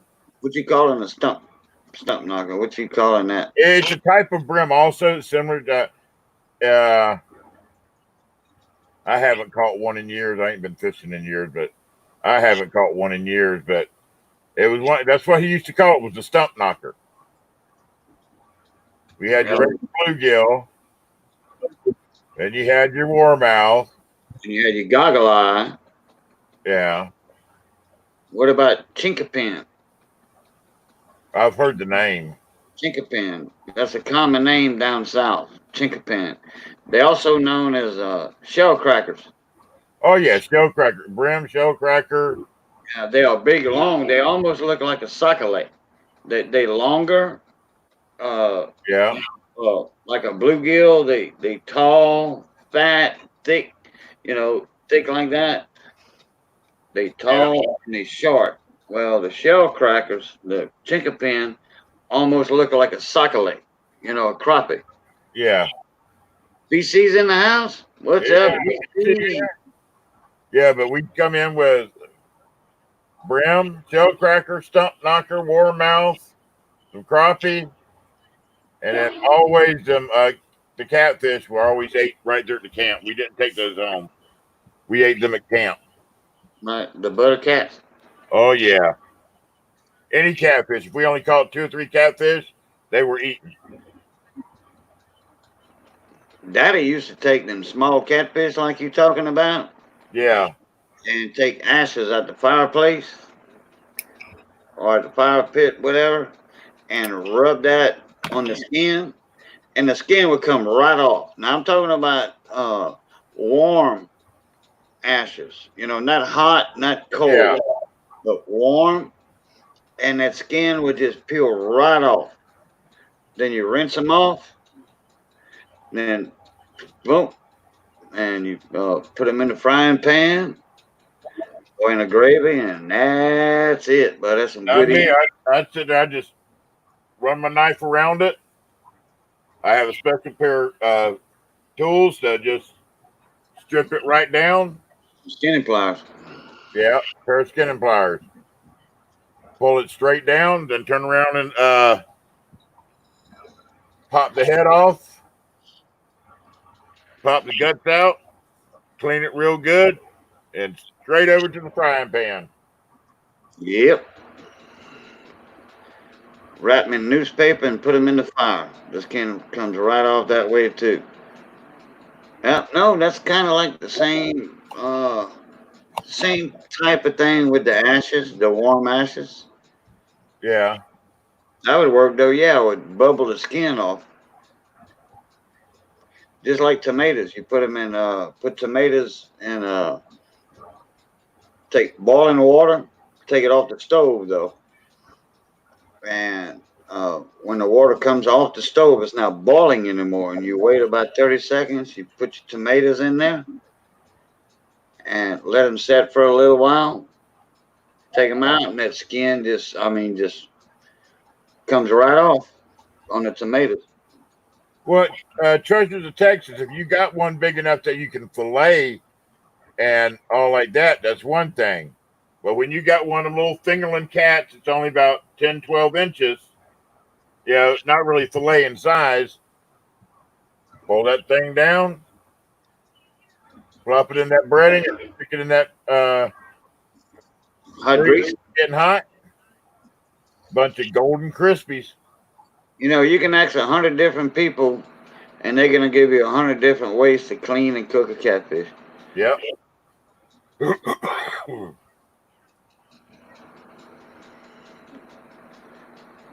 Which is a good thing. If somebody has a better way than I do it, oh boy. Now you get down there in the marshes down where I'm from, where I was born and raised, Yeah. I still learn of new ways. People are coming up with new ideas how to skin a catfish. The fastest and easiest way. You go to them catfish houses where they got workers in there skinning them. Yeah. Oh yeah, oh yeah. Now, watching a show a while back called Swamp Pond. Now he was talking about these people were getting catching buffalo, the big old buffalo fish that Yeah. people using their traps. There's supposed to be a Yeah, and we use them for crawfish bait down there. yeah. Now also he started doing selling to some of the restaurants for making buffalo ribs. They used ribs because all the meat's on the ribs. and making buffalo ribs, and they actually started selling out of them. All right, Gleason, you have a good night. See you later, Gleason. So I mean, We'll be back again. No problem, buddy. We do this just about every Sunday night after Ken Peavey goes off the air. Sometimes Blues Coins does it. Sometimes Miss Paula Bloom does it. And if neither one of them do it, I do it.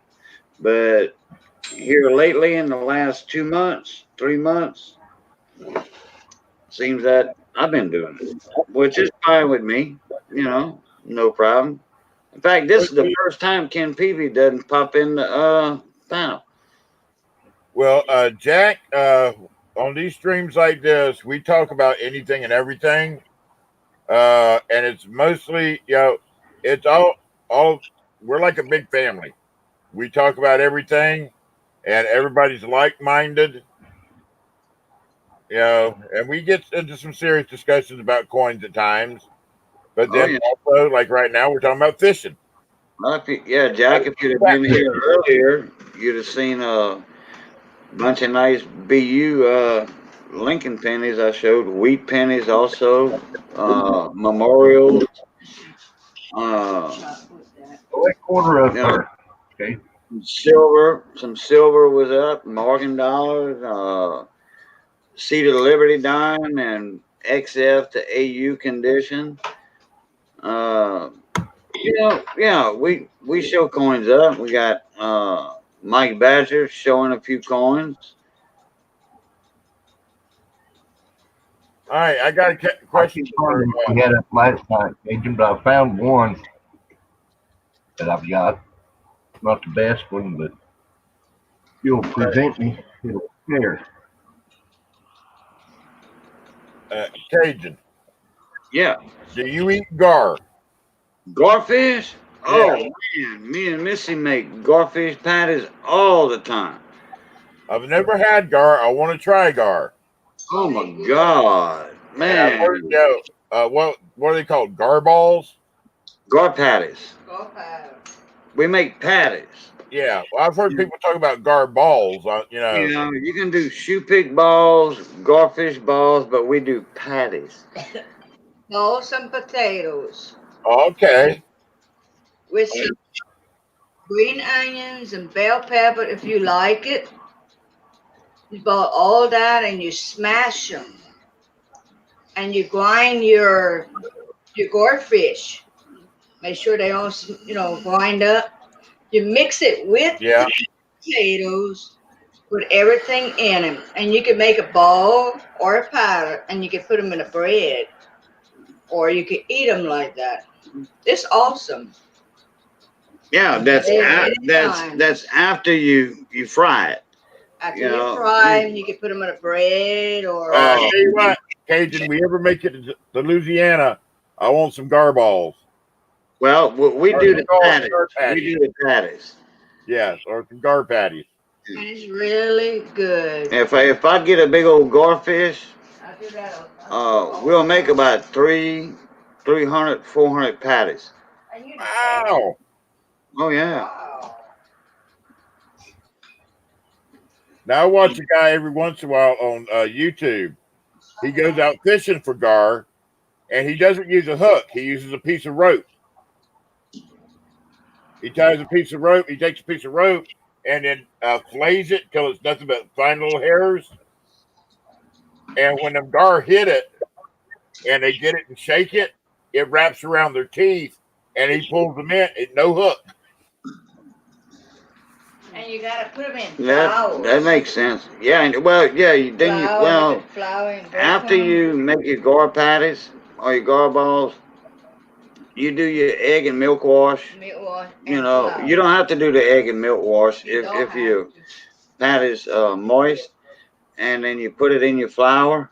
Yeah. You dredge it in your flour, throw it in that hot grease. Oh man, yeah. Sandwiches, po' boys, gar po' boys. I can take like a 12-inch po' boy bun You could do that with anything. and put like 6 gourd patties on it, they're gonna overlap each other. Yeah. Lettuce and tomatoes, or whatever if you don't even want that. And I guarantee you, Big T, it's gonna fill you up. I love it. You got me wanting to try it now because I'm adventurous. I'll try unusual stuff like that. Yeah, garfish, man. And you Now we do the season it. roasts, because we get garfish down here. It's 300 pounds, Oh, I know. and that big around. Oh, I know. But that. All right, you get your roast out of them, or you can fillet them. You can deep fry them, whatever. It don't matter. Yeah. My grandfather used to eat them red hoss suckers also. What is that? Sucker fish. Red hoss suckers. Never heard of. I know you've heard of the sucker fish. Well, I know about some suckerfish, but not that one. Man, I want some goldfish powder bag.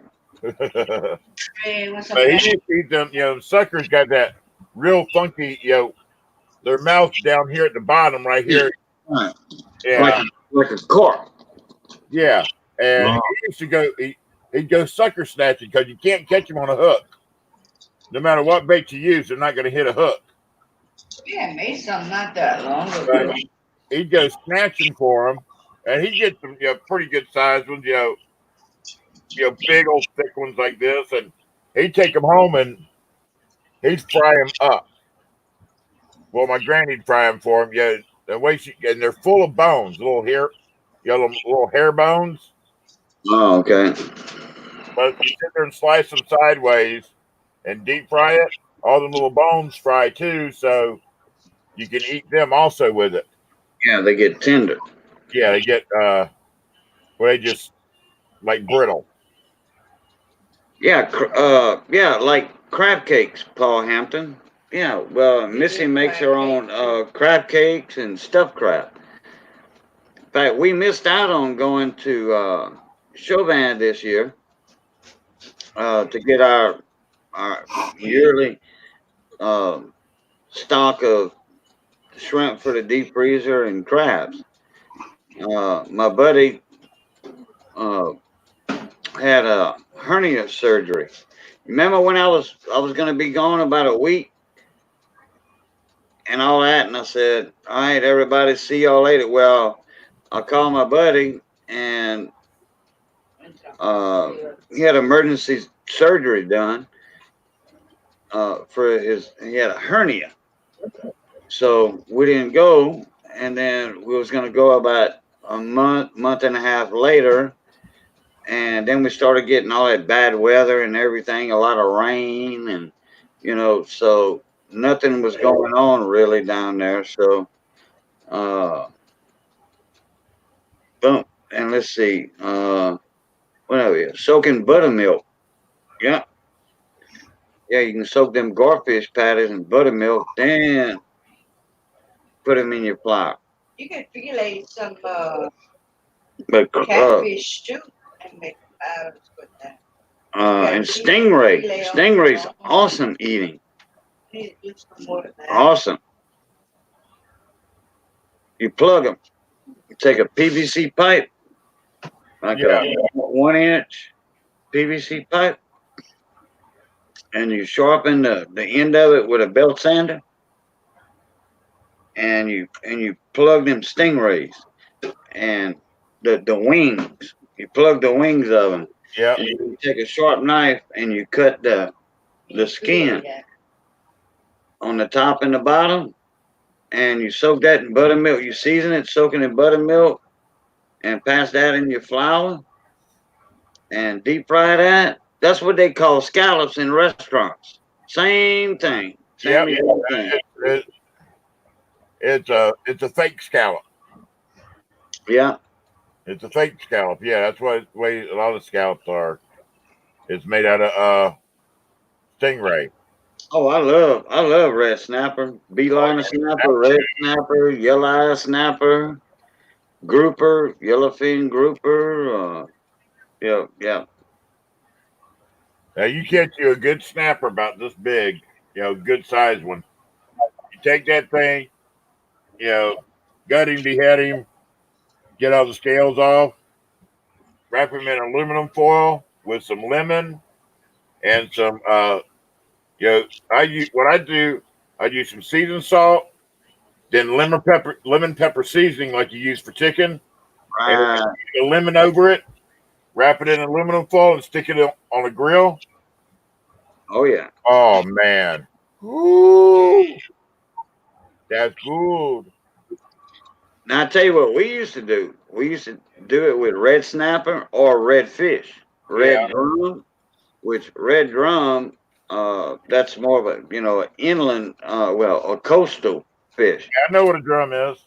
Okay, yeah, red. Yeah, yeah, you lived in Florida. You know what redfish are. They got the Oh, black spot on the tail, yeah, or two or three, what have you.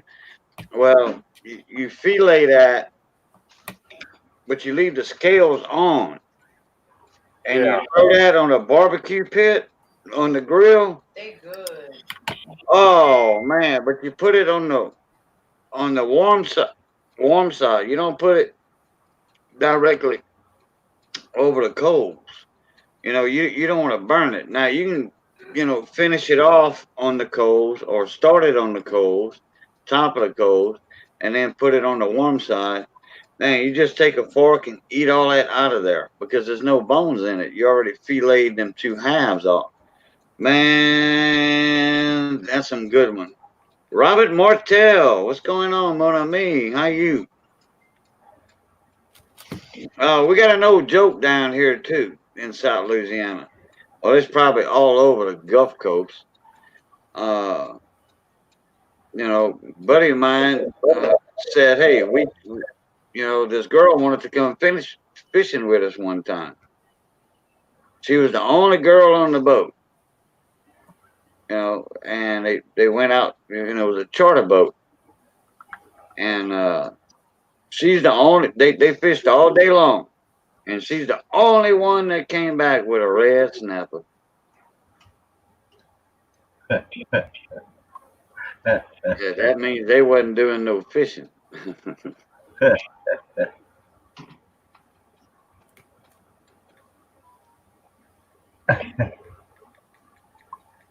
Boo, no.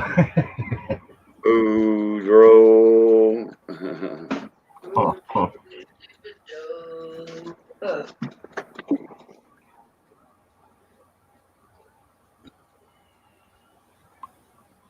I'm going hunting tonight, but I ain't taking no gun. That's right. Hank Williams Jr. I used to play that song when I was DJing years and years ago, back in the early 80s.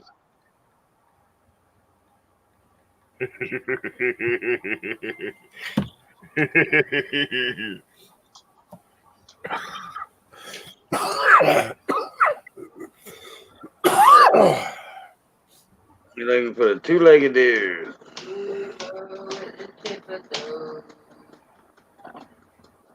And You gonna answer that last one?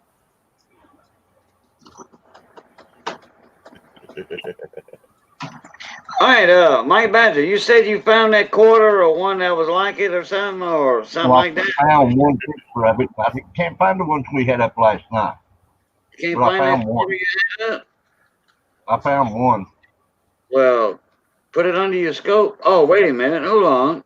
Never mind. I see you down there. All right. There we go. Oh wow. 32. There we go. 1932 Washington quarter. It's got what I think is a Canadian quarter under it. Right here at the top of his head.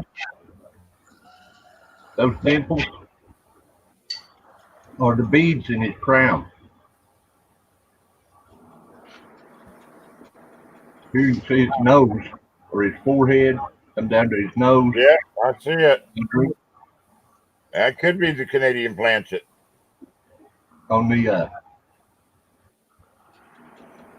face right here is his cloak that he's got on. You can see some of the jewels and stuff that's on the head.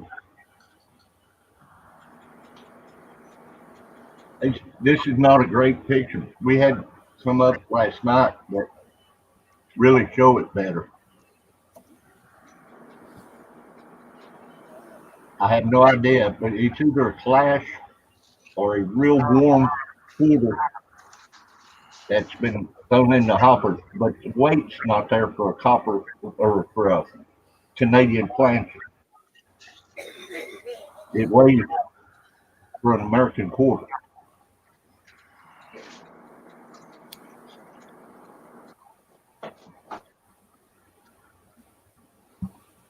Yeah, that was. Right. We talked about that last night for quite some time. Show the face area some more again, Badger. Go down with it some. Oh yeah, stop. Yep, you can see right there on his nose. I know you can't see me pointing, but at his nose right there, you can see it. Yep. Yep. And see if his head goes up right here, be his forehead and the crown. Yeah. That's the first. And then it runs beads back through here. Yeah, that's done on the Canadian planchet. That's definitely done on the Canadian planchet. Right in here, it's got a jewel that goes up. On one of the other pictures, you can see it as plain as day. I think it's right here. That center jewel or cross. Yeah. It shows a lot of. Now, how did we get mixed up with doing the Canadian also? Well, now we've made coins for other countries for Lord years since I know that, but I mean, to get their planchets mixed up with our planchets, I mean. Well, Philadelphia is not that far from Canada. True. You know, I don't know. If it's a clash, I have no idea how the clash happened. Yeah. I tend to believe that it was struck on an American planchet. They may have loaded the wrong planchets in the Canadian side, running Canadian quarters. Yeah. By accident. Well, they took them when they found out. They took them out and either ground it down and then rerun our quarters over it. Maybe could be. I don't know otherwise. It's just one of those mysteries, you know. Yeah, because ours are 90 and theirs was 80. Yeah, theirs is 5.65 on the weight, and ours is 6.25. Yeah, and this is a 6.25 planchet. Okay, so then the Canadian might have been struck on there first, and then they came back and did the American on top of it. Doing away with the planchets, and the mistake they did, they rerun the planchets. You know, to say 1932, you know, it's depression. They would have done stuff like that. Yeah. Otherwise, I can't explain it because the reverse has some marks on it too. That's off the Canadian quarter. I'll look for those other pictures. Next time we all get together, I'll put it back up on those good pictures I've got. Yeah. But it's different.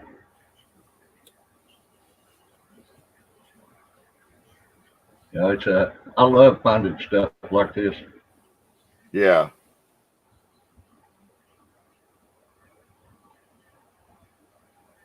That's just back here. You can even see the back part of it.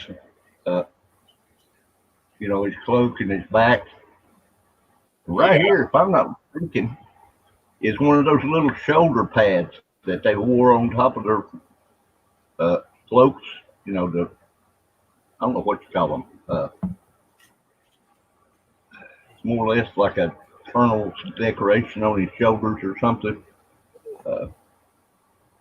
That was to make him look more muscular. I guess.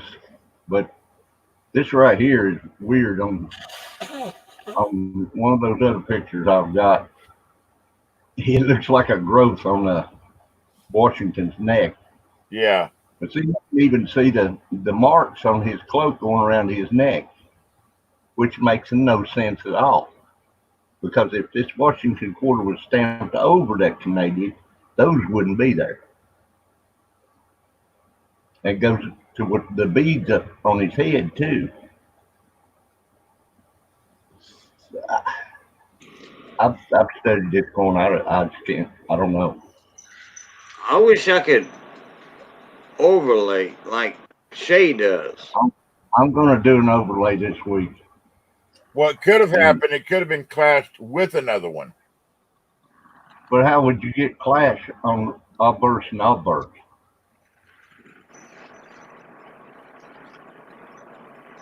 And reverse. If the two coins were facing each other, face to face. Oh, no. You wouldn't have two obverses in the die at once. You know what I mean? Maybe it got stuck in there. And when it runs, yeah, maybe, but it's got clashes on the reverse too. Then, yeah. I've got what better. I'm saying is, the Canadian run through and then got stuck because was put in the wrong place, and then that quarter come along, and as it was going down to stamp that one, the Canadian fell off face first. Boom. It's just a long shot, Yeah, it's. I couldn't tell you. I got to get something for Mama T. I wish somebody could tell me something. I've racked my brain on this one. What little bit I got left.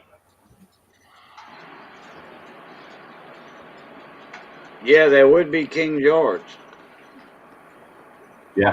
Yeah.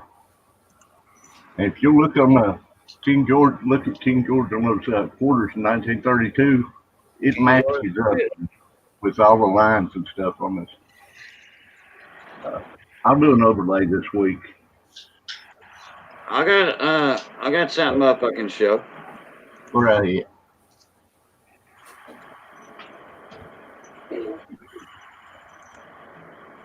Let me share my screen right quick.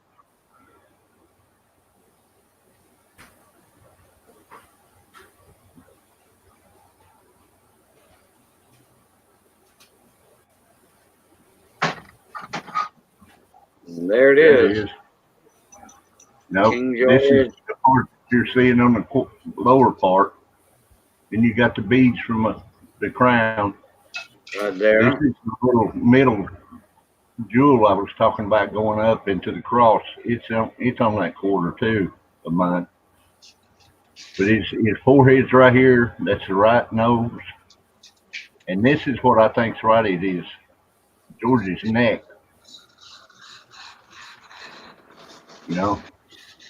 The reverse, some of these leaves are in it, and you can see some of the stick and the ribbon on it. I don't know. You have a blank screen. Yeah, I cut it down here. I'll put it back up. I think this is it. Nope, wrong one.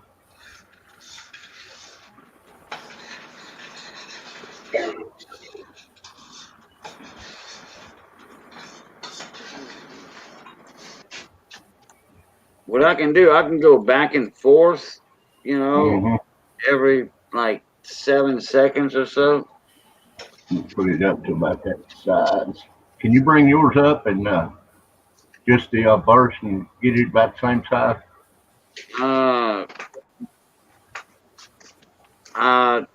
Maybe. Let me go in here and see if I can just get the obverse. Okay, I've got that somewhere, but I don't know where it's at. Well, that's about the same size right there.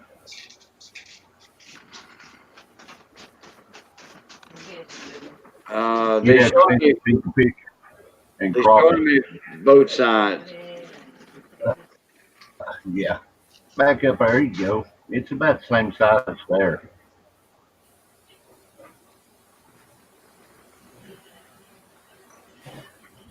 But it's Oh, let me, It's I don't going know.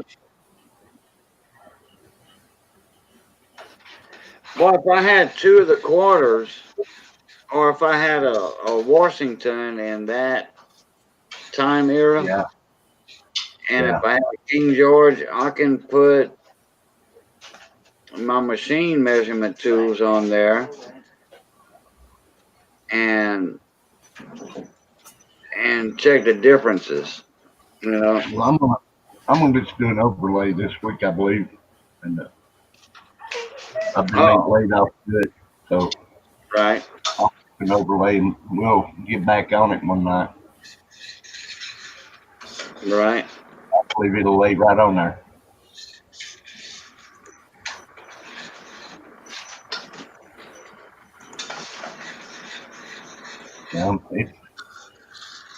When I saw it the first time when they were selling it, I thought it's got a big clash on it. I thought it was another George. It is another George, but it's Canadian George. Yeah.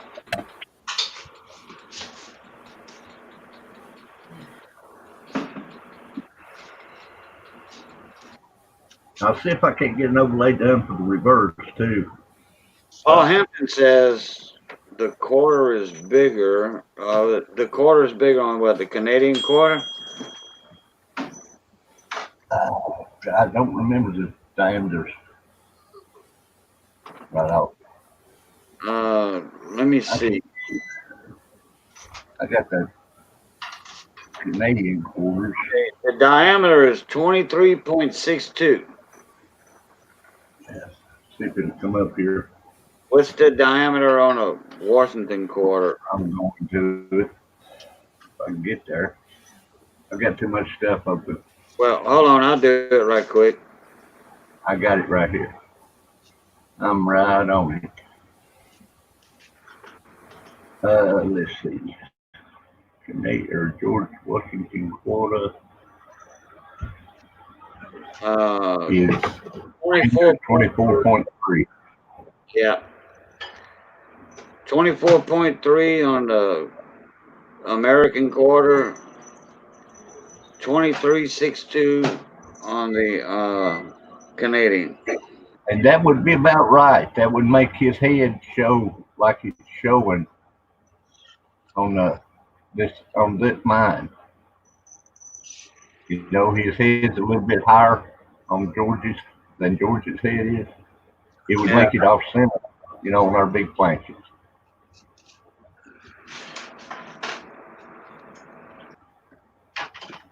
If those overlays work out and show it good, I'm going to send it off.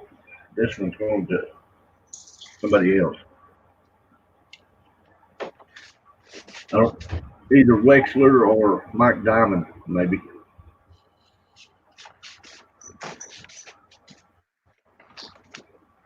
I believe Mike Diamond digs better. He That's good. he seems to get into it a little more than Wexler does nowadays.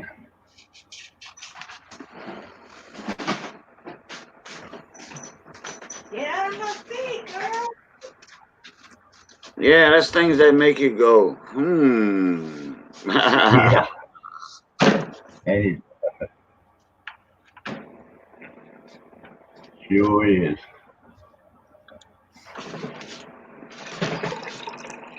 It seems like that the Washington quarter is a little bigger in Yeah, diameter, that's and what's called head, quarter. Washington head is a little bigger. Be off some. Uh, so I can't see King George's nose. That was the outside of the quarter. Both those measurements we had, Paul. The outside diameter. So See, it's what? King George's face is smaller than George Washington's face. Yeah. Much So better. the nose wouldn't be in the front of Washington's nose. You got to think if that Canadian quarter was stamped on our plant, it's going to spread some. And I see. I see what you're talking about. Okay. it's going to push that metal somewhere that don't have, you know, Yeah, I don't know how you're to doing it. yeah. It's got to move that metal somewhere. Yeah, it does. Uh, Let me look at that cloak again. Yeah, and the cloak's pushed out too. yeah. It will distort some. You don't know which way it's going to distort, really. Probably whichever way the die is more off center to it.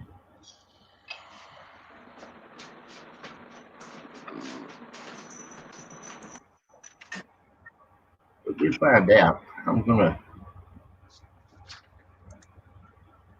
dig around and make me some overlays this week. I want to find out. This quarter's been laying here for about a year, and I look at it every week. Trying to do something with it. Yeah, I like to figure out the oddities of things like that too, Paul. Me too. That's half the fun of this Yeah, hobby. that's right. Yeah, that's 3/4%. And if anyone wants a copy of all the foreign coins that we've run from our mint, just give me a holler. I'll email you a copy of it. I've got a full list of what we've ran over the years. Which helps on something like this. You know, you get a clash off with another quarter or something, another coin. What? You like it? I got a bit of that too, some butter in here. Okay, you Mix mine.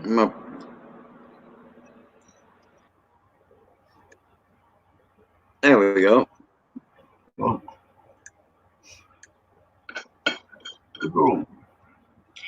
Oh, do that. Okay, that way we got. Now yours is still up there. yeah. I mean, it's still in the basement, but Yeah, it's in the basement. we just see us right here for right now. I didn't know if he was finished with it or not. I didn't get a hand. Yeah, I can't find those good pictures we had last night. I don't know where they're at. And I did a search on my computer, and it sat here for 20, 30 minutes looking for them. Never drew them up. Look at that tea.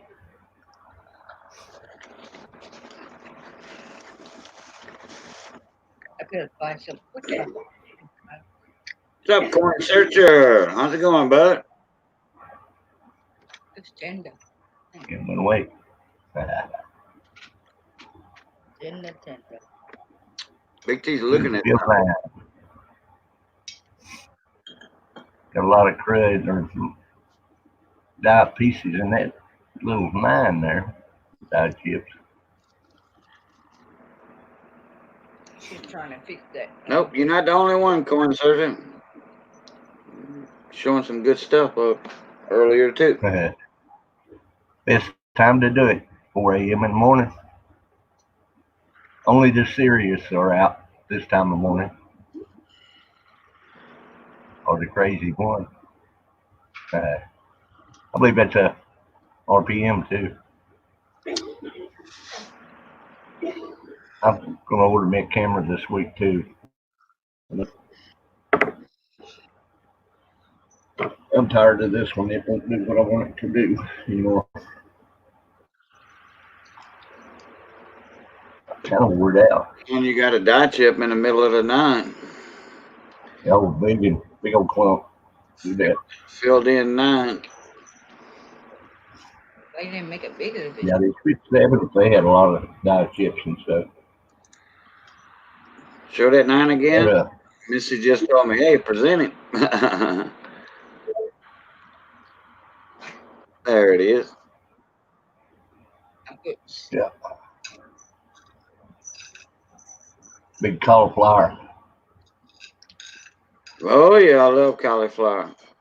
Give me some cauliflower and broccoli when we go shopping tomorrow. Good stuff. I had some last night. Yeah, but I tell you what, I make a white cheese sauce.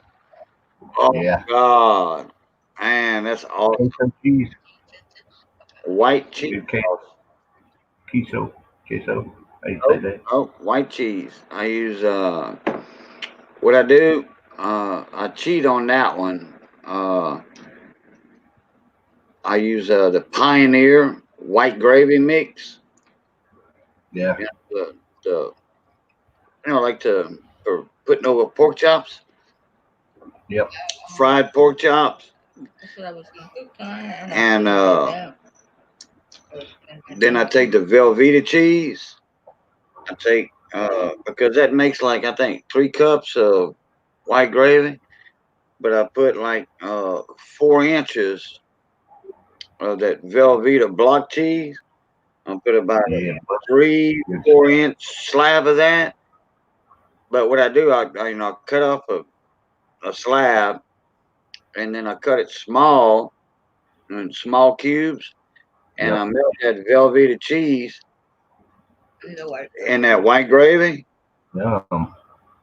and I get it all melted down and hot and all that.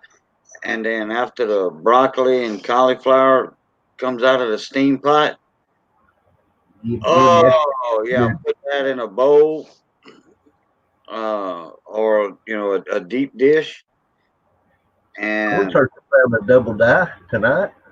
I put that over there, over that broccoli and cauliflower.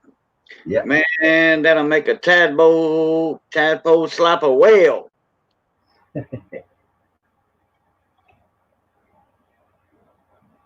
Yeah. Corn church found a 62 DD. Double DDO. Video 001. Yeah. That works. That'll work all day. What am I You pouring? found that in a circulator roll or BU roll? Yeah, Velveeta cheese was timed out by Tex Guy for 300 seconds. That'll work. Oh, what? That'll give me time to eat it all. Another RPM.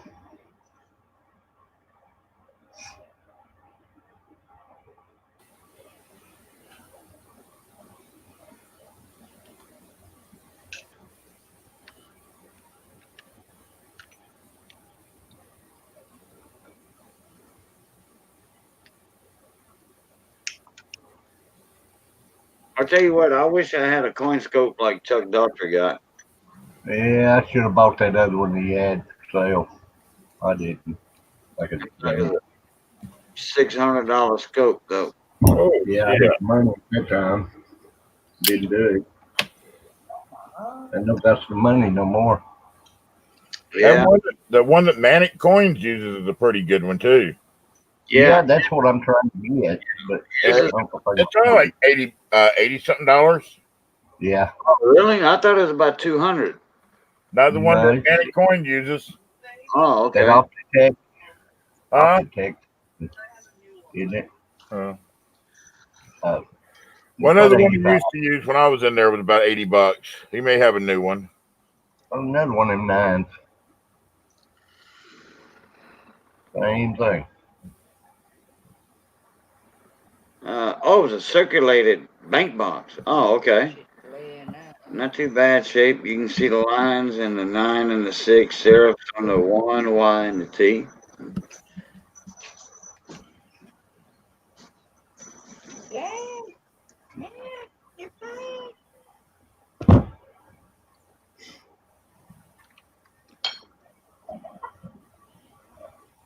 Coin searcher, why'd you did you change your name to number 2 or you just Well, there's 3 or 4 people on here that use Coin Searcher. So he probably put number 2 on there to. Okay. If He's Frank- got coin searcher number 1, so I think he put the number 2 on there so he'd be known. Oh, okay. Oh, I just got an amp scope. Wow. Okay.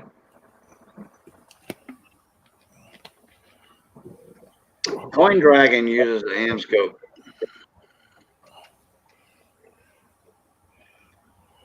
That's another line. Coin Searcher, are you the one that found that that flying eagle penny while roe hunting? Is that you?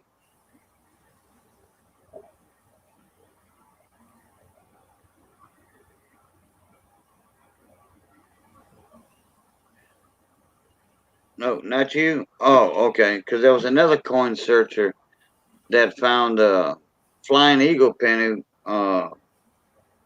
while looking through a box of pennies. Oh, it was some rows of pennies. Hmm. He's about 14, 15 years old. You're thinking coin roll searcher. Oh, is it coin roll searcher I'm thinking of? Yeah, that's the young kid. Yeah, coin roll searcher. Oh, okay. Yeah, he was, I think, 14. Somewhere around there. Yeah, there was a lot of good kids in the community that know quite a bit about the stuff. Oh, yeah. I tell you one that's real knowledgeable and getting better at it is that JT Coins. I didn't know he's kid. JT Coins is 16 or 17. I think he's 17 now. I didn't know he was a kid neither. Yeah, JT Coins. He's a little redheaded kid. Well, see, I'm already subscribed to Coin Searching number 2. Yep, and he ain't no kid neither. Yep, I'm sub-tone, got the bell ring and all that. I just looked him up.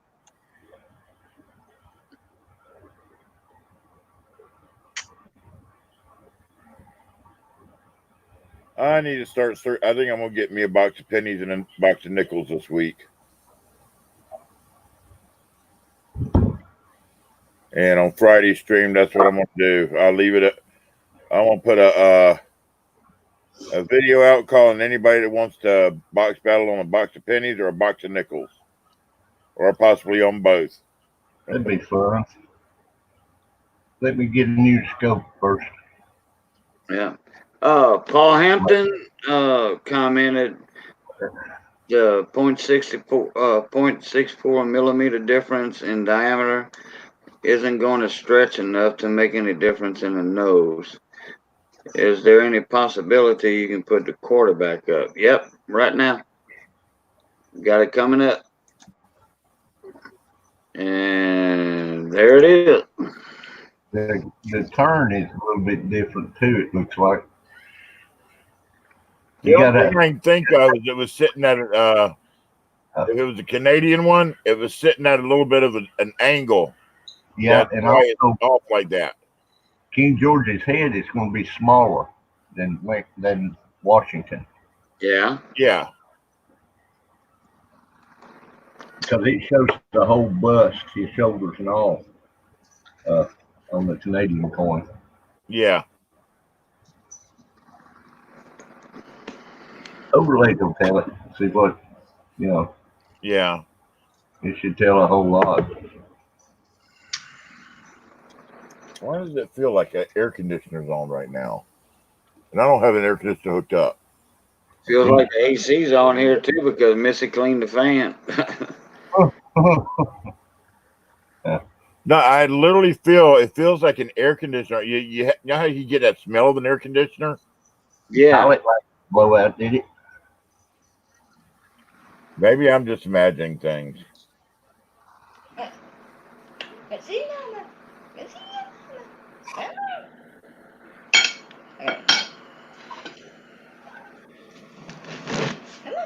No prints.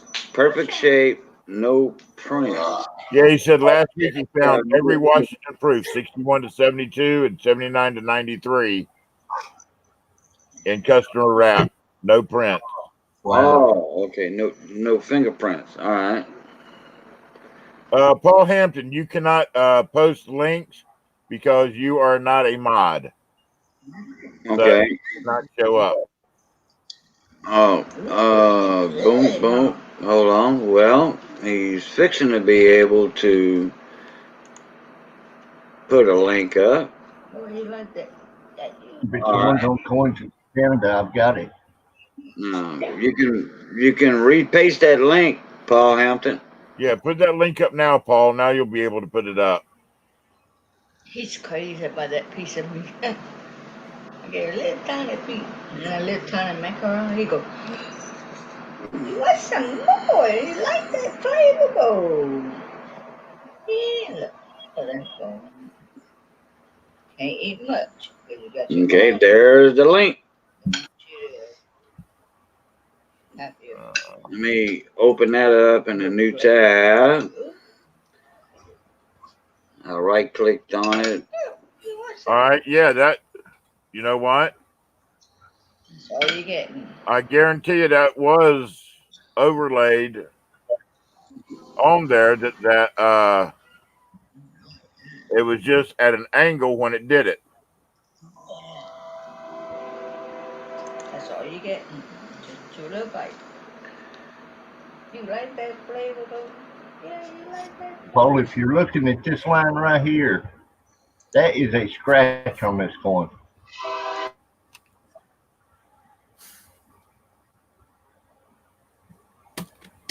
Uh, when it goes through trust,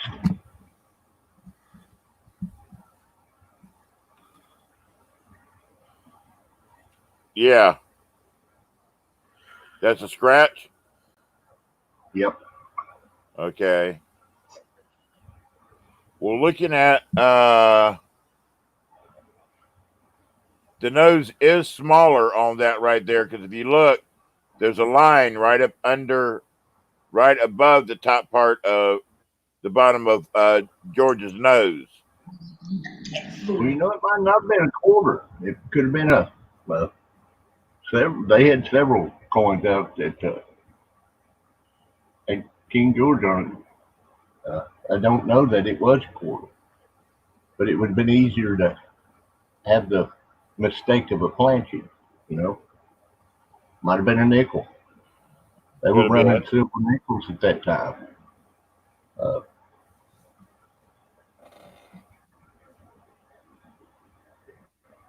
It was definitely clashed with something else. Or over, something was tried to be punched over it.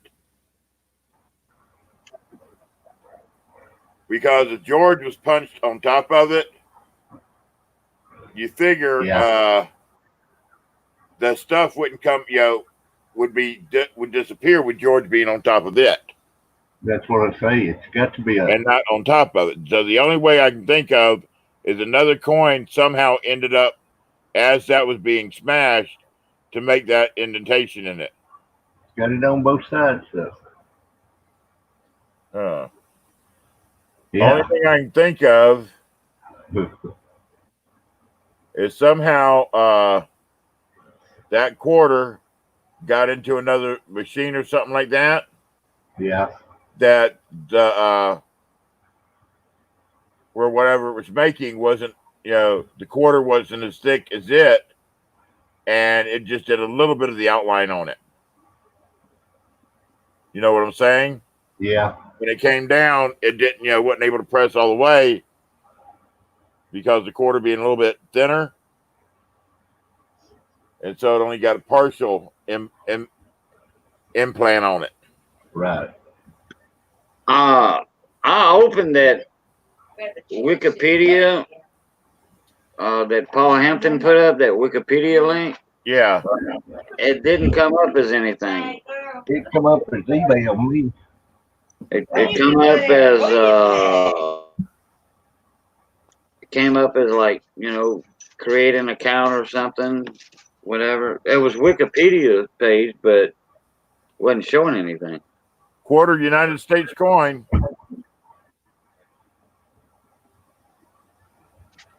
Yeah, 32's I got it. first one they made. You got what? I got the site. It came up for me. It's showing a picture and all that. Yeah, I got the Wikipedia page right here. I'm looking right at it. I didn't. It didn't come up as Wikipedia to me. What about that? He went to eBay. No, he's First one got. went to eBay. He put a second one up. That Oh, was did he? Wikipedia. I didn't see that one. I'm still on eBay. I was going to bring up a nickel and see if I can get a good picture of a nickel. See what it looks like. It's 80% silver too in 1932. So Now, Paul. it's Paul got the Hampton exact put, same. Now, what it's showing on Wikipedia that the DDO was on a 34, not a 32. Yeah. That's not a DDO. That's not a double I. I've found those before. Yeah. It's totally different. But if Check you out the found nickel something there that's right here. overlaid with something else, they don't have it on the Wikipedia site. Go check out this little nickel on eBay right there on that link. It's the exact same bust, and it would fit better than that quarter. Sure would. So that may have been nickel. Is where it came from. Could be. It's smaller. It's the same bust.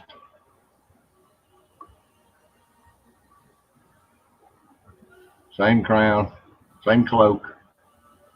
I went back on that link that he put Wikipedia, and he's got, okay, Paul put up the eBay link, then he put up the Wikipedia link. Well, try that eBay link I just put up. Check out that nickel.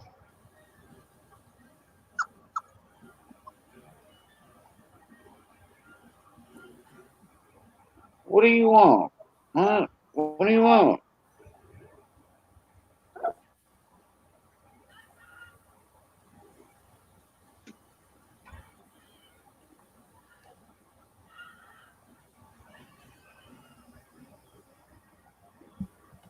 Okay, I see the nickel. That's what I thought, Paul. But you're right. It doesn't really. It doesn't fit quite right.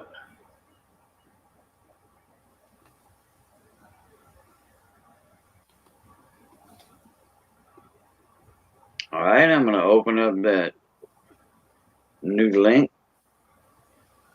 Yeah, that don't fit with it either. Quite right, Badger. I'm looking at them side by side. I'm gonna do some overlays. We'll find out. I'm going to show y'all what that link brings me to. I'm not that quick. I'm going to show y'all what that link brings me to. Okay. All right.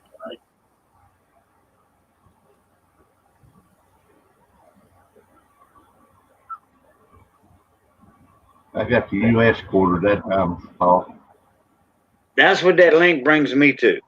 Quarter. Okay, where it says, yeah, right there where it says, do you mean quarter United States coin? Yeah. Click on that. Right there? Yeah, click on that. Okay. Now you got it. Oh, okay. Yeah, well, I know what a quarter looks like, but I thought he was putting up a link for a Canadian quarter.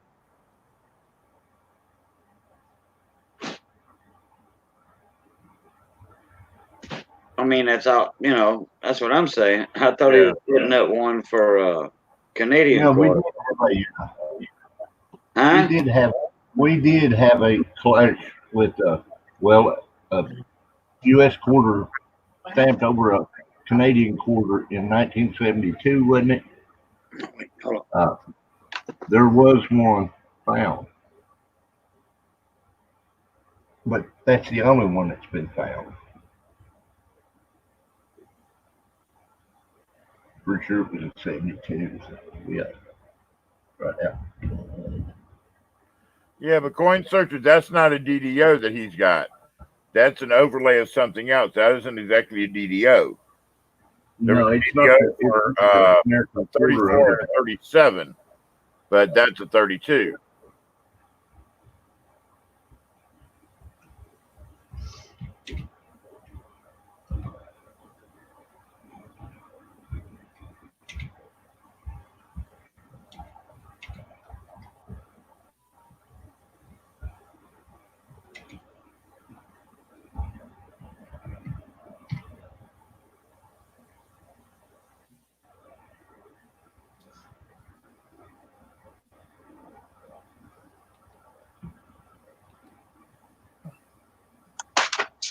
You have to eat your own food.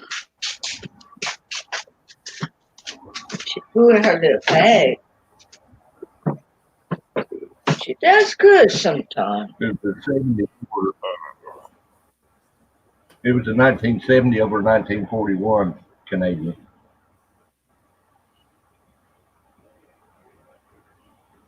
NGC verified it.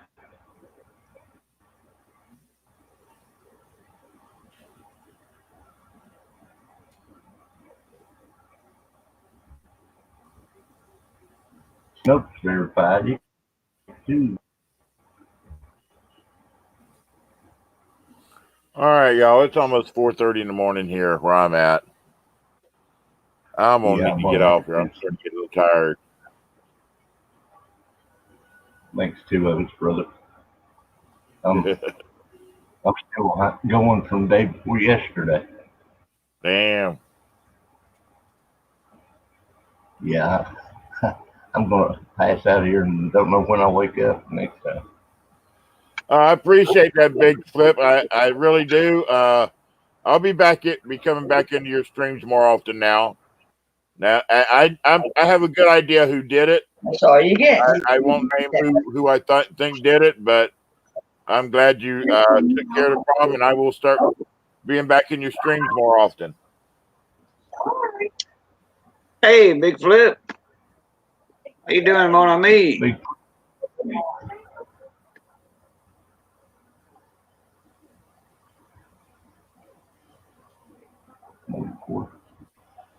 All righty. Well, Big Flip, have a good day. What's left of this it? is Big T here.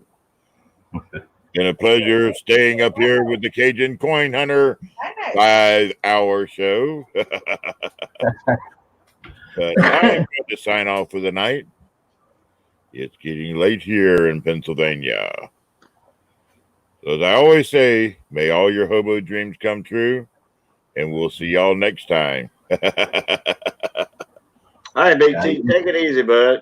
All right, you too. Love, peace, and cracking grease, mon ami. Yep. Have a good night, Badger. Later, man. Have a good day. What's left? Yep. All right. Good night, everybody. Y'all have a good night. See you, man. Hey, Big Flip. Hold on a sec here.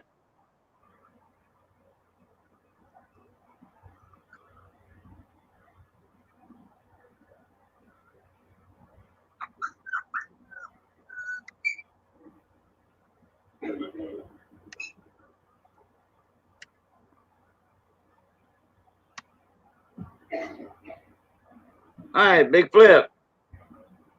Here's my email address, which I'm pretty sure you had it already. Go ahead and send me an email. And I'm going to send you something real quick.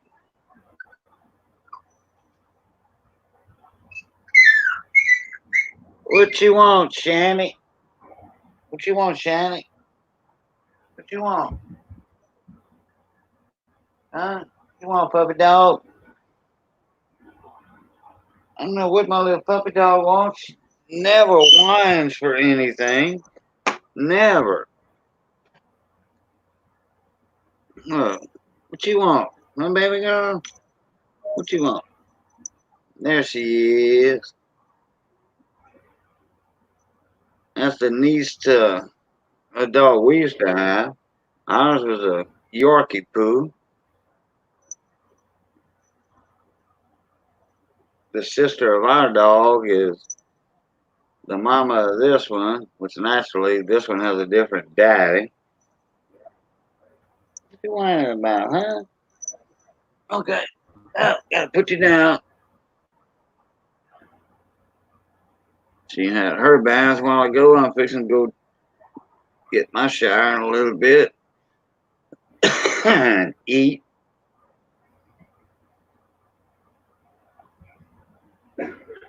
All right, let me check my email here for Big Flip.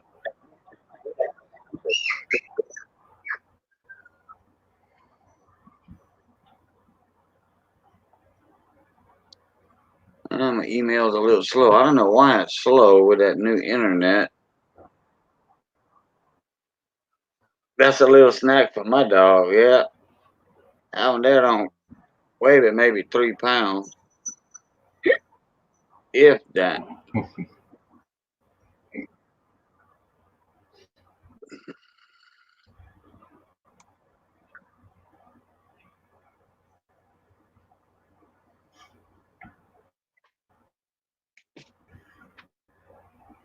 I'll be right back. Hold on a sec.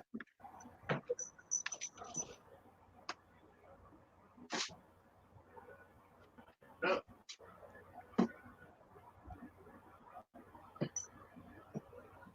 think she wanted a little water.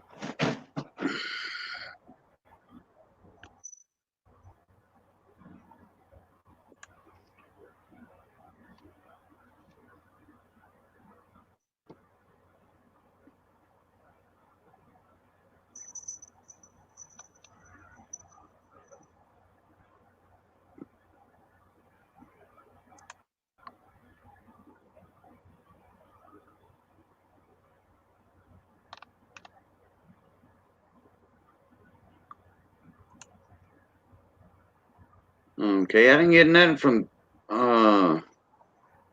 Big Flip yet.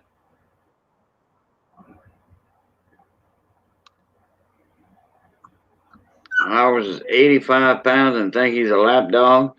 Oh, yeah, I had one that was about 35 pounds one time. Lap dog. Yeah, it would spill over the chair, too.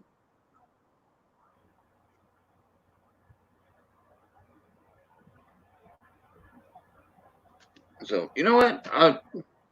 I missed the Saints game today. Oops. I sure did. Let me see what they did. I bet you they won. I had an email from Field Guy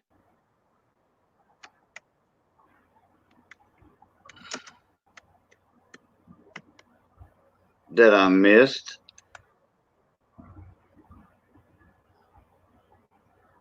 They lost. Saints But lost. there's the link. That link that I just put in the chat is the 1970 over 1941 Canadian. Of course, it's a different King George on the 41, but that one is one that they found, and you'll see how it looks and little characteristics, and it kind of matches the one I've got somewhat in that characteristics mode. Look, that link right there. Yeah, the bottom one I just put in. All right. I opened it in a new tab. Going So you there might just take said I sent you an email. I and didn't scroll see it. down, Open. scroll down in it, and you'll see a verse of the coin. Waiting on it to finish loading up. They must have a lot of info in there. Yeah, it's one of those that takes a while.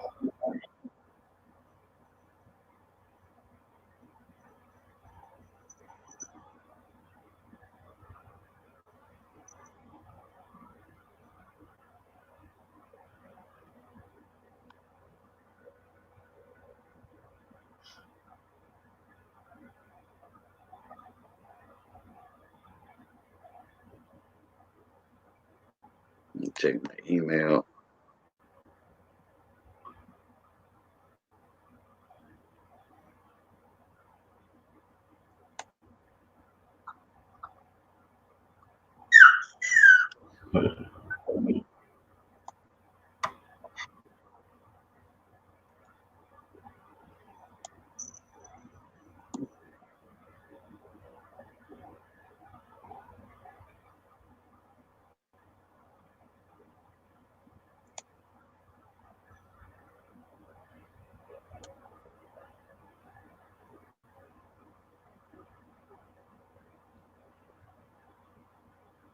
Oh wow, coin searcher.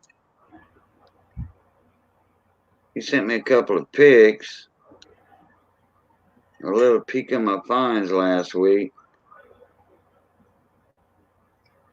Paul, it's that 32 King George. It's a different King George than 1941. And the strike on the 1970 over the 1941, the Canadian quarter is at a 90-degree turn to George Washington.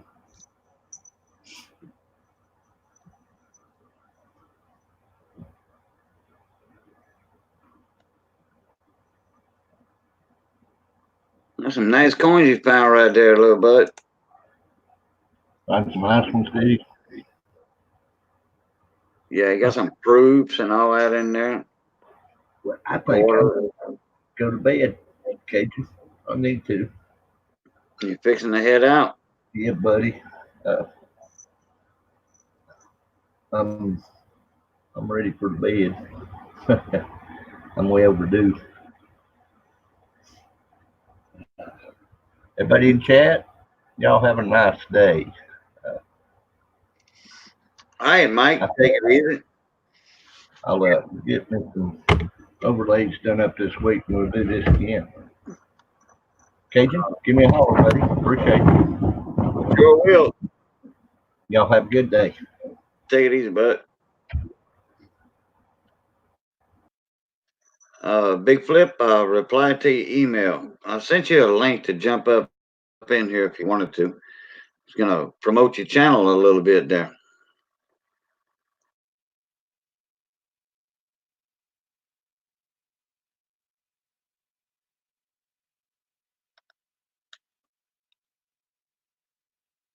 Yeah, I'd wanted to promote your channel before I went off the air.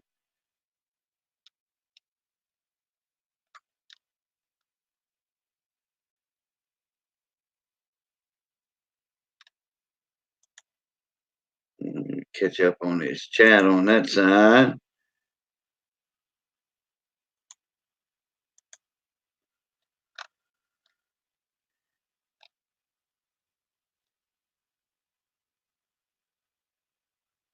Yeah, I saw you were driving. Okay. I didn't know if that was you driving or the missus. You had 6 rows like that, coin searcher? Wow. No problem, Big Flip. No problem. All right, I guess I'm gonna run off too. I had my coin scope up earlier, showing off some nice coins and stuff. I don't want to go ahead and break out some other coins and stuff. I have to get in storage. I got 2 different storage places, but I think Thursday, like I said earlier, we're gonna do those 2 silver wheels for those American Silver Eagles from Bigfoot hide and seek. We're gonna do those since those spots are already all taken up, and then I'll announce my new gold wheels uh, coming up. New way to pay. You know, we got a Venmo account now, and if anybody's interested in getting on a wheel for some gold coins, we're definitely gonna bring that back. And then eventually we're going to bring back the silver wheels. All right, Big Flip. Appreciate you coming in, mon ami, very much.